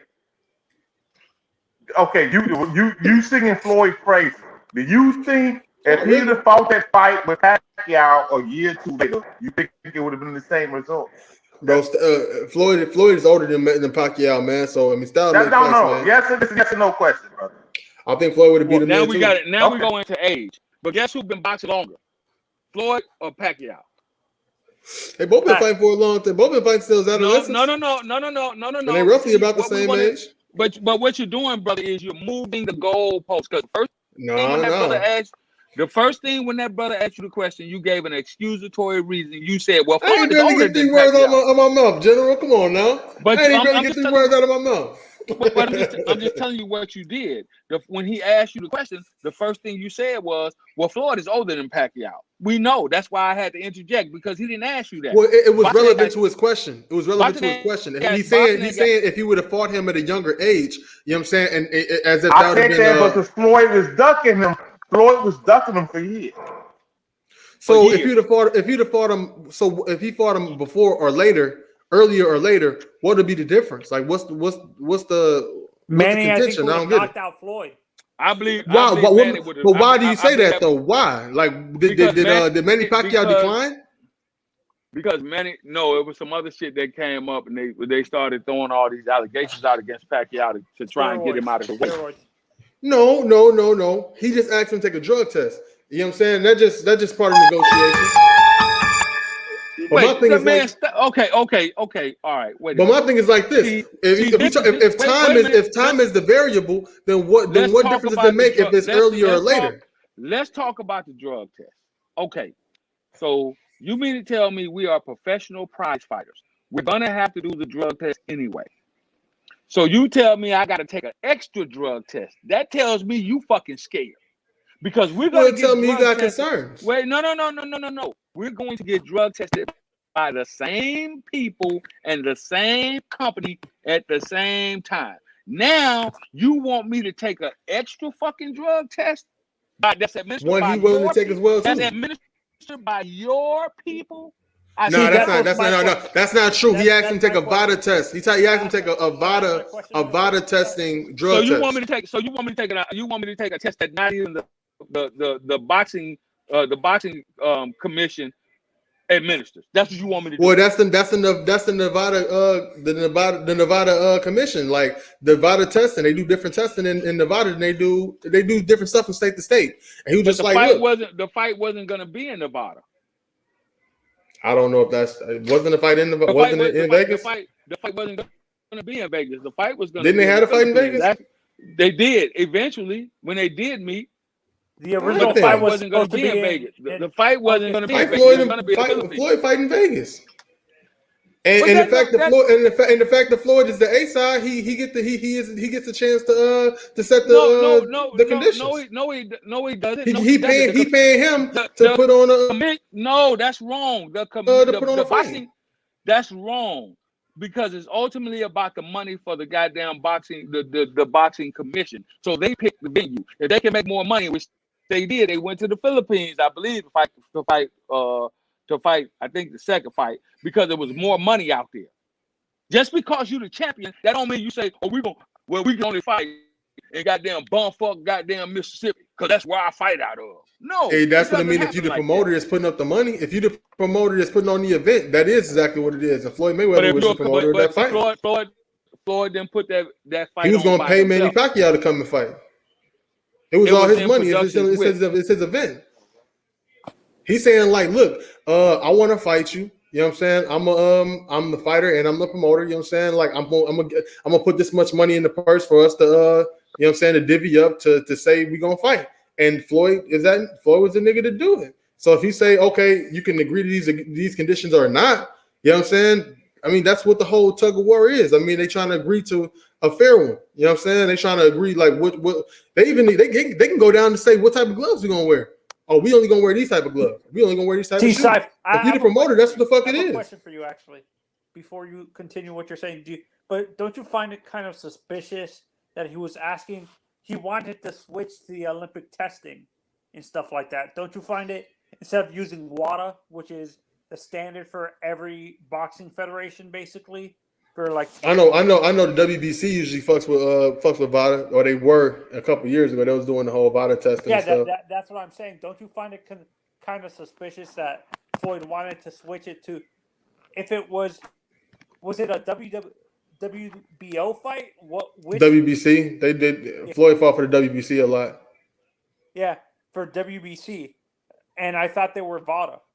Wasn't WBC VADA? Yeah, you know what I'm saying? So Floyd had the WBC belt, and and he was actually the promoter. So it's like, I mean, he wanted them to find it. I understand. My thing is, what's the problem with taking a drug test? Like, like how is that putting you at a disadvantage by taking a drug test? You know what I'm saying? Like, the boxing world is small. They know. Suspicious that at the last minute he wanted to. It wasn't the last minute. That's what was holding up the whole. That was holding up the whole fight. Because Floyd and Manny Pacquiao was like, I'm afraid of needles. I don't want to take a drug test. Like, what kind of shit is that? It ain't the first time Manny Pacquiao got accused of taking performance enhancement drugs. You know what I'm saying? So I mean, at the end of the day, a lot of these cats take that testing all the time. You know what I'm saying? It wasn't nothing. I mean, what's the issue? What I'm saying, and plus, and on top of all of this, he got leverage. This is the biggest payday of your life. I understand Floyd was the champion at the time, but do you kind of find it suspicious? Instead of just asking for the VADA testing, just the VADA testing alone, he added another Olympic style test on top of it to certify that Manny wasn't juicing and stuff like that. Don't you kind of find it suspicious that he added that in the stipulations to the fight? Okay, so what's the problem?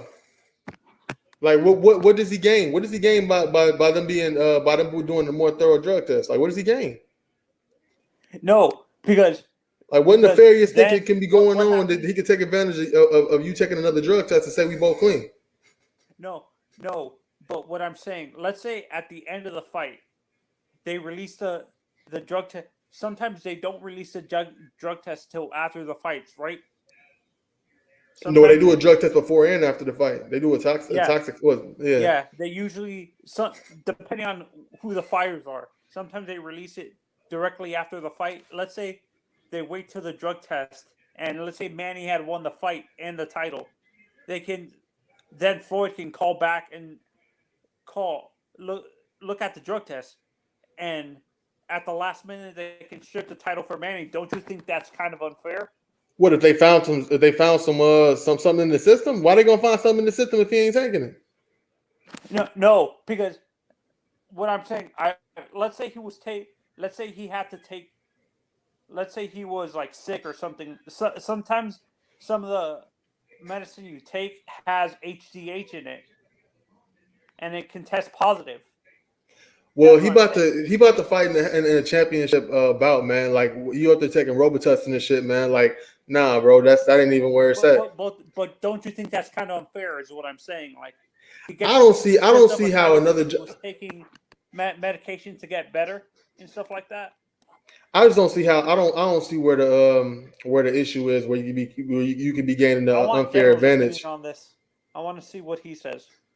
General. What up, General? Do you think it's where is it where you can get a performance advantage from taking another drug test? That's one point I don't get. Well, here's the whole thing about the drug test.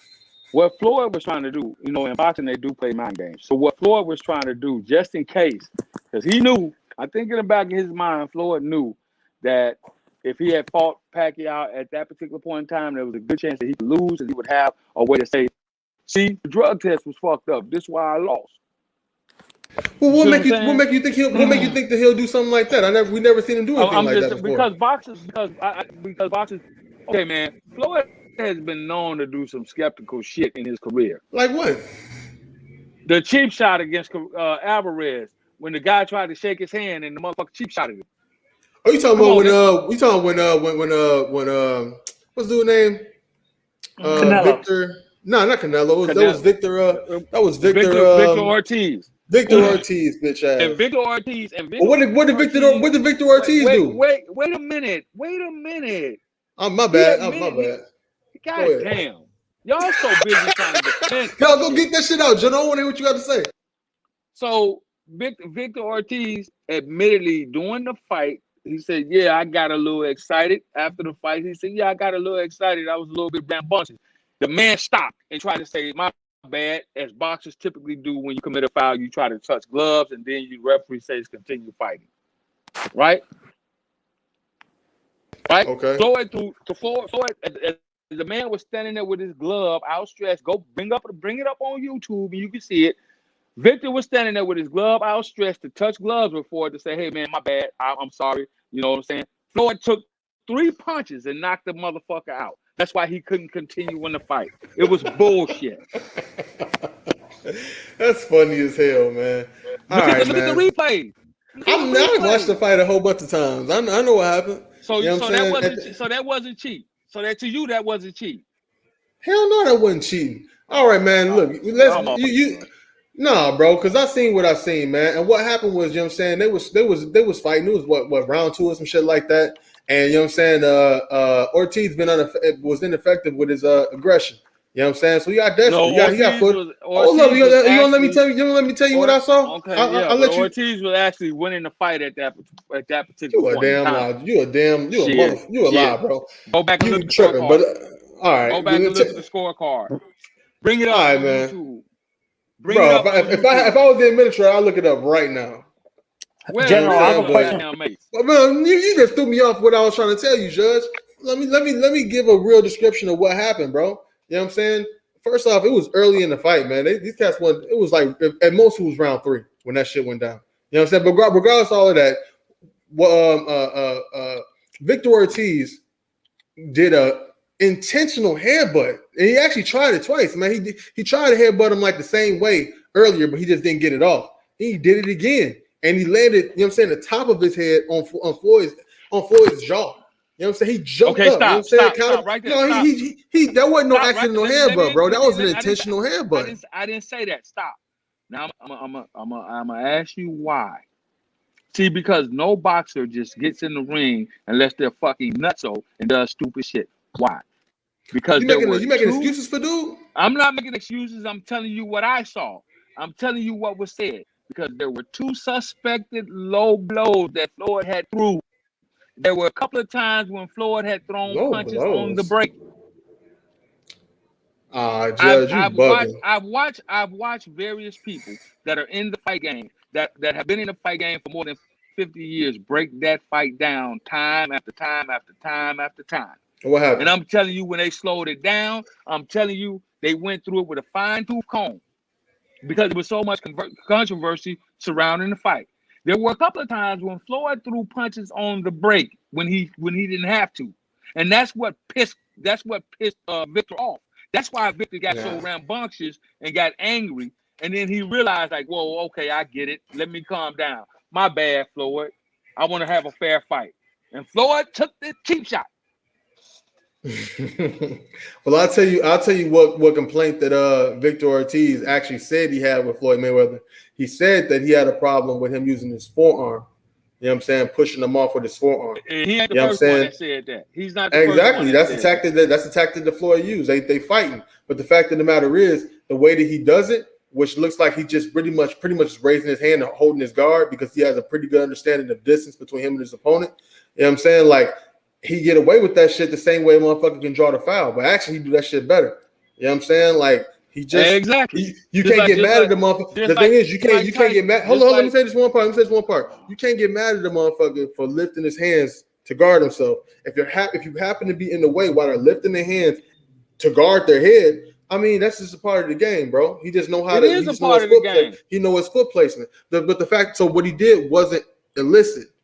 But the fact of the matter is, what was illicit was what Victor Ortiz ass did. Was motherfucking torpedo heading this nigga in the fucking mouth with the top of his head. That's fucking ridiculous. And even more so, and to get past that, and to get past that, you know what I'm saying? After all that shit was done, yeah, the referee stopped that shit. Like, hold up, man, that shit was foul. You can't be, what the fuck? You can't be doing that. Okay, cool. Everybody knew it was foul. Motherfuckers in the back seat knew it was foul. I'm not. You know I'm what I'm not saying? defending that.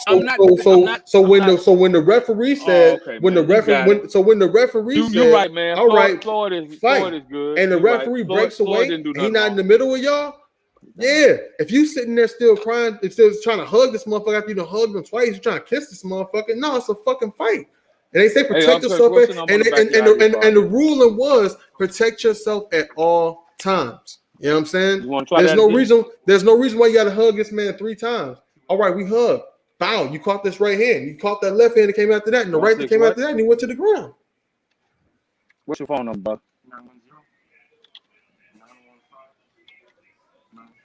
Abdul, can you hear where I'm coming from, brother? What's your MOS? Well, y'all niggas tag team.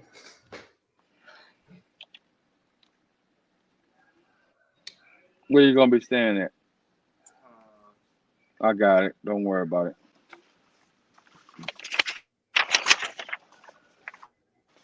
Abdul bounced. Look. All Where I'm your saying stuff is, at, all bro? I'm saying, what the Here you official go. calling of the fight was at the end, man. They said supposed to have your hands up at all times.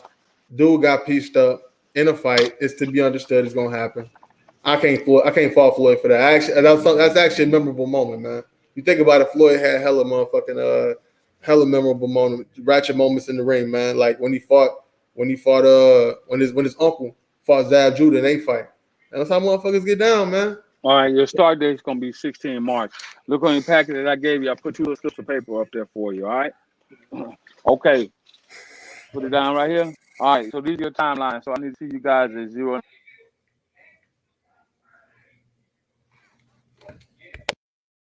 Here, right? So it says barracks personnel, all force personnel.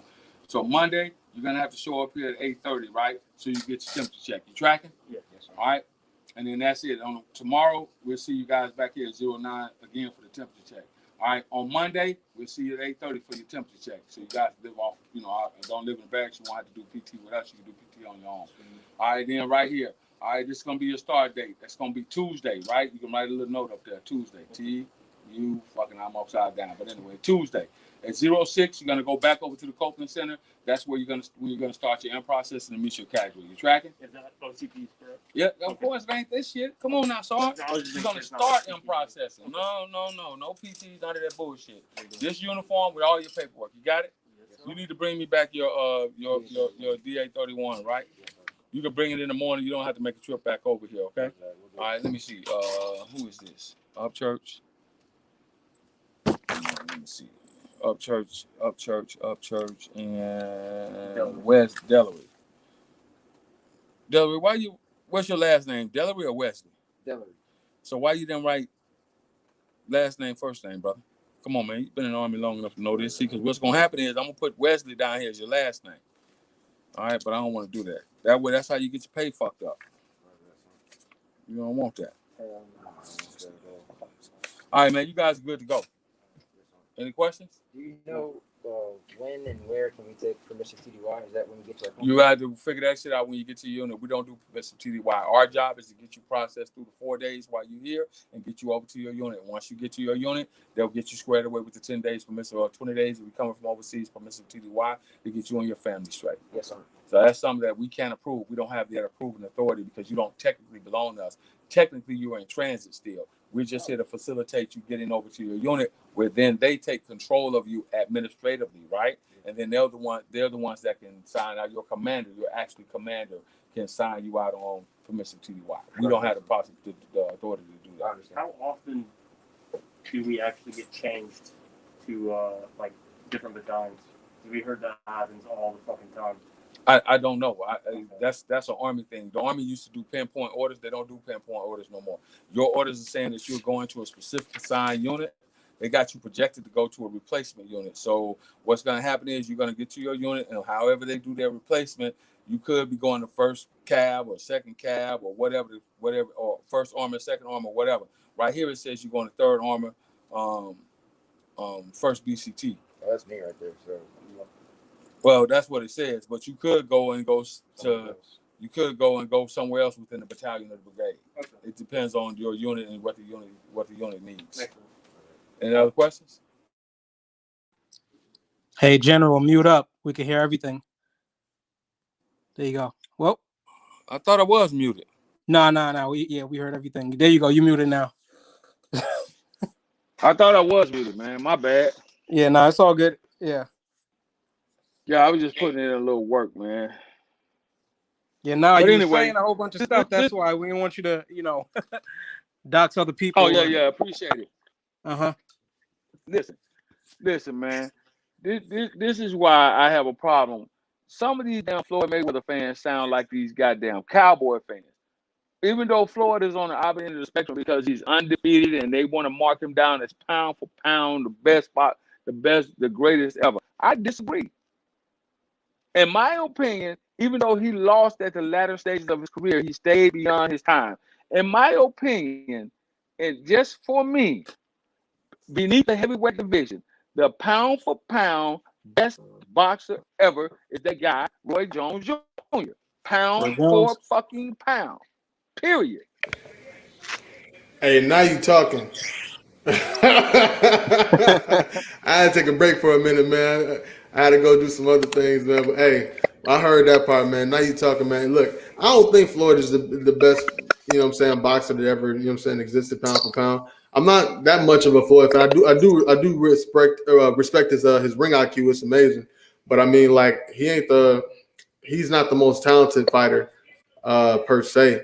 You know what I'm saying? Yeah, he's definitely not the most talented fighter. You know what I'm saying? But like, he is talented. But his ring IQ is amazing. But I'll tell you like this though, man. I'll put Roy Jones higher pound for pound in my all-time greatest list. I mean, I dig that. I'm just saying what you were saying was some bullshit. Well, you can take it however you want to take it. I'm just telling you what I saw, and I'm also telling you what those that have been around the sport, even before what have been involved in the sport before I was born, what they were saying. That's what I'm going off of. Guys that have been in the sport, that have been around, been in the sport, been in the professional boxing for more than 70 fucking plus years. Now, I know that there are some haters. Larry Merchant hates Floyd Mayweather. We all know this. But there are other boxing aficionados. There are other professional boxers that have actually been in the ring, that have actually experienced boxing at the highest level, that have all said, this is what I saw, and this is why that guy did what he did. Because if you remember, he was never that type of boxer. He was never the type of boxer to intentionally go to headbutt somebody or intentionally foul somebody. He's a little dirty. So you have to ask yourself, why, after everything the guy been through, why would he have this shot? And who he was prepared, because he was giving Floyd that work. Bro, I'll be honest with you, man. Like, I can't agree with that. I mean, I'll tell you right now, man. Homie is on trial right now for rape. You know what I'm saying? On some real shit. That motherfucker kind of, he always been a little bit left field ass nigga, man. But well, it's always, you can point to a lot. Wait, who's on trial? Victor Ortiz. Oh, damn. Yeah. You can point to a few boxers that were great in the sport. Look at the one motherfucker who murdered and killed motherfuckers and then killed himself. Carlos Monzon. Is that Carlos Monzon who did that shit? Yeah. So what the fuck are you talking about? I ain't judging him, man. I mean, shit. I mean, it could be anything, but I'm just saying, like, I saw what I saw. I mean, the motherfucker jumped out his motherfucking socks and landed the forehead. Landed the top of his head. And yeah, but Floyd why? mouth. Because it was a and that was dirty. And Floyd hit his ass when he was supposed to hit his ass, and that was clean. And he knocked him out. No, that wasn't clean. I think you got some bias toward Floyd Mayweather for some reason. I do not have a bias towards. See, that's a narrative that you're trying to push. I do not have a bias towards Floyd. I think that Floyd is one of the most brilliant boxers that we've seen in the modern era. This is what I think. Word. But when you put Floyd in the ring with motherfucking boxers of a certain generation and of a certain era, there is no competition. He would never beat motherfucking, he could never, ever beat a prime Sugar Ray Leonard. He would never, ever I don't think so beat, either. he would never, ever beat a prime goddamn Marvin Hagler. He would never, I don't ever think so beat either. the Motor City Cobra. He'll never, ever beat that guy. Never. If they would have fought, I'll put it like this, right? I agree with everything you said except for the last part. Who? The Motor City Cobra? Hold on. You gotta walk with me, the general. Damn, you gotta fucking walk with me, man. Use your motherfucking imagination. All right, now check this out. He'll beat up all those guys will beat Floyd because you know what I'm saying they went way past motherfucking welterweight. You know what I'm saying? These guys went to all of them fought at middleweight, you know what I'm saying, and higher. You know what I'm saying, later on in their career. You know what I'm saying? So yeah, they'll fuck up Floyd. You know what I'm saying? But I think in one scenario, if I can look at it, I would say a prime welterweight Floyd Mayweather versus a young welterweight Thomas Hearns. I think Floyd might be able to beat that Thomas Hearns. No. Thomas Hearns was a Thomas Hearns got bigger, he got older, and he, you know what I'm saying? But okay, I get it. But here's where you go wrong at. He was young. He made mistakes. Because the Hitman Hearns was a head hunter and primarily a counter boxer. He would force Floyd to come out of that deep. See, these guys understood the game. See, a lot of guys tried to go after Floyd got experience fighting tall fighters as well, too. It ain't like he one dimensional. I'm not gonna stop you. I'm just putting that in there. Go ahead. I'm listening. All right. I'm telling you, I disagree. And the reason why I disagree is simply because Thomas Hearns was a fucking headhunter. And Thomas Hearns was primarily, if you look back over his career, He was better than just a headhunter, man. He goes to the body, too. The other dude Thomas passed Hearns away was- today. Hagler passed away. Marvin Hagler. Yeah. Damn. Yeah, that's sad, man. That's the epitome of a middleweight right there. Marvin Hagler was a bad motherfucker, man. He looked like he had, you know what I'm saying, bricks on top of his head or something, man. He real hard-headed cat, man. Real shit, man. Yeah, I actually love watching Marvin Hagler fights, man. Definitely a better switch hitter than Terrence Crawford. You know, Terrence Crawford's a good fighter, but I never seen a switch hitter as good as Marvin Hagler in my life. He do that. He don't necessarily have to switch. He'll let you walk into his other stance. Just a bad motherfucker, man. He's a bad motherfucker, man. I like Marvin Hagler, and you know what I'm saying, respect to him and his family, man. He was an honorable dude. He was definitely a warrior in the ring, so you know what I'm saying. R.I.P. to Marvin Hagler. Well, you know what I'm saying. We was talking about Floyd Mayweather and Thomas Hearns. I'm saying, man, a young Thomas Hearns when he was at welterweight, and he was I don't know how old was he? He was like 21-year-old a 21-year-old Thomas Hearns against 34-year-old Floyd Mayweather. If I had a time machine, I might put a little bit of money on Floyd. I wouldn't. But Floyd didn't have the power. And like I said, Floyd got power, man. You tripping. All that shoulder roll shit that Floyd does would be ineffective. His defense then would go ineffective because Hearns understood how to make you follow him. Hearns would make Floyd follow him, so that defense would be ineffective. At welterweight, man, he was matter of fact, he was a stalker his whole time. That's how they train their fighters at the Crunk Gym, to walk down the opponent and throw with power. You know what I'm saying? Like he had all that reach, and with his fighting style, he was the aggressor a lot of times. He wasn't running away like He wasn't running away like Ray Leonard. You know what I'm saying? He was stalking his opponents down, walking them down. Who? You know what I'm saying?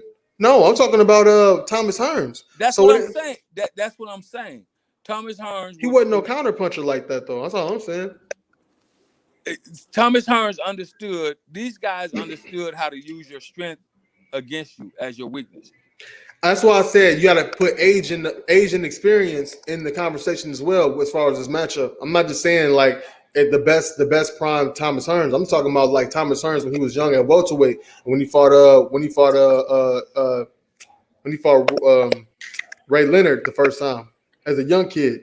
I think an older Floyd can beat a younger Thomas Hearns. No, I disagree. I think he's now smarter. I think he could even the odds in that scenario. I disagree, and here's why I disagree: because those guys had a different thought process. Those guys were warriors. See, man, you shitting on Floyd, man. I'm gonna say you got somewhat of a bias. You know what I'm saying? My thing is, all right. I know you understand the fact that I think you understand that Floyd is a good fighter. My thing is, all right. Well, what do you like about Floyd? That's one question I would ask you. Floyd is a great fighter. Floyd is probably one of the greatest tacticians that ever practiced the art of the sweet science. He's a great tactician. But where I have to take away from Floyd that makes him a 9.5 instead of a 10 is that there were some boxers that Floyd should have utterly destroyed and he wasn't able to do it. See, all of those guys that when they fought lesser competition, they went for the kill mark. They went for the knockout. Look at Hagler and Hearns and Leonard. Those guys were actually murderers, man, in the ring. Hearns was a fucking murderer.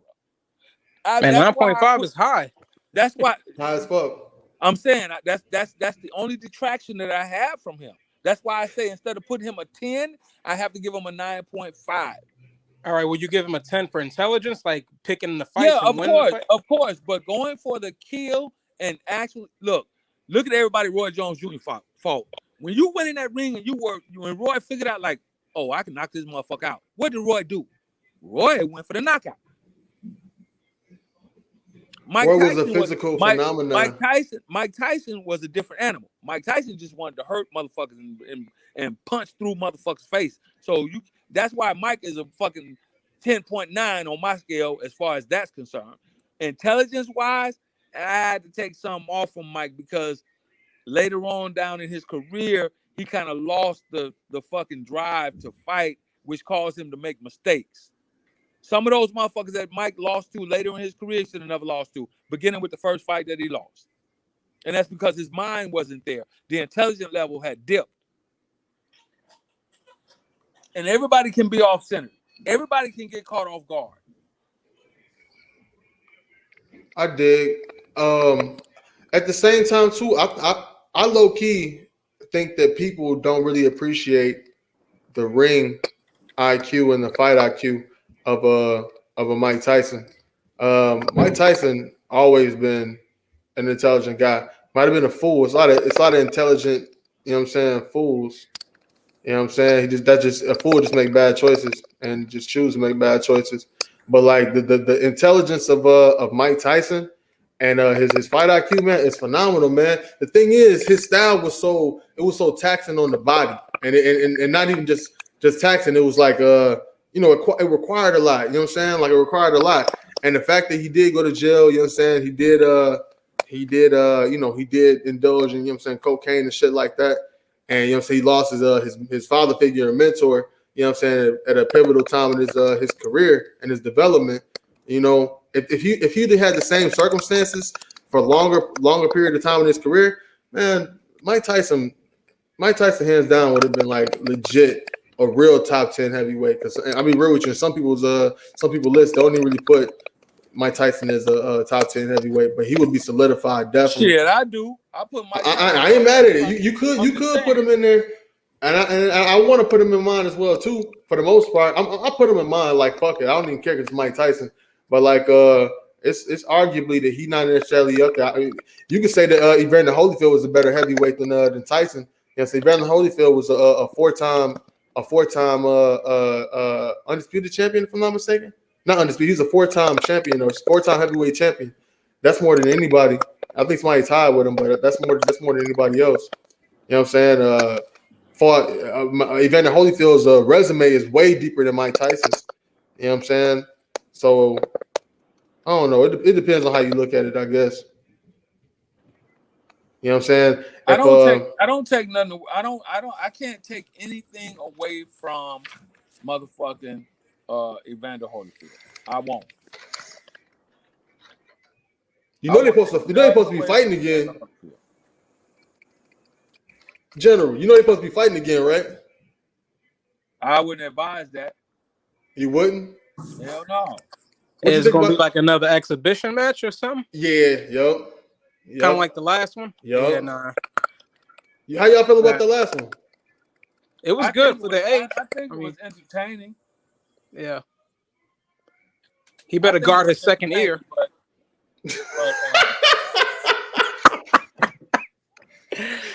God damn. Yeah. But nah, I don't think Mike that crazy this time. I think he's calmed down. It was very entertaining, but I would not take that chance. I wouldn't. Because of the Yeah, I of was the age? scared, man. For real. Like, I was scared because they both, like, what, 53, 54? I was scared for either one of them to get knocked out, man. You don't know what's going to happen after that. Me For too, real. man. I ain't really want to support that fight at first. I'm like, yo, man, I don't want to see these cats get hurt each other, man.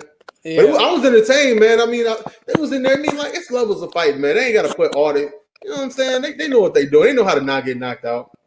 You know what I'm saying? So it's like, I was actually entertained, man. I was like, okay, I liked it. It was like seeing two uncles and shit fighting at a family picnic and shit. Honestly, You know what I'm saying? I can't believe people wasted $50 on that stupid pay-per-view, to be honest. That Mike Tyson Holyfield thing? That was or was it Tyson Holyfield? Who was it? It was Roy Jones and Tyson. Yeah, that's what I'm saying. Who honestly, I lost interest after the first round. I'm like, this is not going to be entertaining.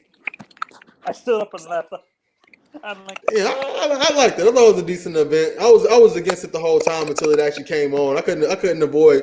I couldn't not see a chance seeing those two in the ring at the same time, man. I had to see the shit. You know what I'm saying? And it was cool. It wasn't nothing too dangerous. Wasn't nothing too dangerous. Hey, boxing today. let me. I got a break. I got a breaking right now, man. Motherfucking these two chicks is about to get down, man. It's actually for the welterweight undisputed championship. It's this chick named Cecilia Brækhus. She from Norway, and then you got this chick Jessica McCaskill. She's from Chicago. You said what? Was it Clarissa Shields? No, this is going on right now. It's round one. They just popped off, but it's going on the zone. I'm watching it and shit. I'm probably gonna I'm watching it. But it's a little legendary thing because they fighting for undisputed. You know what I'm saying? And Cecilia Brækhus actually was like a long reigning champion for a couple years, like a few years. I don't really follow female boxing that much, but I know about her. And she lost her belt the last time. This is the rematch. She was undefeated. My bad. Go ahead. General, are you there? Okay, no one's there. So I actually have a question. I noticed this recently with boxing specifically. It seems like the lighter divisions are more technically sound when it comes to like punching and stuff. But like once you get to the heavier divisions, like middle, it's rare. It seems like it's all wild. It's rarely like as technical.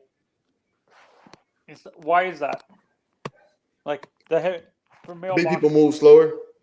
Huh? Big people move slower. They less flexible. You know what I'm saying? You could be tall. You could be you know what I'm saying? You could be 5'7", and then somebody else be like motherfucking 6'4", 6'6", and they have the same skull as you, same size skull as you got. You know what I'm saying? So like, they're gonna be less coordinated depending on how their body is shaped. Oh, she throwing them. But like my thing is like this though. They're not necessarily more technically sound, you know what I'm saying, at the lower weight classes. You gotta look at it like this. Bigger people and smaller people fight different from each other. You know what I'm saying? So yeah, a lot of those cats, they not. The reason why I'm asking this because my three favorite fighters of all time are Cesar Chavez Sr., Marco Antonio Barrera, Oscar, and Juan Manuel Marquez. Oh, you like the fighters. Latino brother? Okay. Huh? You like the Mexican fighters? Yeah, and Cotto, Miguel Cotto. Puerto Rico. Yeah, man. What you like? Because they go to the body? Because all them cats you said go to the body. Barrera go to the body good. Chavez definitely go to the body real good. De La Hoya. When I looked at Barrera's older fights when he was younger, he was a power puncher. He was a volume power puncher. He can actually knock someone out just by body punches. Don't nobody like it to the body. Which you don't see a lot of that now in boxing for some reason. Shit. I don't know, man. What weight class you following right now, if any? Like what you watching? Like who you looking at? Who you got eyes I don't on? watch boxing because the lower weight classes are not as deep as I want them to be. I follow lightweight. I follow fly, bantam, lightweight. All right, let's stick to the lightweights real quick. You know what I'm saying? Like between Devin Haney, Teofimo Lopez, and Ryan Garcia, and you want to throw Gervonta Tank Davis in there as well too. Who do you like? Yeah, throw Gervonta Davis in there. Who do you like the best out of there? Okay, like you want me to say best overall fighter or just just who you like? You know what I'm saying? Like who you think is the most talented? They all young. They all under like 24 years old. Teofimo. Like Teofimo Lopez. Yeah. He a bad motherfucker. He good. Then it's Teofimo, then Devin for me. Then who was it? The other guy you said? There was Devin Haney. Gervonta Davis. I like Tank. Ryan Garcia Yeah. needs to have more warm-up fights before he's even ready for those guys, to be honest. He's gonna Ryan Garcia is the mandatory for Devin Haney's belt, right? He don't want to fight him. Wait, Ryan doesn't want to fight Devin? Yeah. You know what I'm saying? When he fought Luke Campbell, that was an eliminator for the WBC World Champion belt. And since he beat Luke Campbell, he earned the right to fight Devin Haney for a world championship, and he's not trying to fight him. He don't want to fight him. See, that's what you call a real duck. You know what I'm saying? That's what you call a duck. See, when you guys were talking about Floyd, was Floyd already out of those divisions? Because didn't Floyd start at like bantam and flyweight during his career? No, actually, I think Floyd he went pro at 130 in the Olympics. That's what I'm saying. Well, I never saw him fight any guys because Barrera, Morales, and Marquez were in their prime, around that time, and I never saw him fight them. No. See, Barrera and Marquez, they didn't start at featherweight. I'm you know not what I'm saying? I know, but their last fight, like Morales and Barrera, their last fight that they had against each other, that was at featherweight. But they was fighting at bantamweight and shit around that time. They fought bantamweight the first time they fought each other. Were both Rafael and Juan in the same division, or was Juan the heavier guy? Well, I know all of them was at featherweight at one point in time at the same time. I mean, they kind of moved around a little bit, so I'm not sure exactly, you know what I'm saying, when they was at where, you know what I'm saying. But I definitely, Eric Morales is one of my favorite fighters, man. I was in junior high school. I just like the way I like the way he scrapped. He fought tall and shit, and he also knew how to fight on the inside. So I was really following. I really followed Eric Morales. You know what I'm saying, back in that 2000 era type time. You know what I'm saying. I actually had to go. I had to go back and look and realize that that Barrera actually fought Prince Nassim, because I mean back then I didn't know who the fuck that was. I was a shorty. I'm not sure. Mayor or whatever his name is, the guy that Oscar always fought, like that he had. Oh, Mayorga. His Mayorga. Mayorga is his last name. Eric Mayorga or whatever his name is. What's your What the fuck is opinion on Mayorga's him? first name? Oh, he had a nice chin. He was just a brawler. You know what I'm saying? He just a brawler. Is that why Floyd became a defensive fighter? He didn't really have a chin. Like, is that? Nah, man. Floyd had a real chin, man. Floyd took punches, man. You know what I'm saying? Like, I don't know. I gotta be real with you, man. Like, you gotta really watch the fights. You know what I'm saying? To really know, you know what I'm saying, what happened. You know what I'm saying? It's like you can't just hear about a motherfucking book. You gotta read that motherfucker, you know? So I mean, you gotta watch the fight and see what happened. But I mean, like Floyd took punches. He took punches from he didn't take a lot of punches because he was a skillful fighter. But he did take big punches from world class fighters, world class hitters. You know what I'm saying? And he did his thing. I mean, he got a chin. He proved he had a chin. Who's a better defensive fighter in your opinion, Lomo or Floyd? Loma. You talking about Vasily Lomachenko? Oh boy. because that's what Vasily is known for, being a defensive fighter. He has power, but he rarely uses it. He's more of a defensive fighter like Floyd. Who would have won that fight? No. What? No. When he got that moving and shaking and shit. Can you notice that? So I don't know if I broke out. Did I break out? Yeah, I broke up a little bit, man. Some shit happened to my connection. I ain't hear nothing you said. Who would win?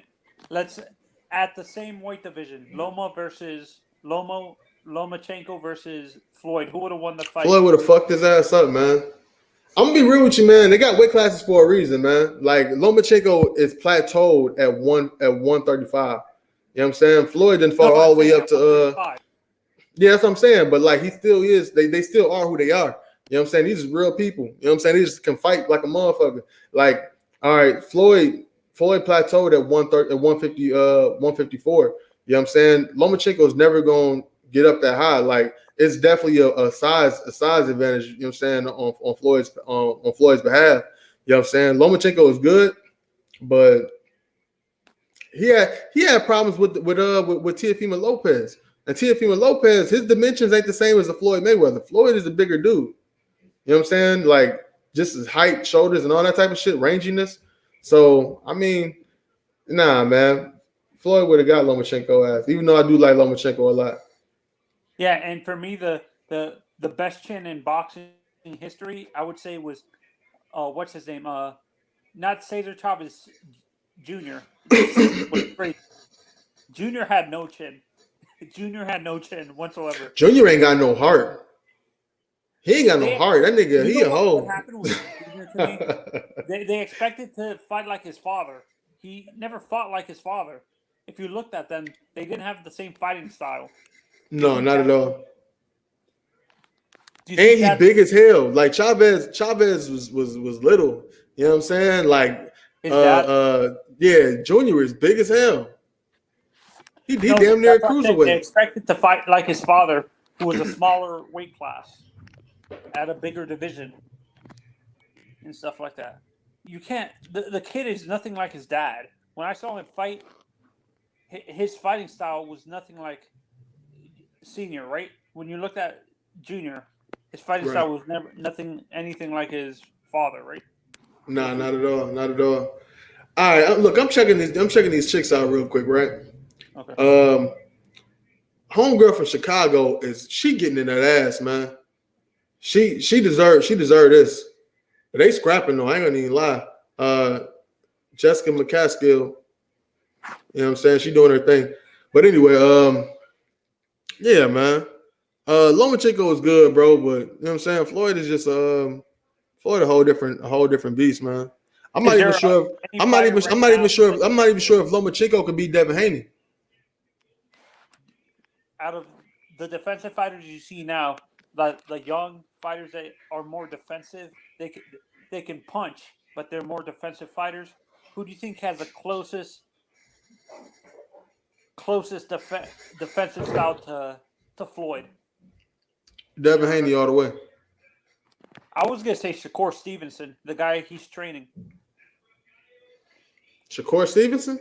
Yeah, Shakur. Yeah, I know who Shakur is. You think his style is more similar to Floyd Mayweather?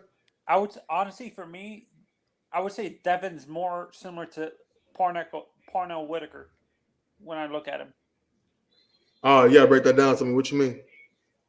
Like his defensive style, because I can't remember who was breaking it down and stuff like that, but they had a side by side on their stream with Parnell Whitaker and Devin Haney, and when you put them together, it's the exact same fighting style, exact same. The guy was breaking it down like his but how he defends and how Devin punches. He has more punching power than Parnell, but he has the same like overarching left hook that Parnell had. I do like that overhand from Pernell Whitaker. Do you agree with his comparison with Parnell and Devin? I mean, it wouldn't be my first. I can see what they mean. I can appreciate that. I would never explain it like that, but I mean, I could dig that. Yeah. I got to see some more from Shakur Stevenson. Stevenson. Growing for me, like I said, me being Latino, I was never a big fan of like Floyd Mayweather. What's it called? Mike Tyson or anything like that. The guys I liked were Chavez, De La Hoya, Manny Pacquiao, Morales, both Marquez brothers. Wait, are Rafael and Juan brothers, or are they like cousins? Are they related? I'm not sure. I'm pretty sure they're related though. Are they related?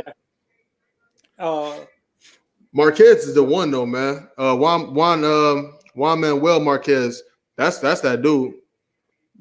Nanito Donaire.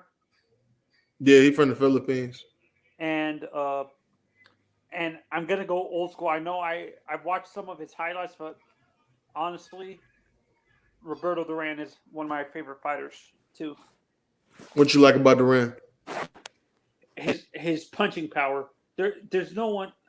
I saw him knock out a guy just with like he barely touched the guy and he knocked him out, which is the craziest thing I never seen like someone to have that much power. Just he barely touched him and he knocked him out and stuff like that. That's how much power Duran had, right? Especially down there. I mean, the fact that he was a lightweight and later in his career he can go all the way up to he went all the way up to super middle and fight Iron Barkley and knock them down. I mean, and beat him. Like that say a lot, man. A lot of cats can't do that shit. So I mean, his power transferred over all them different weight classes. Power real, man.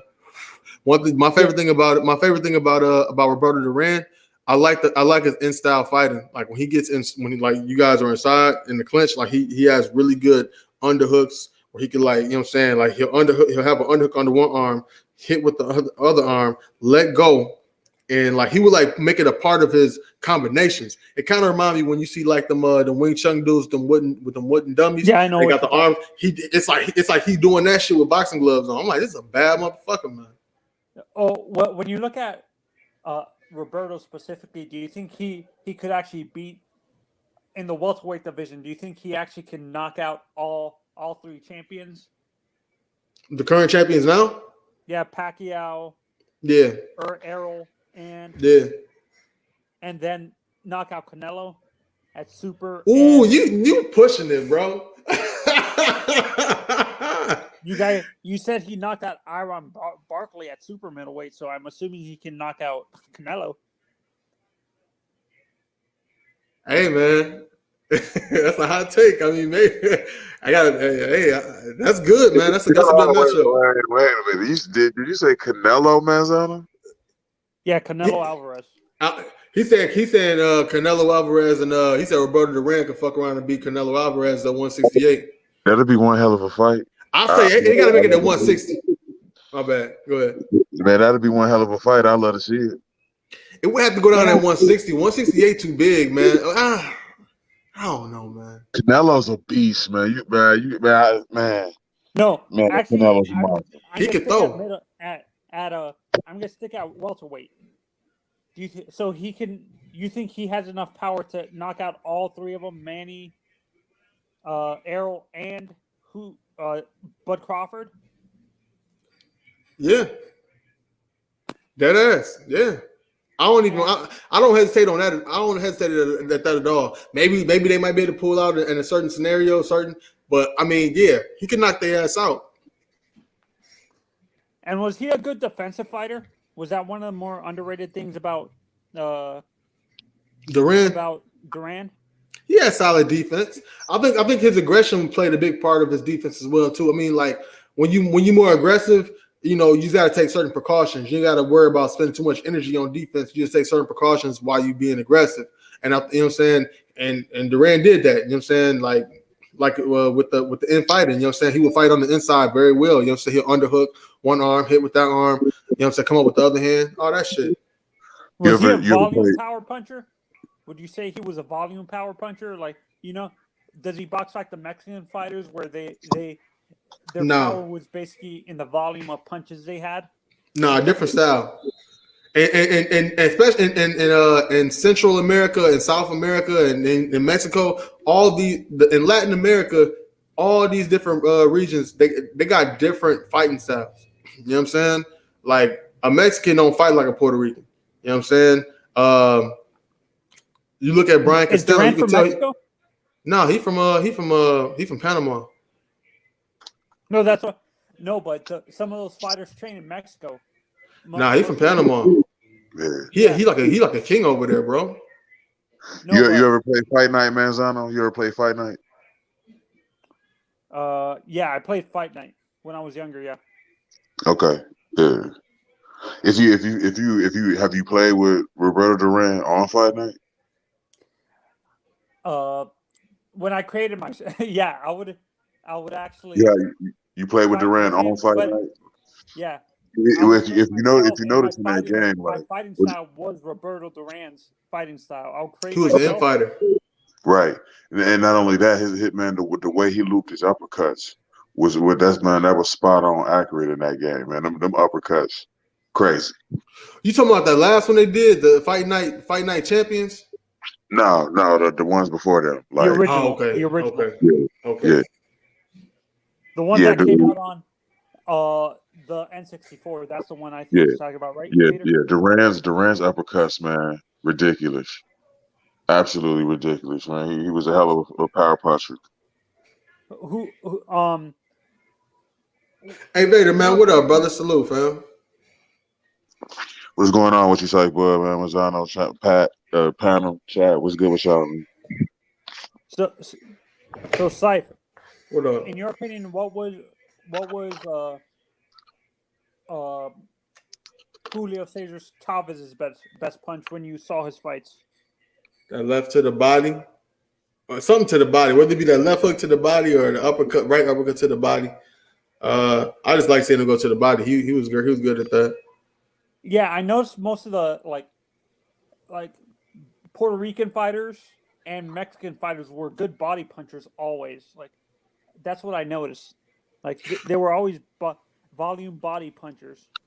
Well, you can see that like the footwork and the guards and the rhythm between a Puerto Rican fighter or a Cuban fighter is different from a Mexican fighter.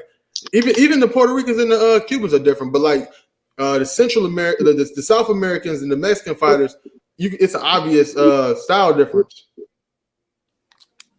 No, but when I was talking about Durant before, what I was trying to say is, I think he did most of his training in Mexico, so he fought with those Mexican fighters when he was in the amateurs. A lot of those Mexican fighters in the amateurs, because he was out of Panama, but he fought in Mexico most of his amateur career, apparently. That's what I read. Okay. Duran and stuff like that. So when you look at his fighting style, it copied the Mexican fighters with the volume punching. He was a power puncher, but he did a lot of volume punching to the body and to the head and stuff like that. Don't you agree? Another thing I liked about Duran is that he had really good head movement. You know what I'm saying? Like even if he's like from a distance, you know what I'm saying? Because he didn't really throw a lot of shit from a distance. He wasn't really like he wasn't what you would call a pure boxer. Now today that you can say is the closest thing to Roberto Duran when it comes to the Hispanic fighters and stuff like that. You mean stylistically or talent wise? Yeah, head movement and stylistically in general. Would you say Canelo is pretty close? No, I wouldn't say they're the same. They different. They definitely different. You know what I'm saying? Like Canelo don't fight in the clinch at all, ever. You know what I'm saying? Canelo like to be at mid-range, let off to the body. Even when he was in lighter divisions, he fought at distance. Not really. He used to move around a little bit. He used to move around a little bit more when he was at 160. You know what I'm saying? But like at 154, he was usually the bigger guy, so it wouldn't be really invasive. He tried to be in front of him. He was a pressure fighter. Right. Canelo also has some of the best feints I've ever seen in boxing too. Like just noticing how he trains and watching videos of how he trains, man. Those feints he be having, ridiculous. Yeah. Sorry, when he I'm gonna ask you this, Vader. Did you ever watch the training videos with Khabib? I watched a little. Yeah, I watched a little couple training videos with Khabib. Yeah. Do you actually believe he trained with a bear, or do you think that was just a stunt to prove how crazy his training was? Do you think he actually wrestled a bear during his training, or was that just a stunt? I mean, it's Russia. If that's what they say, Khabib is one of the a few fighters, man. He said he did it, man. More than likely he did it, man. So hey, they said he trained with a bear. I'm willing to take him at his word for it. Yeah. When I hear some of these weird training regimens, sometimes I don't believe it and stuff like that. Like physically, a bear could kill you. I don't think if it was a cub, I understand, but if it was like a huge bear, I don't think it's physically possible. Hey yo, low key, man, I seen this chick on YouTube, man. It's actually a badass, bro. She be she got a farm of lions. You know what I'm saying? And like, I don't know, man. If you could talk to the motherfuckers, y'all could work something out. You know what I'm saying? Like you talk to the animals, man, y'all could work something out. So maybe he was wrestling the bear. I wouldn't be surprised. Y'all seen that lion lady on YouTube? She's like a little I don't know, man. I don't know what her nationality is, man. She look kind of like Brazilian or some shit, but she bad as hell. She like a whole bunch of. Nunes? Say it again. Are you talking about Amanda Nunes, the lioness? No, I'm talking about in real life. I'm like, hold on, I'm gonna look this shit up real quick. Don't pay me no mind, no man. Don't pay me no mind. I'm gonna go on mute real quick.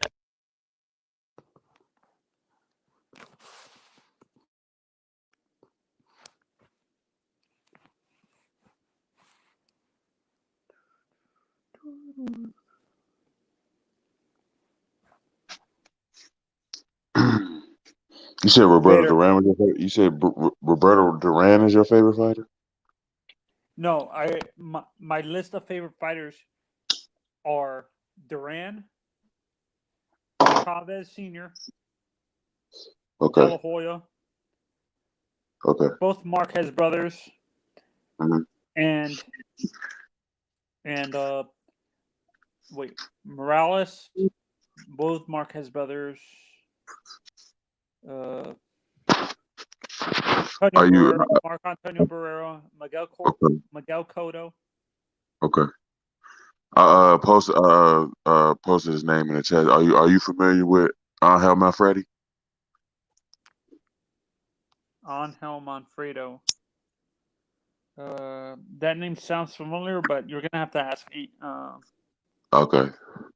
Yeah, he's I like. know who you're talking about, but I think that was before. Like, guys, like I said, okay. I saw the end of Julio's. I stopped watching boxing after a certain point. I stopped watching after De La Hoya retired and stuff like that. Okay, because yeah. Boxing got too much about the money instead of the quality of the fights. Yeah, and they did at a certain point. Like it definitely happened. Like. As an MMA fighter, do you feel that MMA and boxing in general are getting too much like professional wrestling, where it's more about the promotion than the actual quality of the fights and stuff like that? Well, with the UFC, Dana White makes sure that good fights are posted and good fights happen. Like that's one of the things. That's one of the draws to the UFC is that they always put on. I don't even know how to describe it. They always put on equally balanced fights. Like they make sure to do that. So yeah. It's a mixture of good promotion and the quality of the fight. Yes. Yes. Okay. Remember the craziness? Do you remember the craziness that happened with what was it? I think it was the McGregor Khabib fight and stuff like that.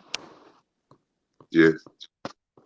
During the promotion of that fight, it's funny they arrested Khabib, but of course they what's his name? Connor throws a chair and breaks a window and hurts his daughter, Khabib's daughter, and he Oh doesn't get yeah, arrested. yeah. The tour bus. Yeah, I remember that. Don't you think it's unfair that they arrested Khabib for getting out of the bus and trying to attack Connor, but Connor throws a chair or whatever, barricade, breaks a window, and hurts someone inside the bus, and he doesn't get arrested? But I mean, Connor's a golden boy though, and when it pertains to the UFC and MMA, I would expect nothing to happen to him. Connor's been in so many situations, man, throughout the years, but where I thought for sure he was going down and didn't. Man, Connor's damn near untouchable, man. When it comes to that, man, he's slap on the wrist and he's out of there.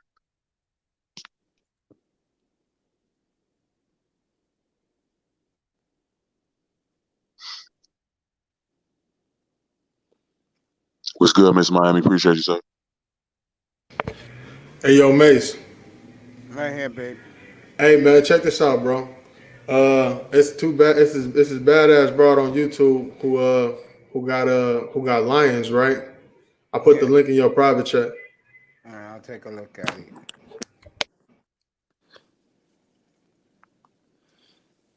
So when you're muted, Syph, I was telling my list of favorite fighters, and I added a few people on my list. Actually, I added Oscar. I have both the Marquez brothers. I have Eric Morales, Manny when he was in the lighter divisions. Actually, I don't like him in the welterweight, to be honest. And Julio Cesar Chavez Sr. Do you know who Angel Manfredo is? Angel Manfredo? Is that the guy that fought Duran? Back when it was like back at lightweight? Did he fight? I'm not sure. I'm not sure if he fought Durant. No, I might not be familiar with him. Yeah, I might have to check that out, actually, man. I know that name because I think he was during the time Oscar was fighting, like in the Yeah, he early was. 90s. Yeah, Manfredi. Yeah. Angel Manfredi was one of Oscar's like amateur competitors before he went pro. Last amateur competitors before he went pro, I think. Yeah, I don't think I'm hip to him. If I am, I don't know. Sometimes I know a whole bunch of fights, and I might have to like get eyes on it. I'm real bad with names, so I don't know. Did you ever watch the last fight of Cesar Chavez Sr.'s career against Oscar? Oh yeah, hell yeah. What was your opinion on that fight? Was Oscar out of his depth? Did he win that? Did Oscar win that fight, or did he actually? Hell yeah! You talking about the first fight? They fought twice, didn't they? No, they fought once. I could swear they fought twice. Yeah, Oscar got his ass up out of there. Didn't he stop him? No, I think the first fight it went to a unanimous decision because I think it wasn't a championship fight. It was the second fight with Oscar. Yeah, they fought twice. I think the second fight was a championship fight. The first fight was what is it called? Was a non-title. It was an eliminator because I think they were gonna fight the current champion at the time, which I believe was Marco Antonio Barrera, or something like that. I think it was either Barrera or Marquez. I can't remember who it was at the time. Hold on, I'm looking it up real quick. They fought one time. Okay, yeah, I was right. Was it a unanimous decision, like I said, or was it a knockout? Hold up. He retired in the corner. Chavez. So he didn't come out. It was like an Omos thing. Like, I mean, if that's how you want to go, yeah. But he just retired in the corner. Let me look at this real quick. Yeah, he didn't come out. He didn't come out the 9th round. Okay, yeah. 1, 2, 3, 4, 5. Where you rank Gotti at, Say boy? I don't rank Gotti, man. Like I ain't trying to be bogus or nothing like that, but you know. Why is that? He wasn't that nice.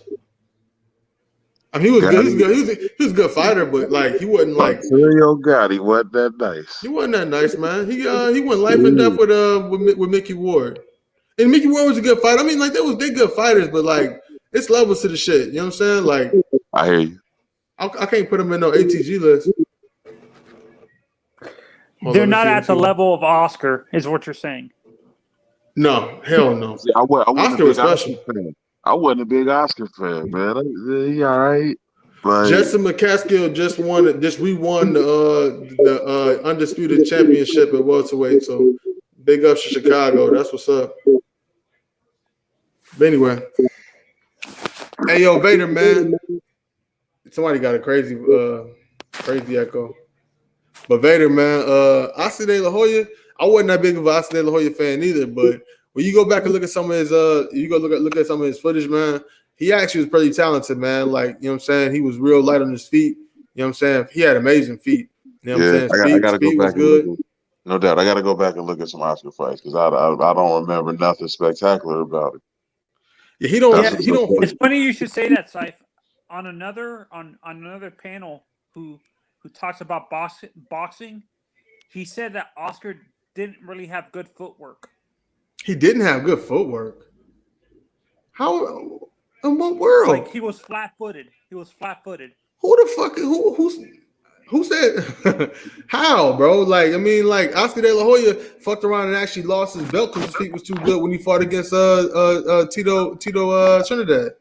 When he fought against Felix Trinidad, bro, like he skipped around the whole ring in the 12th round and fucked around and lost because of, you know what I'm saying, he let that round go. But like Oscar De La Hoya had great feet. You know what I'm saying? Like, do you think when someone says that it's out of jealousy of how good Oscar was when they're evaluating his career, saying he doesn't really have the good feet and stuff? Good technique. I don't know the motivation behind it. I just if they look at Oscar De La Hoya and say he ain't got good feet, then they just don't know what they're looking at. A lot of people be looking at the fights and they don't really know exactly what's going on.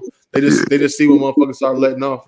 Right, and I don't go in on Oscar like that because he get enough hate anyway. There's a lot of motherfuckers that don't like Oscar just off top, so I don't be going that hard on him. But I wasn't a big fan.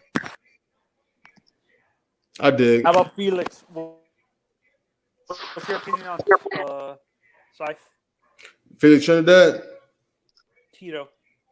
Yeah. Trinidad was a good fighter, man. He was a good fighter.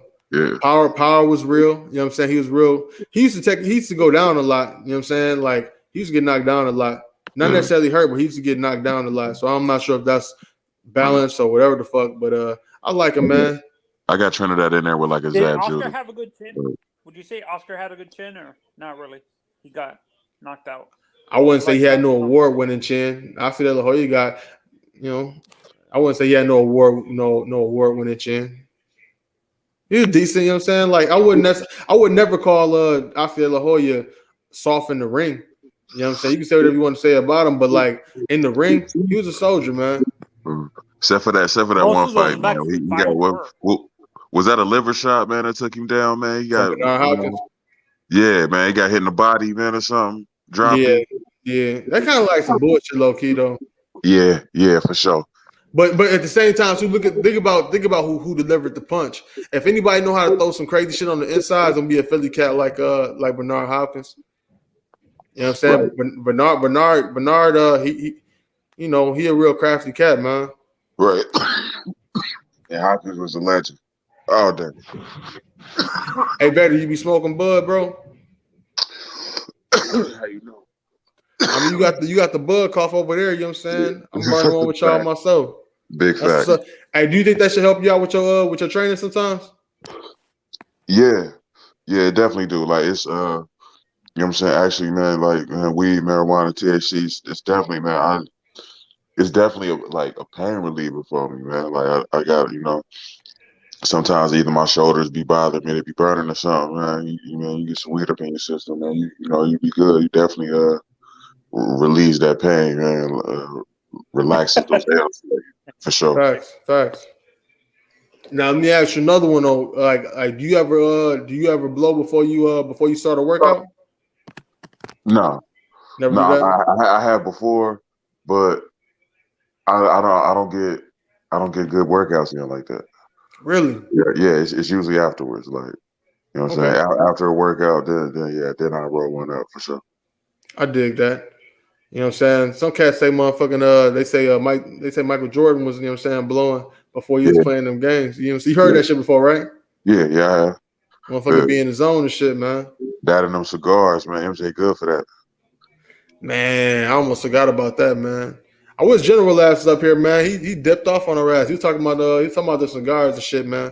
You know, so I didn't enjoy a couple of decent cigars before, but you know what I'm saying, I ain't really up on game on them like that. Yeah, man. I'm just now getting into the cigar game now, like for real. I just trying to get When into you're it. talking about pre-fight stuff, I just remembered this. Ronda Rousey did an interview recently where she said she would have sex before fighting her fights all the time, and she would perform better. I'm not sure if that's actually true or that's just like a myth for MMA fighters and stuff like that. Did she let dude bust in her? That should make a difference, man. And it might testosterone shot. Yeah, it's different for women too. Yeah, it's like that. Like women makeup and anatomy, it's different. Like you don't, man. As a man fighter, like oh no, don't get no pussy before a fight. Man. She pretty much admitted to being a succubus. Right? Yeah. Don't get no pussy before a fight. Don't get no pussy before training. Your knees definitely knocking, man, for sure. Like that's one of the worst things you can do. Yeah, that's it actually takes away your stamina as a male fighter, is what you're saying. It takes away your stamina. It takes away your legs. Oh no. Don't even think about it. If I was when I heard that, I'm like, I wonder if that pissed. actually works with male fighters too. I'm like, nah. No, male fighters. Oh no. That's the last thing you want before a fight. You know who admitted to, you know what I'm saying, fucking a couple times before championship fights? Who was that? Deontay Wilder. Yeah. Oh, Jesus Christ. What do you think about Deontay Wilder as a fighter and as a champion and as far as his career? I like him and I want to root for him. One black man to another. I think he's one of the worst technical boxers I've ever seen in my life. Man, all those looping hooks and man, he looks so sloppy in there. It's crazy. I'm happy he is as good as he is, but his technique doesn't show it at all. Yeah, for me, for my opinion on Wilder, and I can't remember, they were talking about him having a rematch with what's his name? Not Joshua, Fury. And Fury, they had the contract signed, but at the last minute, Fury backed out of the contract, and I'm thinking, Fury must know something. Like, he must be afraid of Deontay if he backed out of the fight and chose to fight Anthony Joshua instead. There has to be something very that's sticking to me. Don't you agree, Siph? That about Fury pulling out on the Wilder shit? Yeah, backing out at the last minute. I mean, given the fact that the whole signed and everything, and he backed out. I'll tell you like this. I'll be honest with you, man. Honestly, even though all the drama and shit that's still going around that shit, I think the main thing is they know that in order for them to get the right amount of money, they need to put that type of an event on. They need to have an audience, and they wait until the whole pandemic shit, you know, what I'm saying, cool down so they can put people in the arena. because both of them cats, they asking prices high. You know what I'm saying? They're not gonna go down and fight for no single digit. No, egos. Just they booking price. You know what I'm saying? I fight for this much. You know what I'm saying? I done proven that this is my track record of earning this much, or getting this many viewers, or getting this many tickets sold. Well, this is what I'm asking for, just like a musical artist would do. And you know, that's what I'm saying. They had the fight set up for November of this year. They weren't gonna be able to have no full. They weren't gonna be able to have no full audience attendance and that shit. If they did that this year. That's a great point, Sykes, man. You need an audience for that. You definitely do. You know what I'm saying? They gotta get that. They gotta get that money for that because them cats, if I'm not mistaken, that they got like the purse was like $50 million. So they spent like just how hyped that fight would be. You need an audience for that. You need an audience for that. Yeah, that make it a better fight. But these motherfuckers damn sure want finna throw themselves out the window and not get paid back. Right. Out of all three fighters, who's the most technical fighter in your honest opinion? Joshua, Fury, or Wilder is out of the question. Out of Joshua and Fury, who's the more technical fighter? You can go for that one first, Vader. Joshua. I think Joshua. So he has a mixture of both, is what you're saying. He's a technical fighter, but he has power. Indeed, indeed. To the point where I'm not sure if Wilder even want that smoke. For real. It's gonna be a good fight. I'm surprised Fury wants that in the first place either. And Joshua's the best. Joshua, for my money, is the best heavyweight right now. So you think he's gonna be the one that dominates the division like Klitschko did? I won't say he'll dominate, but he definitely is gonna get in a trio in a trio between the other two. He's definitely gonna take that first fight for sure. Now they might get back on the second one, but he's definitely taking the first one. So, Saif, do you think there's ever going to be a heavyweight like that, like Klitschko, where he dominated, had all three titles for like 10 years? Yo, man, they just did a salute for Marvin Hagler on the event or whatever. You know what I'm saying? Salute to Marvin Hagler, man. That was a bad motherfucker, man. No doubt. Yeah, man. Damn. But fuck. With Klitschko, that whole Klitschko era was dry as fuck for boxing, man. That shit down there, that shit down there destroyed the motherfucking sport almost. It brung it out. It brung it out a lot in a way. You know what I'm saying? And we want to take, you know what I'm saying, talk about because the people in the UK, they didn't even like the motherfucking Klitschko brothers. You know what I'm saying? They pretty much took the fucking it expanded the sport, you know what I'm saying, farther into, you know what I'm saying, Eastern Europe. You know what I'm saying? Which ultimately is a good thing, but that shit was dry as fuck for the motherfucking heavyweight division. You know what I'm saying? Klitschko reigned over the weakest era of heavyweights, bro. Yeah, you know what I'm saying? Klitschko was definitely beatable throughout his whole fucking career. And plus, I mean, it had a lot to do with selection. I'm not saying Klitschko was a bad motherfucker, man. If you want to put Klitschko in your top 10 of heavyweights of all time, I wouldn't necessarily agree, but I ain't mad at it though. You know what I'm saying? I ain't mad at it at all. I mean, like really, Klitschko, if you want to look at it like from resume and for record and all that type of shit, I mean, you got to put Klitschko over Tyson easy. You know what I'm saying? I think Tyson would have beat him. I mean, be real with you, because you know, of course he would. Klitschko chin was questionable as fuck. He got fucking knocked out by fucking Saunders. You put Klitschko in the 90s era, man. Get out. Ate the fuck up, dog. Razor Ruddock would have took his fucking head off. Razor Ruddock, dog. Right, man. So you think he just take like during his fights, all he did? Do you think he was? I used to say Floyd was a runner during his fights, like later in his career. Do you think Klitschko during his career period was a runner? Like he knew he had a questionable chin, so he had to rely on his reach. And Anthony, let me tell you like this, bro. I'll tell you like this. Floyd wasn't no runner. You know what I'm saying? Klitschko wasn't no runner. All right. I'll say this. Sugar Ray Leonard, quote unquote, ran way more than Floyd Mayweather.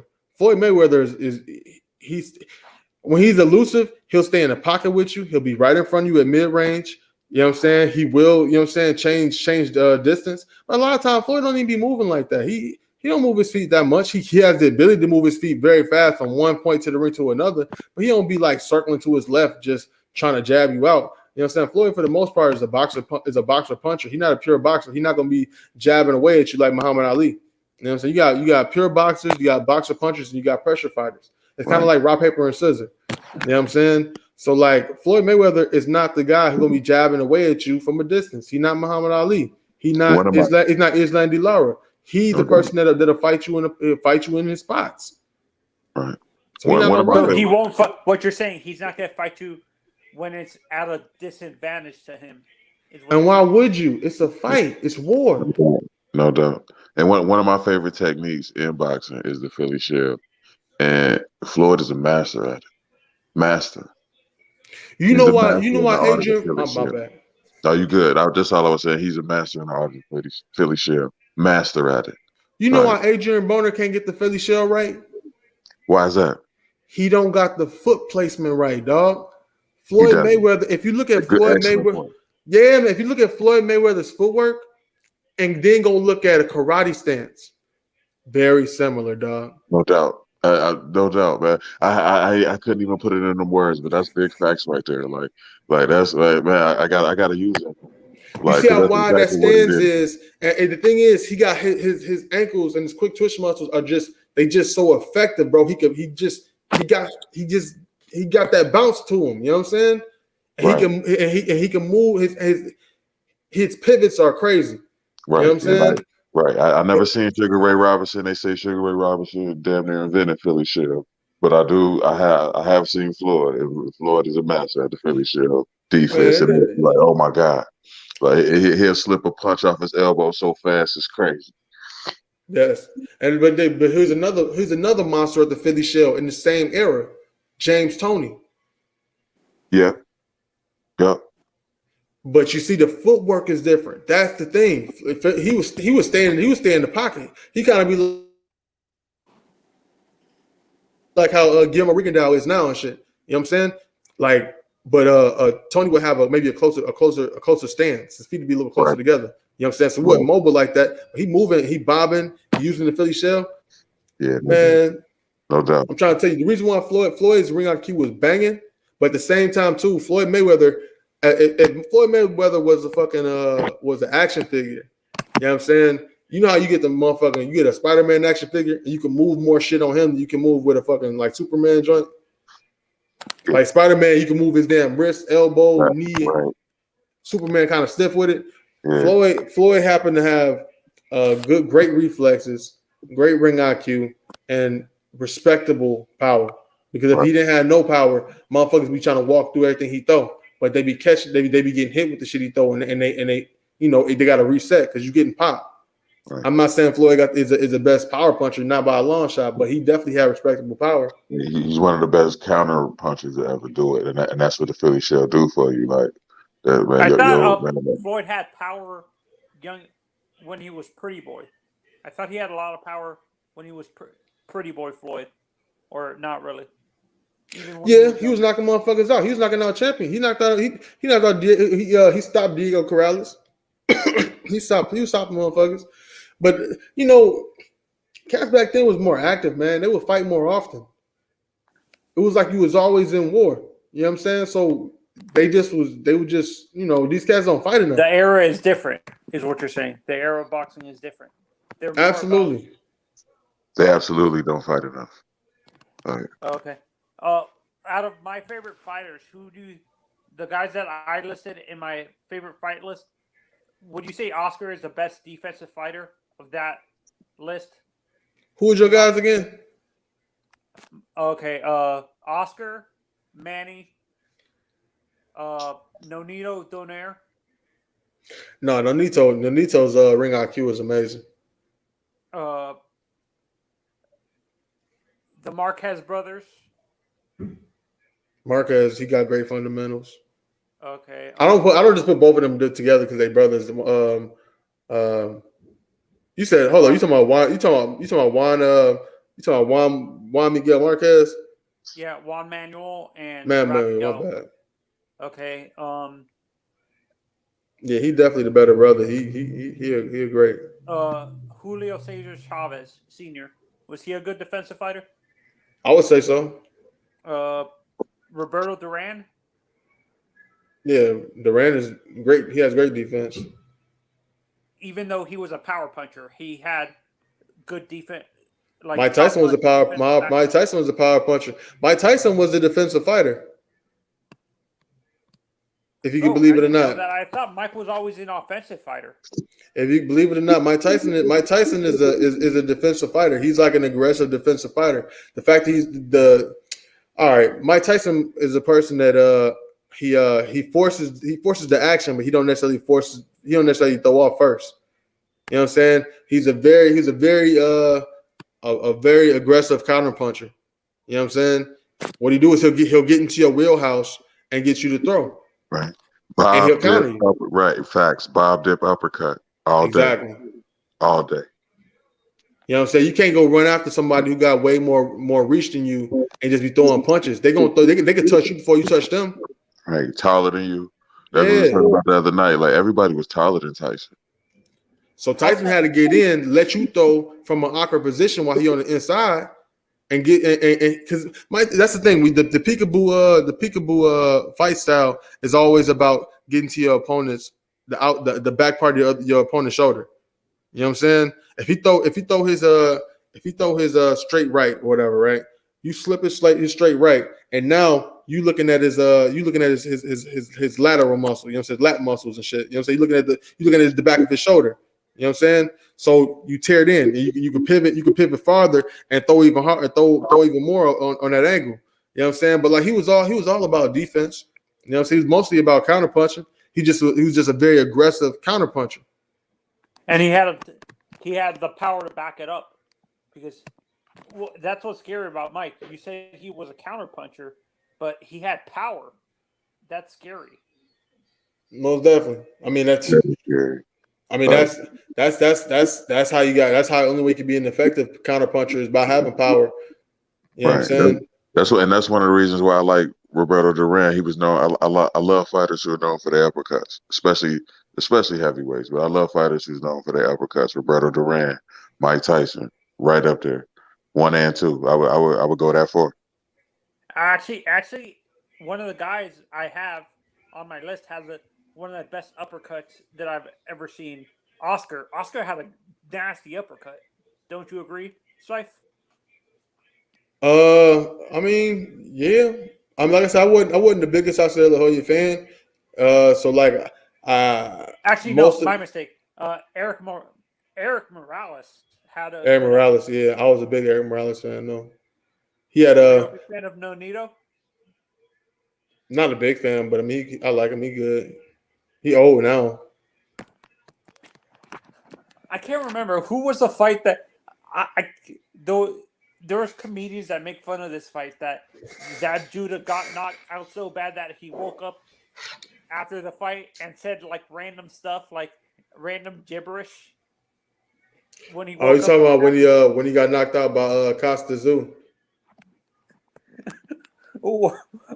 How was that knockout that bad, or people are exaggerating? No, it was bad. He went down and he tried to get up too quick. And his legs just, you know what I'm saying, they were just everywhere. He had like noodle legs. And you know what I'm saying, he fell across the ring and shit. You know what I'm saying? Referee waved the shit off. Like, nope, that's it.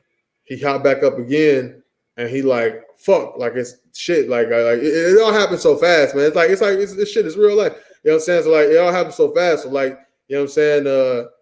He was decent, but when he got up the second time. But you know what I'm saying? You was just showing, bro. You was hurt, bro. You was wobbling like a motherfucker, bro. So the referee stopped that shit, and that's when he tried to choke out the referee and shit. Let me ask you a question, Si. It's funny you should bring that up. Go ahead. What's up? I was watching the Next Generation thing, Showbox The Next Generation. On what about Showtime? I was watching one of their episodes, and a guy got I can't remember who the fighter was, but he got knocked out so bad that they had to take him out on the stretcher. and he was in the hospital in like he's been in the hospital in a coma for the past 2 years. What? Yeah. Oh, you talking about did you see his picture? It was a Hispanic guy. I forgot the guy's name now. Oh no, I don't know who that is. I know Adonis Stevenson. Adonis Stevenson got put into a coma. He wasn't in there for no 2 years. 2 years, bro. I don't know. Do they keep the plug on you after 2 years? They gonna leave you? They leave you on the machine that long, dog? No, that's what I was assuming. I thought it was like 2 years, close to 2 years or something like that. I think it was like a year and a half or something like that, or 6 months or 7 months or something like that. I'm not familiar with that one. After the fight, he got knocked out so bad that they had to carry him out on a backboard and a stretcher and stuff like that. It was on the same card that Sebastian Fundora debuted too. Yeah, I don't know, bro. I don't know. Fucking but what was the worst knockout you've ever seen, guys, in boxing? Baby, you got that one. Go for it. Worst knockouts, man.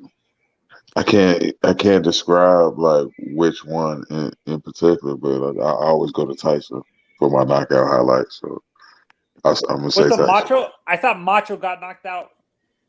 Did Macho die after the fight or something like that? Macho. Hector Camacho?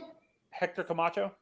No, Hector Camacho ain't died after no fight. He dead now. You know what I'm saying? He died after he retired. You know what I'm saying? Like he died a couple years ago. He got injured because of a knockout. He was in the hospital or something because of a bad knockout or something like that. I thought. They always go to the hospital, man. You know what I'm saying? They always go to the hospital, but I think about what's the most craziest knockout I've seen, or my favorite knockout. I say my favorite knockout is when Ray Mercer knocked out Tommy Morrison. Y'all seen that shit? I don't know that. I am too young. I'm in I know. That's heavyweight action right there. I definitely remember that. That shit was even on the that was even on that movie Great White Hype. Right. Man, dog, he was fucking him up against them ropes, bro. Yeah, he was. And Tommy Morrison he's a badass white boy too, man. Big motherfucker, you know what I'm saying? Ray Mercer, he hit him with, I don't know what he hit him, but he hit him some shit. He made him fall back. He fell into the ropes, and his arm got stuck in there. They don't call him Merciless Mercer for nothing, man. You say he was fucking him up, man. Hit him like 7 times, man. Referee was letting the whole shit go down. No doubt. Where you place Antonio Tarver, Saif? You talking about what you mean? Where you place Antonio Tarver at? Even though Antonio Tarver beat he beat Roy Jones Jr., I don't rank him over Roy Jones Jr. You know what I'm saying? Like no doubt. He's a good fighter, man. He's a good fighter. I don't even know how great he necessarily was. I mean, he did beat the man, but he was real good, man. But I can think of a whole bunch of different great light heavyweights, bro. No doubt. So, which Bernard Hopkins was your favorite? The Executioner or his other? He had two. I thought he had two personalities. He always had a whole bunch. He had always had a whole bunch of names, but he just would change them out. He never had no different phases or nothing like that. He just always had a whole bunch of names. He was the Executioner, B-Hop, the Alien. He just that's B-Hop for you though, man. He was the first. He was also the first Bad Intentions too, wasn't he? Is what you're saying. Was he a Bad Intentions? That's bad. He called himself Bad Intentions. He was the first one to do that, right? Right. Even before what's that other boxer?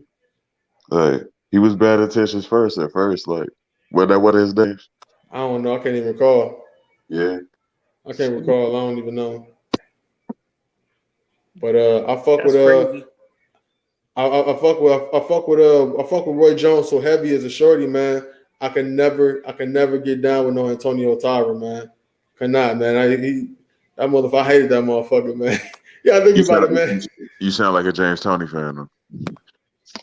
Oh yeah, I did like James Toney. James Toney is a bad dude.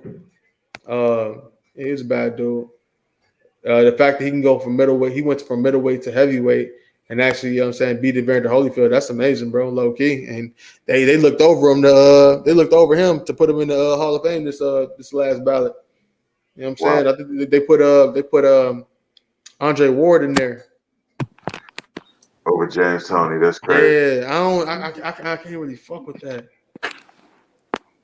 You know what I'm saying? James Toney was a bad motherfucker, man, and the fact that, you know what I'm saying, he from middleweight to heavyweight, then he beat a four-time heavyweight champion in Evander Holyfield, dog. They called him lights out for a reason, for sure. Yeah. I can't remember the name of that. When he fought and beat Evander, was Evander slowing down? Was he still like in his prime, or was Evander actually starting to like slow down and stuff like that? I mean, they heavyweights. You know, heavyweights they go longer. You know what I'm saying? Like they got a longer shelf life than the younger guys. You know what I'm saying? Given the fact that, you know, just how how the body is shaped and how the body is made or whatever. Developing. Yeah, so like, you know, they the heavyweights last longer, but he wasn't past it. He wasn't like super past it. I mean, he still had a whole bunch of like, you know, champion, like, you know, world level fights. So it wasn't, you know, it was what it was. You know what I'm saying? It was a competitive fight. Am I thinking of? Wasn't he could? You know, the thing was, Evander Holyfield couldn't figure out. He couldn't figure out how to actually, you know what I'm saying, land effective. You know what I'm saying? Holyfield liked to, you know, tear into you.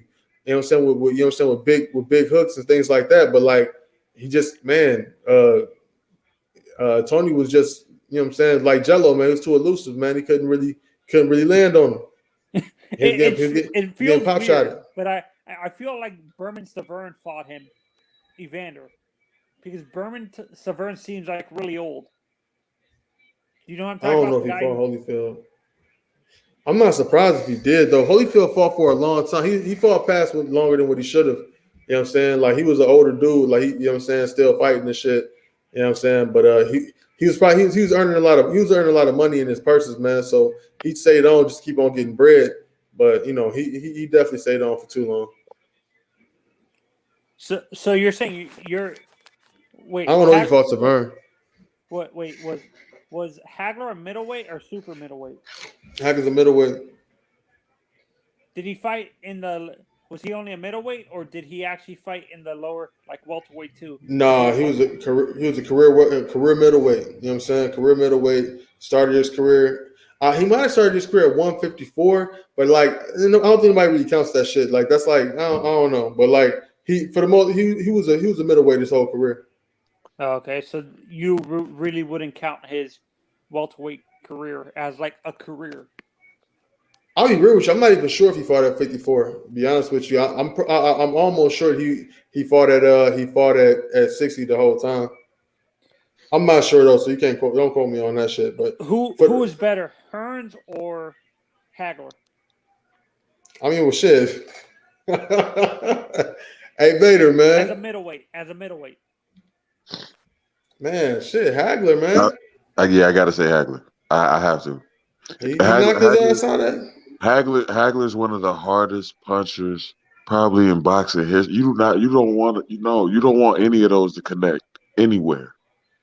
That's the one thing about bringing it back to fight night, man. When we went down the middleweight, I'm picking Hagler. You might get better in that first 5 seconds. Huh? It can happen at any time with Hagler, man. He was a beast. They shout to Hagler tonight, man, for sure. So Hagler, you think he has more power than most of the middleweights now, is what you're saying, over like Charlo and pound for pound now ever at middleweight? I don't know. That's a good question. Because Canelo has power. I think he's probably harder than Canelo. Huh? But he definitely was a stronger power puncher at 160. You know what I'm saying? Than Canelo. I'd definitely get that to Hagler at that. You know what I'm saying? Because Canelo had to really drain himself to really make 160 when he was doing it toward the end. So you lose a little bit of power on the scale when you do stuff like that. But I don't know if he's the hardest hitting. I don't know if I would consider him the hardest hitting middleweight ever. Because you got somebody like Julian Jackson. Julian Jackson was, man, you talking about concussive power, man. Like he could really hit you with any hand and knock you out. And you either he was gonna knock you out or you have to knock him out. Right. That's how Julian Jackson was, man. That motherfucker. Yeah. I was watching something where they were rewatching one of Hagler's fights, and they said he had the highest CompuBox the highest record of connected power shots in CompuBox history, even though CompuBox wasn't used at the time he was fighting, because they rewatched some of like his career, and they totaled up the power punches throughout his career, and he had the highest connect rate as a power puncher in boxing history, even for heavyweights. He had a higher connect rate than heavyweights like Mike Tyson, Evander Holyfield, Anthony Joshua, and stuff like that, and even higher connect rates than Oscar and the lighter divisions, which was nuts. You talking about Hagler? Huh? Who you talking about right now? Hagler. Okay.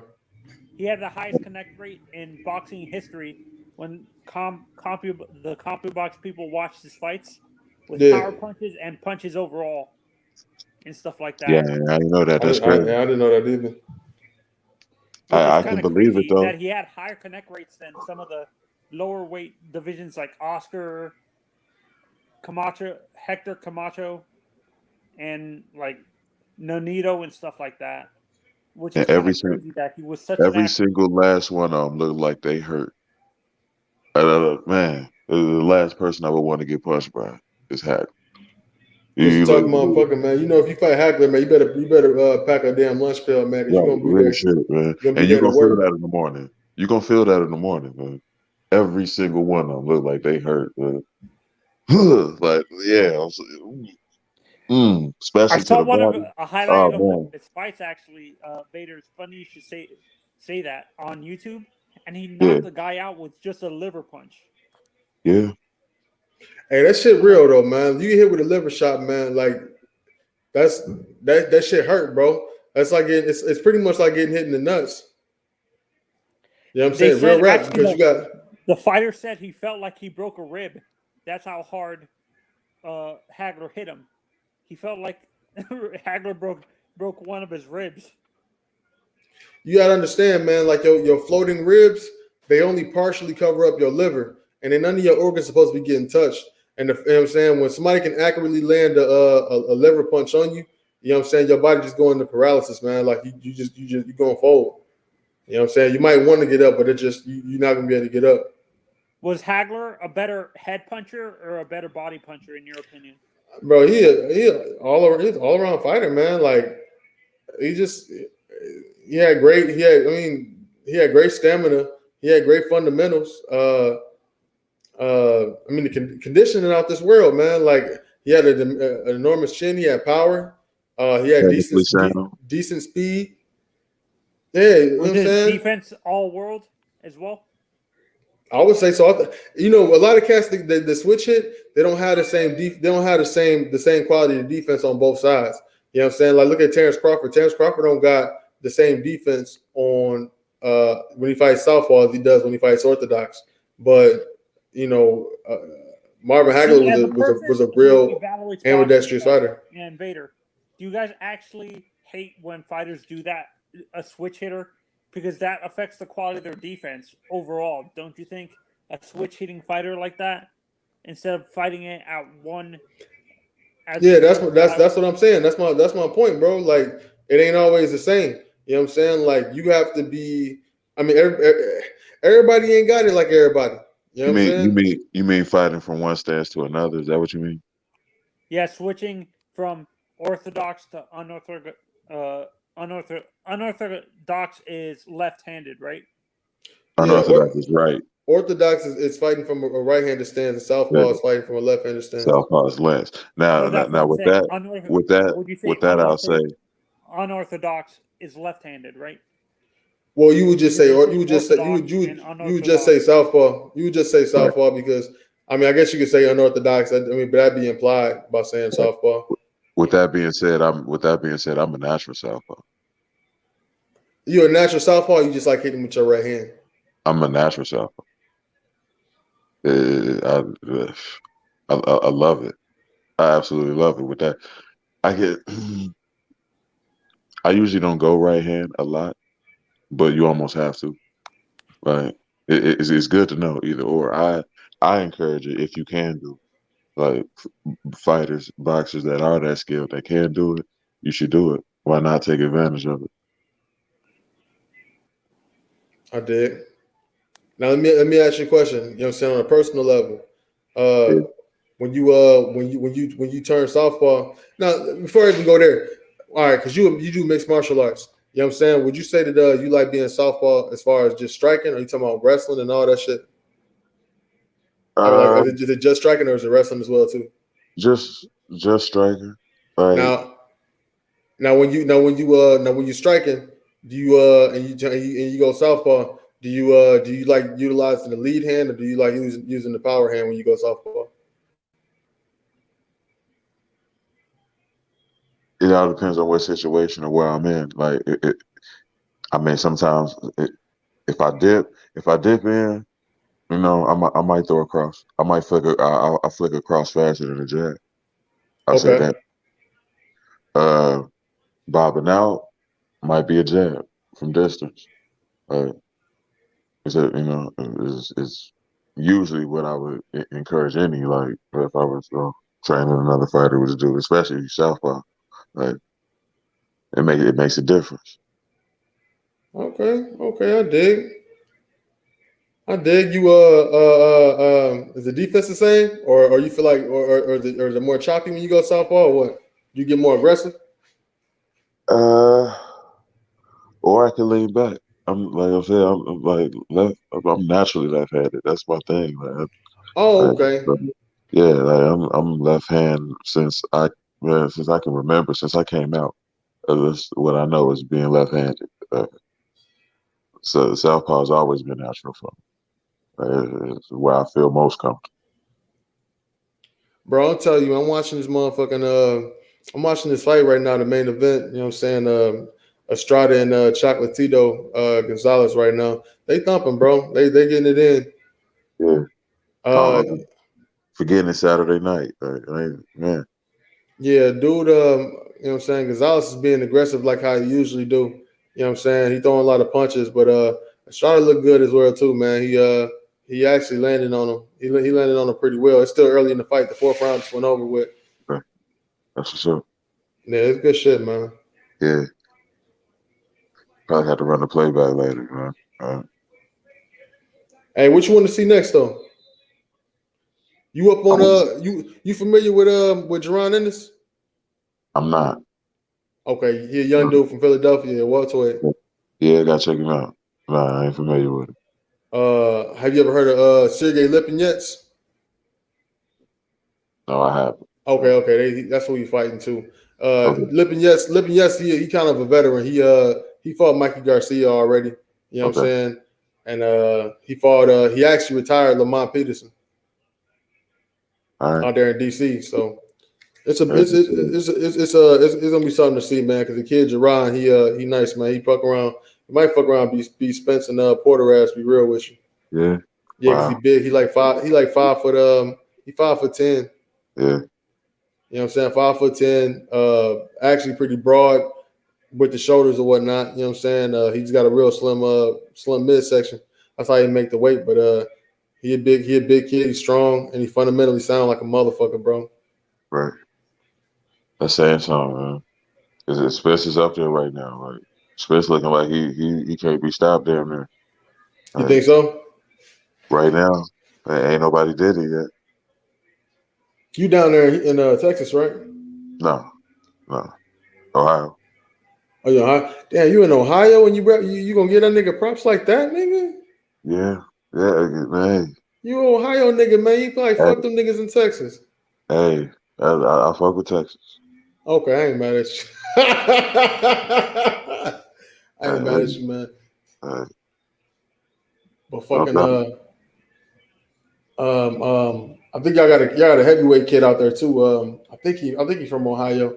The dude, Jared Anderson. Yeah, that ain't sound familiar. But I might have seen a couple of his fights, man. That's why I've been, man. I've been in the gym myself for so long. Like I'm losing touch. Like I definitely gotta look at a couple people for real. I dig it, brother. I dig it. Yeah. Yeah, so, yeah. Ohio is nice. Ohio always been a hotbed, man. Especially like boxing, MMA, like for sure. Like that's what I was saying the other night. Yeah, my city is Ezra Charles and Air Pride. Like it's a crazy boxing tradition here. Like ones that not even most people ain't even familiar with. Like so it's crazy. I mean, be real with you, man. Like Ohio get a lot of respect, bro. Like as far as in the boxing game, like y'all cats get a lot of respect. Like you said, man, y'all got them legends. You know what I'm saying? Like prior, but like you know what I'm saying. Y'all keep pumping them out though. Y'all keep pumping out cats in Ohio. Yeah. You know what I'm saying? Yeah, Y'all really. they're just as legit as Philadelphia. Be real with you. Right. When I first got into it, I didn't realize it myself how big it was. I'm like, yeah, it's definitely a nice tradition here for sure. I try to carry that on in the MMA, like for real. Like that's this combat sports in general. But Hey, you still amateur? You went professional already? no, I haven't went. I'm still amateur. I haven't went professional yet. MMA is that's and that's one thing I like MMA over boxing. Like they amateur like transition into being a professional is easier than boxing. Like you can get I can get my boxing I can get my professional papers right now and become a professional MMA fighter. Right. I could have did that a couple years ago. But with boxing I know it's different. You gotta have like it's crazy. I heard like 80 something fights or something crazy. To be a professional boxer, I don't know. I haven't really researched it myself. It's something I gotta do. But yeah, like you gotta have like 80 fights and have like 70% like win percentage or something crazy. I'm like, that's like that don't even sound right. Right, that don't even sound right. Like, so I don't know. I got to research. I got to do my research on boxing because I'm not sure. Yeah, maybe that might because a lot of cats don't really have a real deep amateur career and shit, man. A lot of some cats go pro early. You know, Right. like the kid Devin Haney. Right. He got I know he ain't got no. I don't think he got no 70 amateur fights. Right. You know what Yeah. I'm saying? Yeah. That shit crazy to me when I heard it. I'm like, nah, that can't be right. Like, I definitely something I got to look into. Fuck yeah, man. I don't know shit about that motherfucking MMA shit though, bro. I'm gonna keep it a buck with you, man. Yeah. I actually like watching the bras more than I like watching you know what I'm saying, the dudes get it in, man. You know what I'm saying? No disrespect, you know what I'm saying? Just that I mean I've been a motherfucking boxing fan since a shorty, so it's like I'm always gonna have a antagonistic relationship with MMA for some reason. Yeah, I understand. A lot of boxers do. And MMA fighters have the same like antagonistic view, right? Because boxers get paid more. Man. Boxers make that bread. I'd rather box for that reason. I keep saying that. I'd rather box. If I had my choice, I'd rather box. I love MMA, but I'd rather box. Yeah. How the fuck do y'all be sparring, bro? It all depends. It's definitely levels to it for sure. Like you can either you can practice like or either spar one or two ways. Like usually most people spar their striking and ground separately. Like one day it'd be kickboxing, the next day it'd be Brazilian Jiu-Jitsu. That's how I usually go. Now you can go full tilt, where it's just straight up and down rounds. 4 minutes, full go. Whatever happened, happened. That's fucked up. Yeah, taps, like all of that.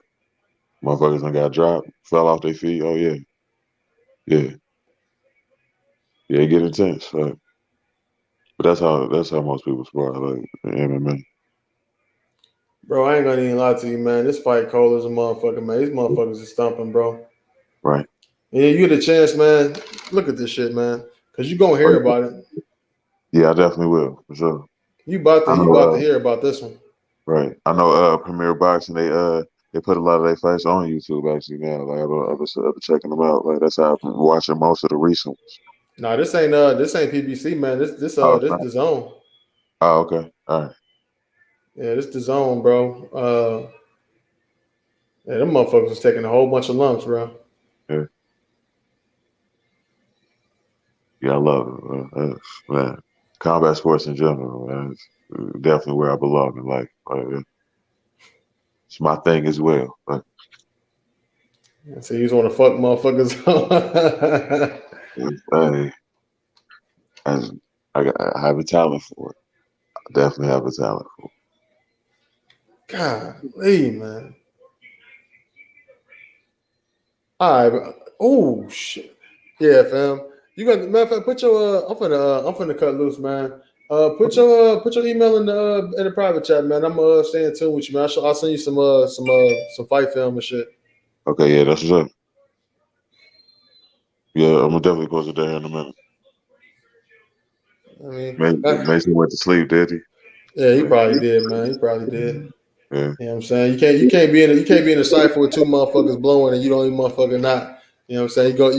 You gonna be out the loop. Yeah, I'm gonna cut. Matter of fact, I'm gonna cut loose, man. I'm gonna leave my email in the private chat, man. Okay.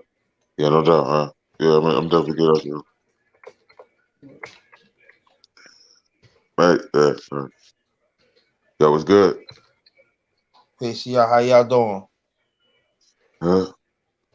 What up, famo? Yeah, brother. What up? What's up, fam? How you? Yeah, he was. We was just chilling, man. Boxing, man. talking about that boxing.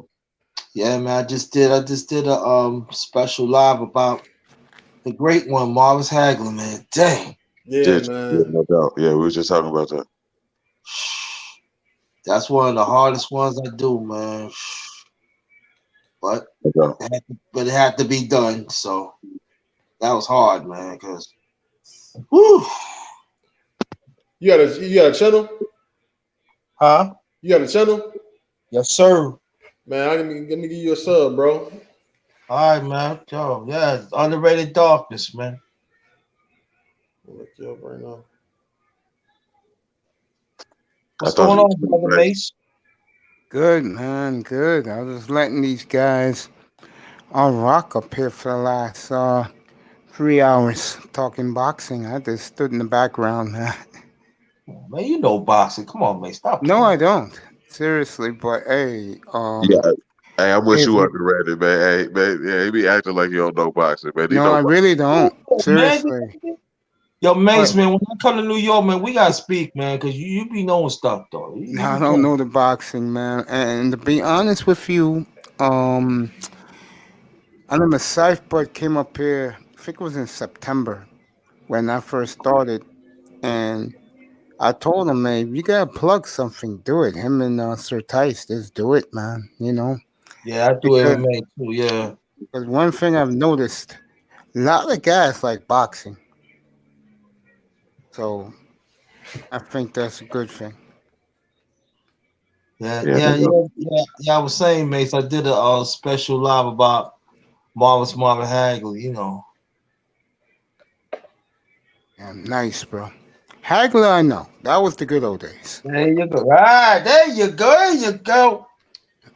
These guys of today, you know, I don't know these guys. They don't want to fight, man. They don't want to fight.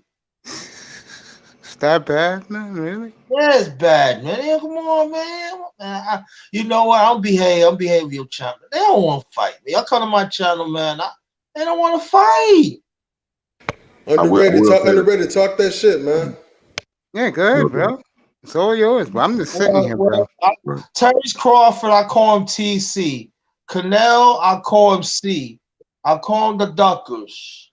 They don't want to fight. TC do not want to take 60-40 because he said he believed he should get the extra 10 cents. But you got one belt. Spence got 2 belts. You TC do not want to fight. Oh man, what's that other boxer name, man? Dang. Sean Porter. Yeah, he don't even want to fight Porter. Now, man, I'm tired of him. So that's why I call him TC, man. I'm tired of talking. I'm tired, man. They don't want to fight, bro. Oh, yo, you get the 60-40. You still get a lot more money you get. Then you get like a, you know what I'm saying? Right. You know you'll get a nice close to fight another one. You don't want to bet. You got one belt. Hey man, actually, man, Terrence Crawford actually get paid more per fight than Errol Spence.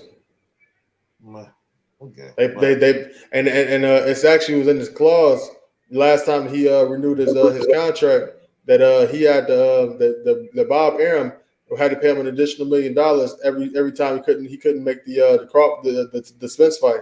So like Terrence Crawford is low key getting like $4 million per fight, no matter who he's fighting. But do you think the or fighters $3 million or some shit like that? But do you think the fighters he fight? Do you think he fight good competition? It definitely could be better. You know what I'm saying? It could be better. But at the same time, too, you gotta look at it like this. Top Rank, man, they don't. Bob Arum don't like paying no money to them fighters, bro. You know what I'm saying? Like Top Rank is a good place to go to if you are developing like young fighter. But most fighters, you know what I'm saying, especially like you know what I'm saying, blockbuster fighters or whatever. Those cats, they gotta leave Arum because he not really built. He's not gonna pay him. He's not gonna pay him that money. But see, this is the thing about it. TC know about this, and he signed him. He signed back to them. I don't have no empathy for him. I don't. Yeah, but I mean, let's be real though, Terrence. Let's be real.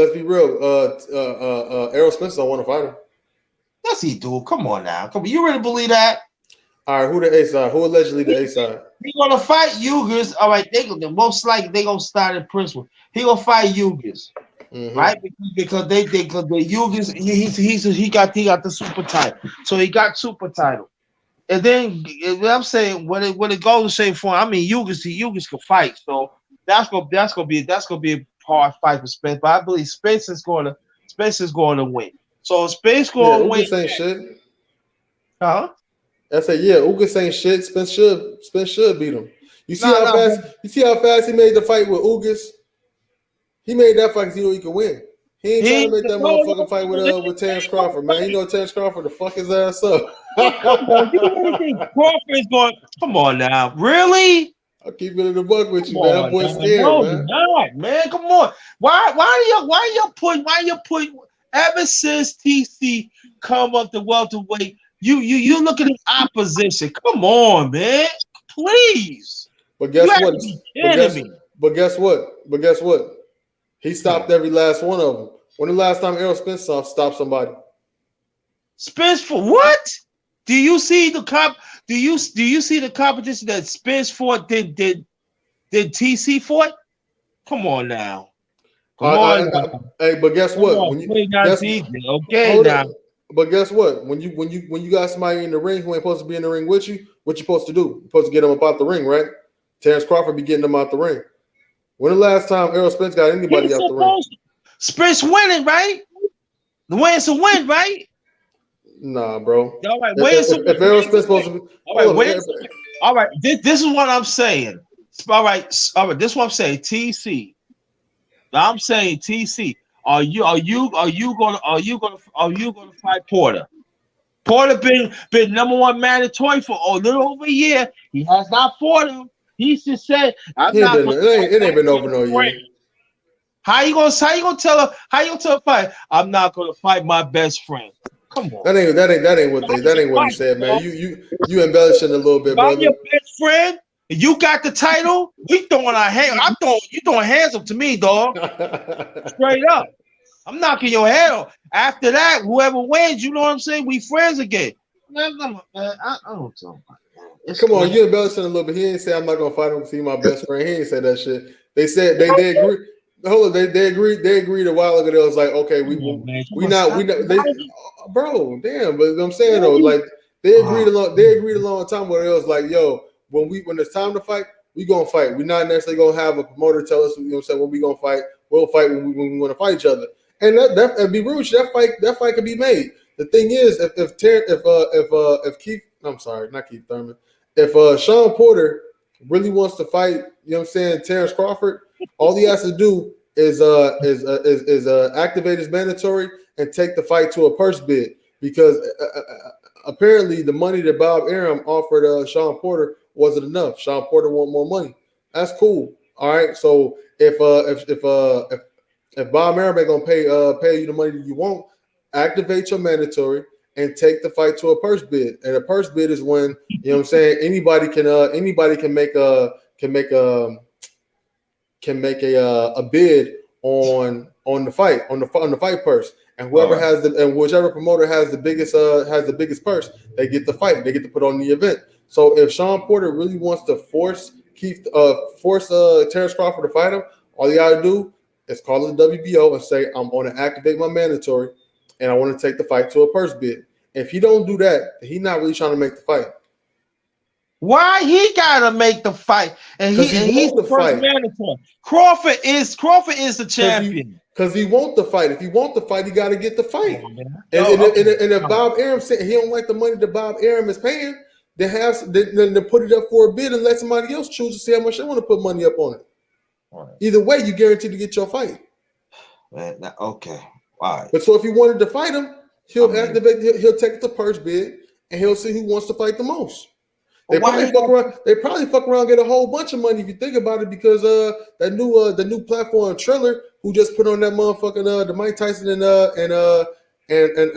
Roy Jones fight, they putting up hella bread. They finna give Teofimo Lopez $5 million to go fight a bum. So they'll damn sure give Terrence Crawford and Sean Porter, you know what I'm saying, a $8 million purse where they can both get $4 million to get bread. But if Sean Porter really want to make that fight happen, he'll take that fight to a purse bid and make the fight happen. But he ain't did that shit yet. Okay. He probably don't want to fight that motherfucker, man. You really believe that? Porter never ducked from anybody. You right. Or maybe he not allowed to because he linked to PBC, and they be having motherfuckers down on the motherfucking Suge Knight deals and shit. They be having them on the puffy. They be having them on the Puff Daddy, them Puff Daddy contracts, nigga. Yo, but PBC fight each other. You hear what I'm saying? They fight each other. They don't always fight each other, man. Look at Caleb Plant and David Benavidez. Both of them motherfuckers had a belt, and they both on the same promotional outfit, and they ain't fight each other. I'm saying this is what I'm saying. This is what I'm saying. TC, you could have went to PBC and fight. You resigned the contract. They wasn't paying them like how Top Rank was paying them. Top Rank paying them like $4 million a fight, no matter who he fight. Okay, you gonna turn down $4 million to maybe get $2 million at the PBC, and them cats at the PBC don't even be fighting enough. They don't be active. Fighters don't even be active like that. If you look at it right now, PBC don't even got a schedule out. These motherfuckers, that's why they not fighting, because they ain't got no damn fight dates for them. PBC ain't gonna put on no fight dates on them. Let me tell you, them fighters at PBC, they have to be well taken care of, because Al Haymon is taking care of them. Make sure they gonna be all right after boxing. But they ain't gonna have shit because they ain't fighting enough, bro. But you actually telling me that, all right, let me ask you a question. What up? If you were TC, and Spence come with a 60-40, would you take it? If I was me, yeah, I'd take it. And if I was in Crawford's position, I'd take it. You know what I'm saying? Especially if I thought I would take it. But the fact of the matter is, though, it ain't necessarily that simple. Because at the point in time right now, Crawford get paid more money than the Spence per fight, bro.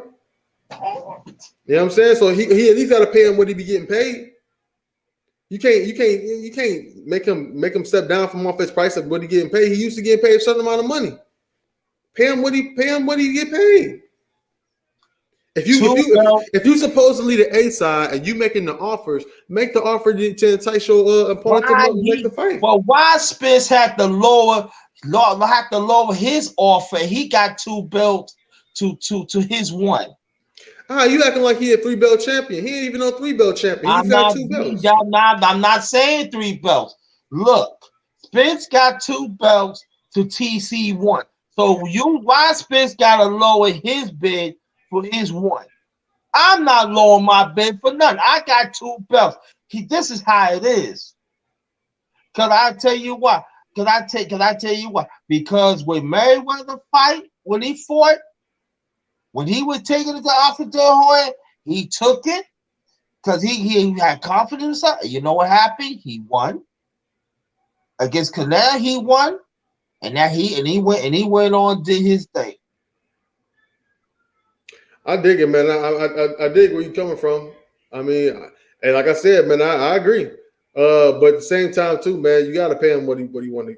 You gotta pay him, man. You gotta pay him what he used to getting paid, bro. If you're making the offers, man, you gotta pay him what he want to get paid. I'm not paying no fighter just got 1 belt and I got 2 belts. I'm not lowering my bid for no. You acting like Terrence Crawford is some type of motherfucking scrub or something, like he don't deserve to get his money. No, you looking at it the wrong way. It's like it's common sense to me. If I got 2 belts, you got 1. Why I should lower my bid for the 1 belt? If it's 2, it no problem. We got 2. It's 1 more. Yo, hey, it's all great. It's all gravy. But all right, so I'm gonna give you a scenario then, right? All right, so what if I got a construction company, right? And I got 2 locations. You know what I'm saying? I got 2 warehouses or whatever. You know what I'm saying? I want to pick up a job. You know what I'm saying? I need some help with this job. So I want to, you know what I'm saying, contract you out. You know what I'm saying? You only got 1 warehouse. You know what I'm saying? You might be a smaller, you know what I'm saying, might be a smaller company than I am or whatever. You know what I'm saying? Now, your hourly pay or your estimate for this certain type of job is X amount of dollars. You know what I'm saying? Now I can get us this contract that's gonna get us paid. That's gonna pay me. You know what I'm saying? More than what I'm used to. More than a bigger job that I'm used to taking. You know what I'm saying? So, but I still want to pay you. I want to pay you less than what you would quote the work that you want to get done for. You know what I'm saying? Like, yeah, the job is bigger. It's a lot more in the pot. But if I'm offering you less than what you're used to taking on a regular basis, what the fuck difference do it mean to you? You want your money. You know what I'm saying? Like you say, look, I charge $100 an hour. You know what I'm saying? Like, how's somebody gonna tell you that you don't deserve your $100 an hour? Wow. You're not gonna go for it. And that's the same situation Terrence Crawford in. Like, he used to getting paid X million amount of dollars. And if you're making the offer, and then pay me my price I'm used to getting. Okay. But aside from that, I don't even think the motherfucking Errol Spence want to fight that nigga anyway. Be real with you. And if Errol Spence really believe in himself, his team don't believe in him. You know what I'm saying? They don't believe in him. He up there motherfucking, and not the fact that he don't got a Manny Pacquiao fight, you know what I'm saying, in discussion no more. Manny Pacquiao finna fuck around and fight Mikey Garcia. You know what I'm saying? Ain't no excuse for him not even because he been using Pacquiao this whole time. Be like, oh, well, I don't want to fight Terrence Crawford. Yeah, I want to fight Manny Pacquiao first. I'm looking out for a Pacquiao fight. I ain't worried about Terrence Crawford. Now you're not finna even get that fight. Matter of fact, Terrence Crawford probably more likely to get the Manny Pacquiao fight than Errol Spence. So ain't no reason why Errol Spence don't want to make that fight. Because if Errol Spence don't fight Terrence Crawford, who the fuck he gonna fight? He don't got nobody. Ain't nobody else for him to fight. He can fuck around and fight Keith Thurman maybe, but that ain't even for no belt. Okay. All right. You know what I'm saying? That ain't even for no belt. Okay, I will say, oh my God, I gotta call my God kids that I gotta wish them good night. I gotta wish him good night because I ain't talked all day. I would say this: the fight is gonna happen. I believe it is. In due time, we will see who's going to unify the titles. I'm so done with the motherfucking welterweights, man. Fuck them, man. I'm ready for the next generation of motherfuckers to come in. Because the whole problem is they paid all this generation of welterweights way too much motherfucking money, and they all of them got fat and they do shit. So I'm waiting for the next generation of motherfucking welterweights to come in. I don't give a fuck about no Spencer, no Crawford, none of these motherfuckers. These motherfuckers have to be overweight in like a year and a half. Yeah. Yeah, but you got my channels underrated. You have a channel too? Yeah, name of my channel is Fighting Words with Sight Bud. Oh, okay. Yeah, mine's the underrated dogs, but when you spell underrated, you don't spell with one R. You spell with just one R. That's it. Underrated dog. I already found you, brother. I found you. I gave you a sub already, man. I'm gonna come fuck with you. Okay. Matter of fact, because I know your shit kind of popping, bro. Real low key, man. I was looking at like, damn, your shit kind of cracking. It's all right, man. Ain't nothing, man. Ain't nothing. I ain't like you, man. You know, you get like 4 million. Nigga, I just started a little page of mine. You know what I'm saying? A couple months ago, or whatever. You know what I'm saying? I'll be on there sometimes. You know what I'm saying? But if I'm one cast, you know what I'm saying, talk to you about this fight shit, man, because you know what I'm saying, you know, boxing ain't that big of a motherfucking sport in America, man. Do me a favor, other motherfuckers. Yeah, do me a favor. Put a comment one of my videos or live so I can sub to you back because YouTube you cannot go hit the avatar no more because they stopped that. Oh, no doubt. Yeah, I got you, man. I'll go to your top video and give you a comment. Yeah, Cypher, I told him a couple of weeks ago his channel is there, bro. Yeah, this shit cracking, bro. Yeah, his panel is cracking, bro. His platform is cracking. Yeah, I told him that a couple of weeks ago. Yeah, I'm gonna come holler at you, man. Congrats again, bro. Underrated. Congrats, bro. Doing a great job, man. I told you that a couple of weeks ago. Yeah, you did. Great work. Keep grinding. Yeah, I am. I'm one grinder. Yeah, I'm gonna keep on grinding, man. Yeah, man. Yeah, man. That hurt my that hurts, man. You know that, man. Yeah, Hagler. Yeah, it's sad, man. Okay, Hagler. Trust me, Hagler, Leonard, Duran, Tommy the Hitman. That was the golden years of boxing. And they say them shots did him in, man. Them shots did my man in, dog. Man. Yeah. Mm-hmm. He was robbed against Sugar Ray. It was a good fight. It wasn't no robbery. It was a good fight. Hagler got robbed. Back in those days, Syph, you was in diapers, bro. Boxing was the first in America. I wasn't even if I had before I was born. But I seen it hella times though. I seen it. Yeah, man. You know, those were the great days. They don't make it like that no more. You know? Yeah. I'm looking at the end of this fight right now, man. This end of this super flyweight, you know what I'm saying, unification bout between Chocolatito and versus Estrada. And, I forgot about that. Oh, brother, you just missed a good ass fucking fight, bro. This shit, they having a judgment coming in right now. I think it's a split decision. Both of them side by side. Volume down. I don't know who won yet.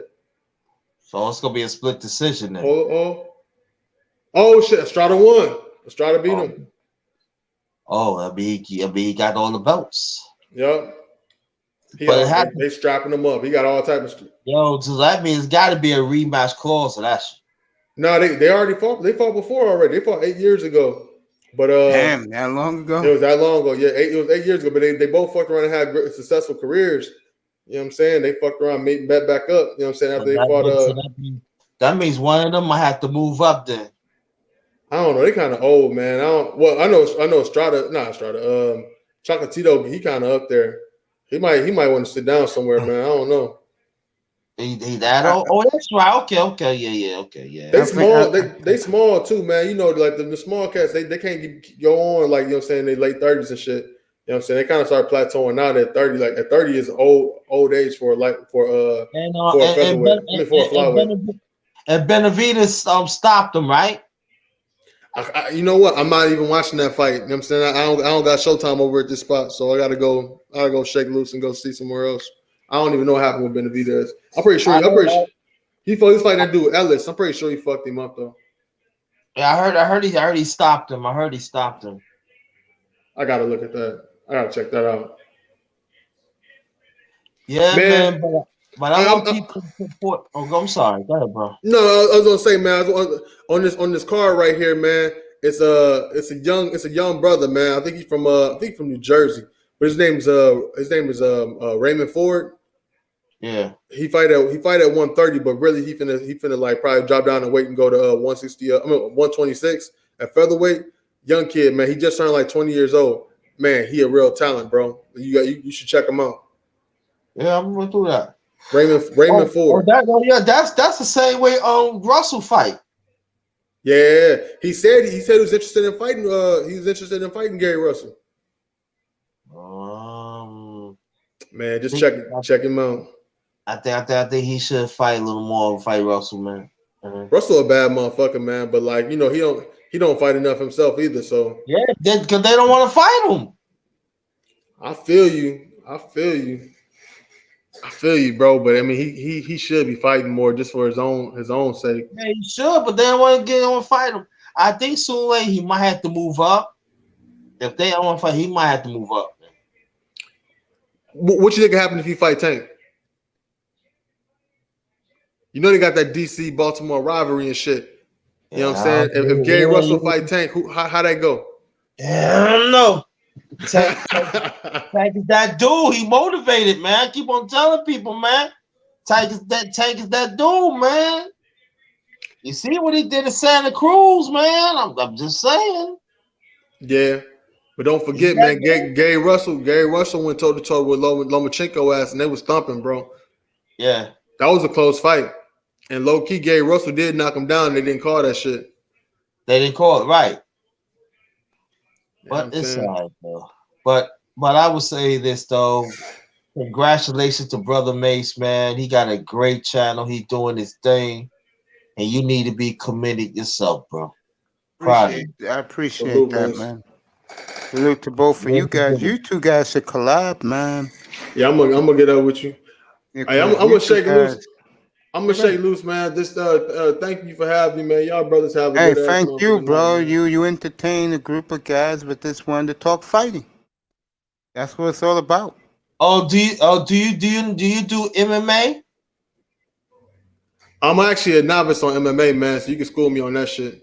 Oh man, you know what I'm saying? You and the homie better. You know what I'm saying? Put me up on game with the MMA shit. I do MMA too, but I ain't did it in a while though. But I'm gonna get back to MMA. And Dart Boy, I'm gonna have his fight up here in 2 weeks. He's gonna be fighting in the amateur Golden Gloves. So I'm gonna have his fight up here 2 weeks. Mace, man. Soon, man. I'm soon I get my thing together, man. I wanna show a fight. I want you to show me how to show the fight without remember we was talking about before? Yeah, I could do that for you, yeah. All right, just show me, yeah. All right, man, no doubt about it. You guys, thank you. Hey, no problem. Hey, underrated, I'll be back Monday morning. Well, I got you right now, so let me ask you this. I've been dying to talk to you about this.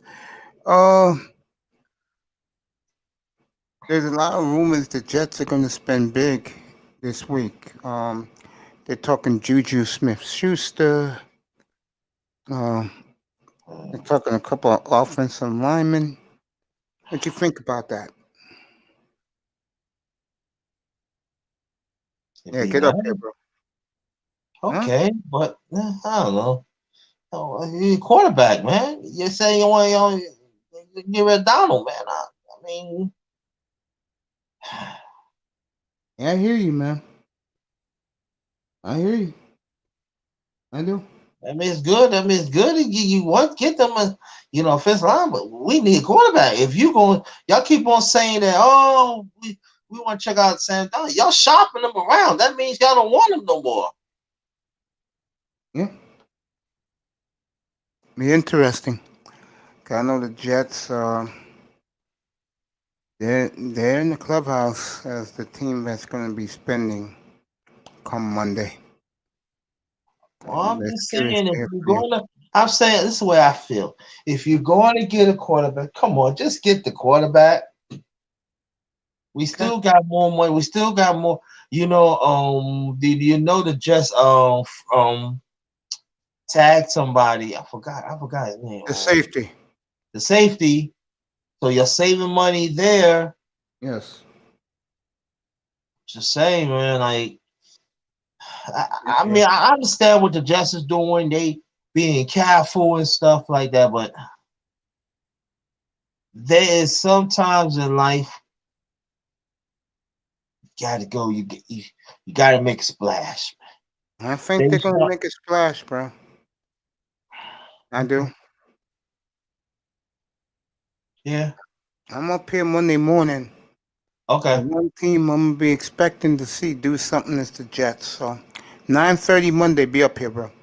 Got you. You'll get the back signal. Okay, got you. All right, man. You have a good day tomorrow. Sleep well. You do the same. Thanks as always. No, thank you. Underrated Darkness, everybody. His channel is blowing up.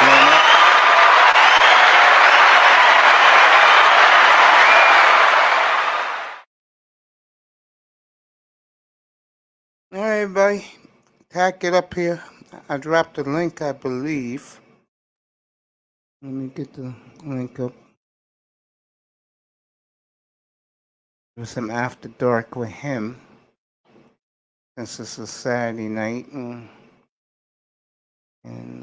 be looking at some lovelies up here in a little bit. Wait for him to get up here. All right, everybody. Half an hour. I'll see you Monday. Monday night, okay? Monday night. Kiss the nephew for me, all right? Love you, bro. All right, everybody. I'm going to bed. I'm tired. I'll be off tomorrow. Mr. Miami, Tackman, Dart Boy, Vader, Manzano, Scythe Bud, the General, Underrated Grinder. Go check him out, especially on Saturday nights. He does his MMA on the weekends and boxing. Near 2,000. Mr. Miami, yeah, peace to you, buddy. I love you. Yeah, I'll get some rest. Trust me. Mr. Miami saying, no, well, you want me to leave, bro? I'm human. The beautiful Nicer was in here tonight. That beautiful big girl model who I'm in love with.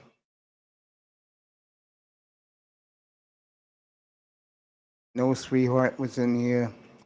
I Test was in here for a quick second. Iman Perry was great tonight on the panel. Yolongo Savage was here. Sean Jones, Commandante Lude. And a whole host of others, baby.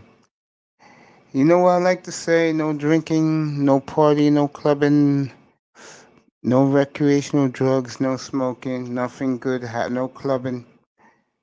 Nothing good happens at this time of the night, especially on a Saturday night, other than getting laid with women. Hit that like and subscribe before you walk out the door. No sex, no women. Okay, say no to sex, no women. I will see you all Monday morning. I love you, bro. No pizza from down the street. No, Dwayne eats the cobbler, not me.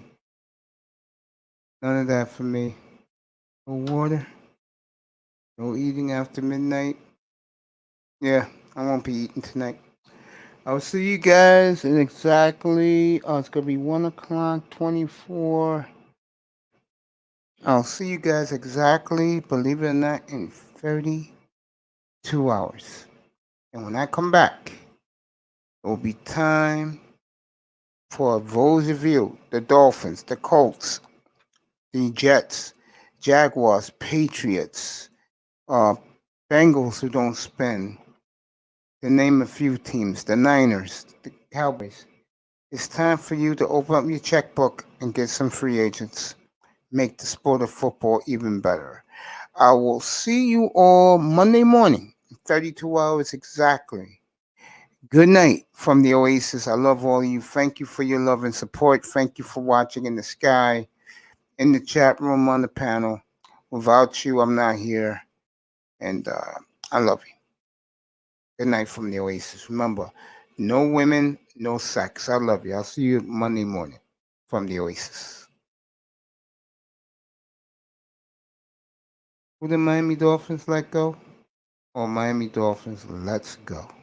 Big difference. What's going to end before I go off the air? I'll see you all Monday morning. That's right. The party begins Monday, everybody. Videos begin this week. New York Yankees, New York Mets, Washington Nationals, Tampa Bay Rays. I'll be going around the majors with all of them. Players are playing for real now in baseball.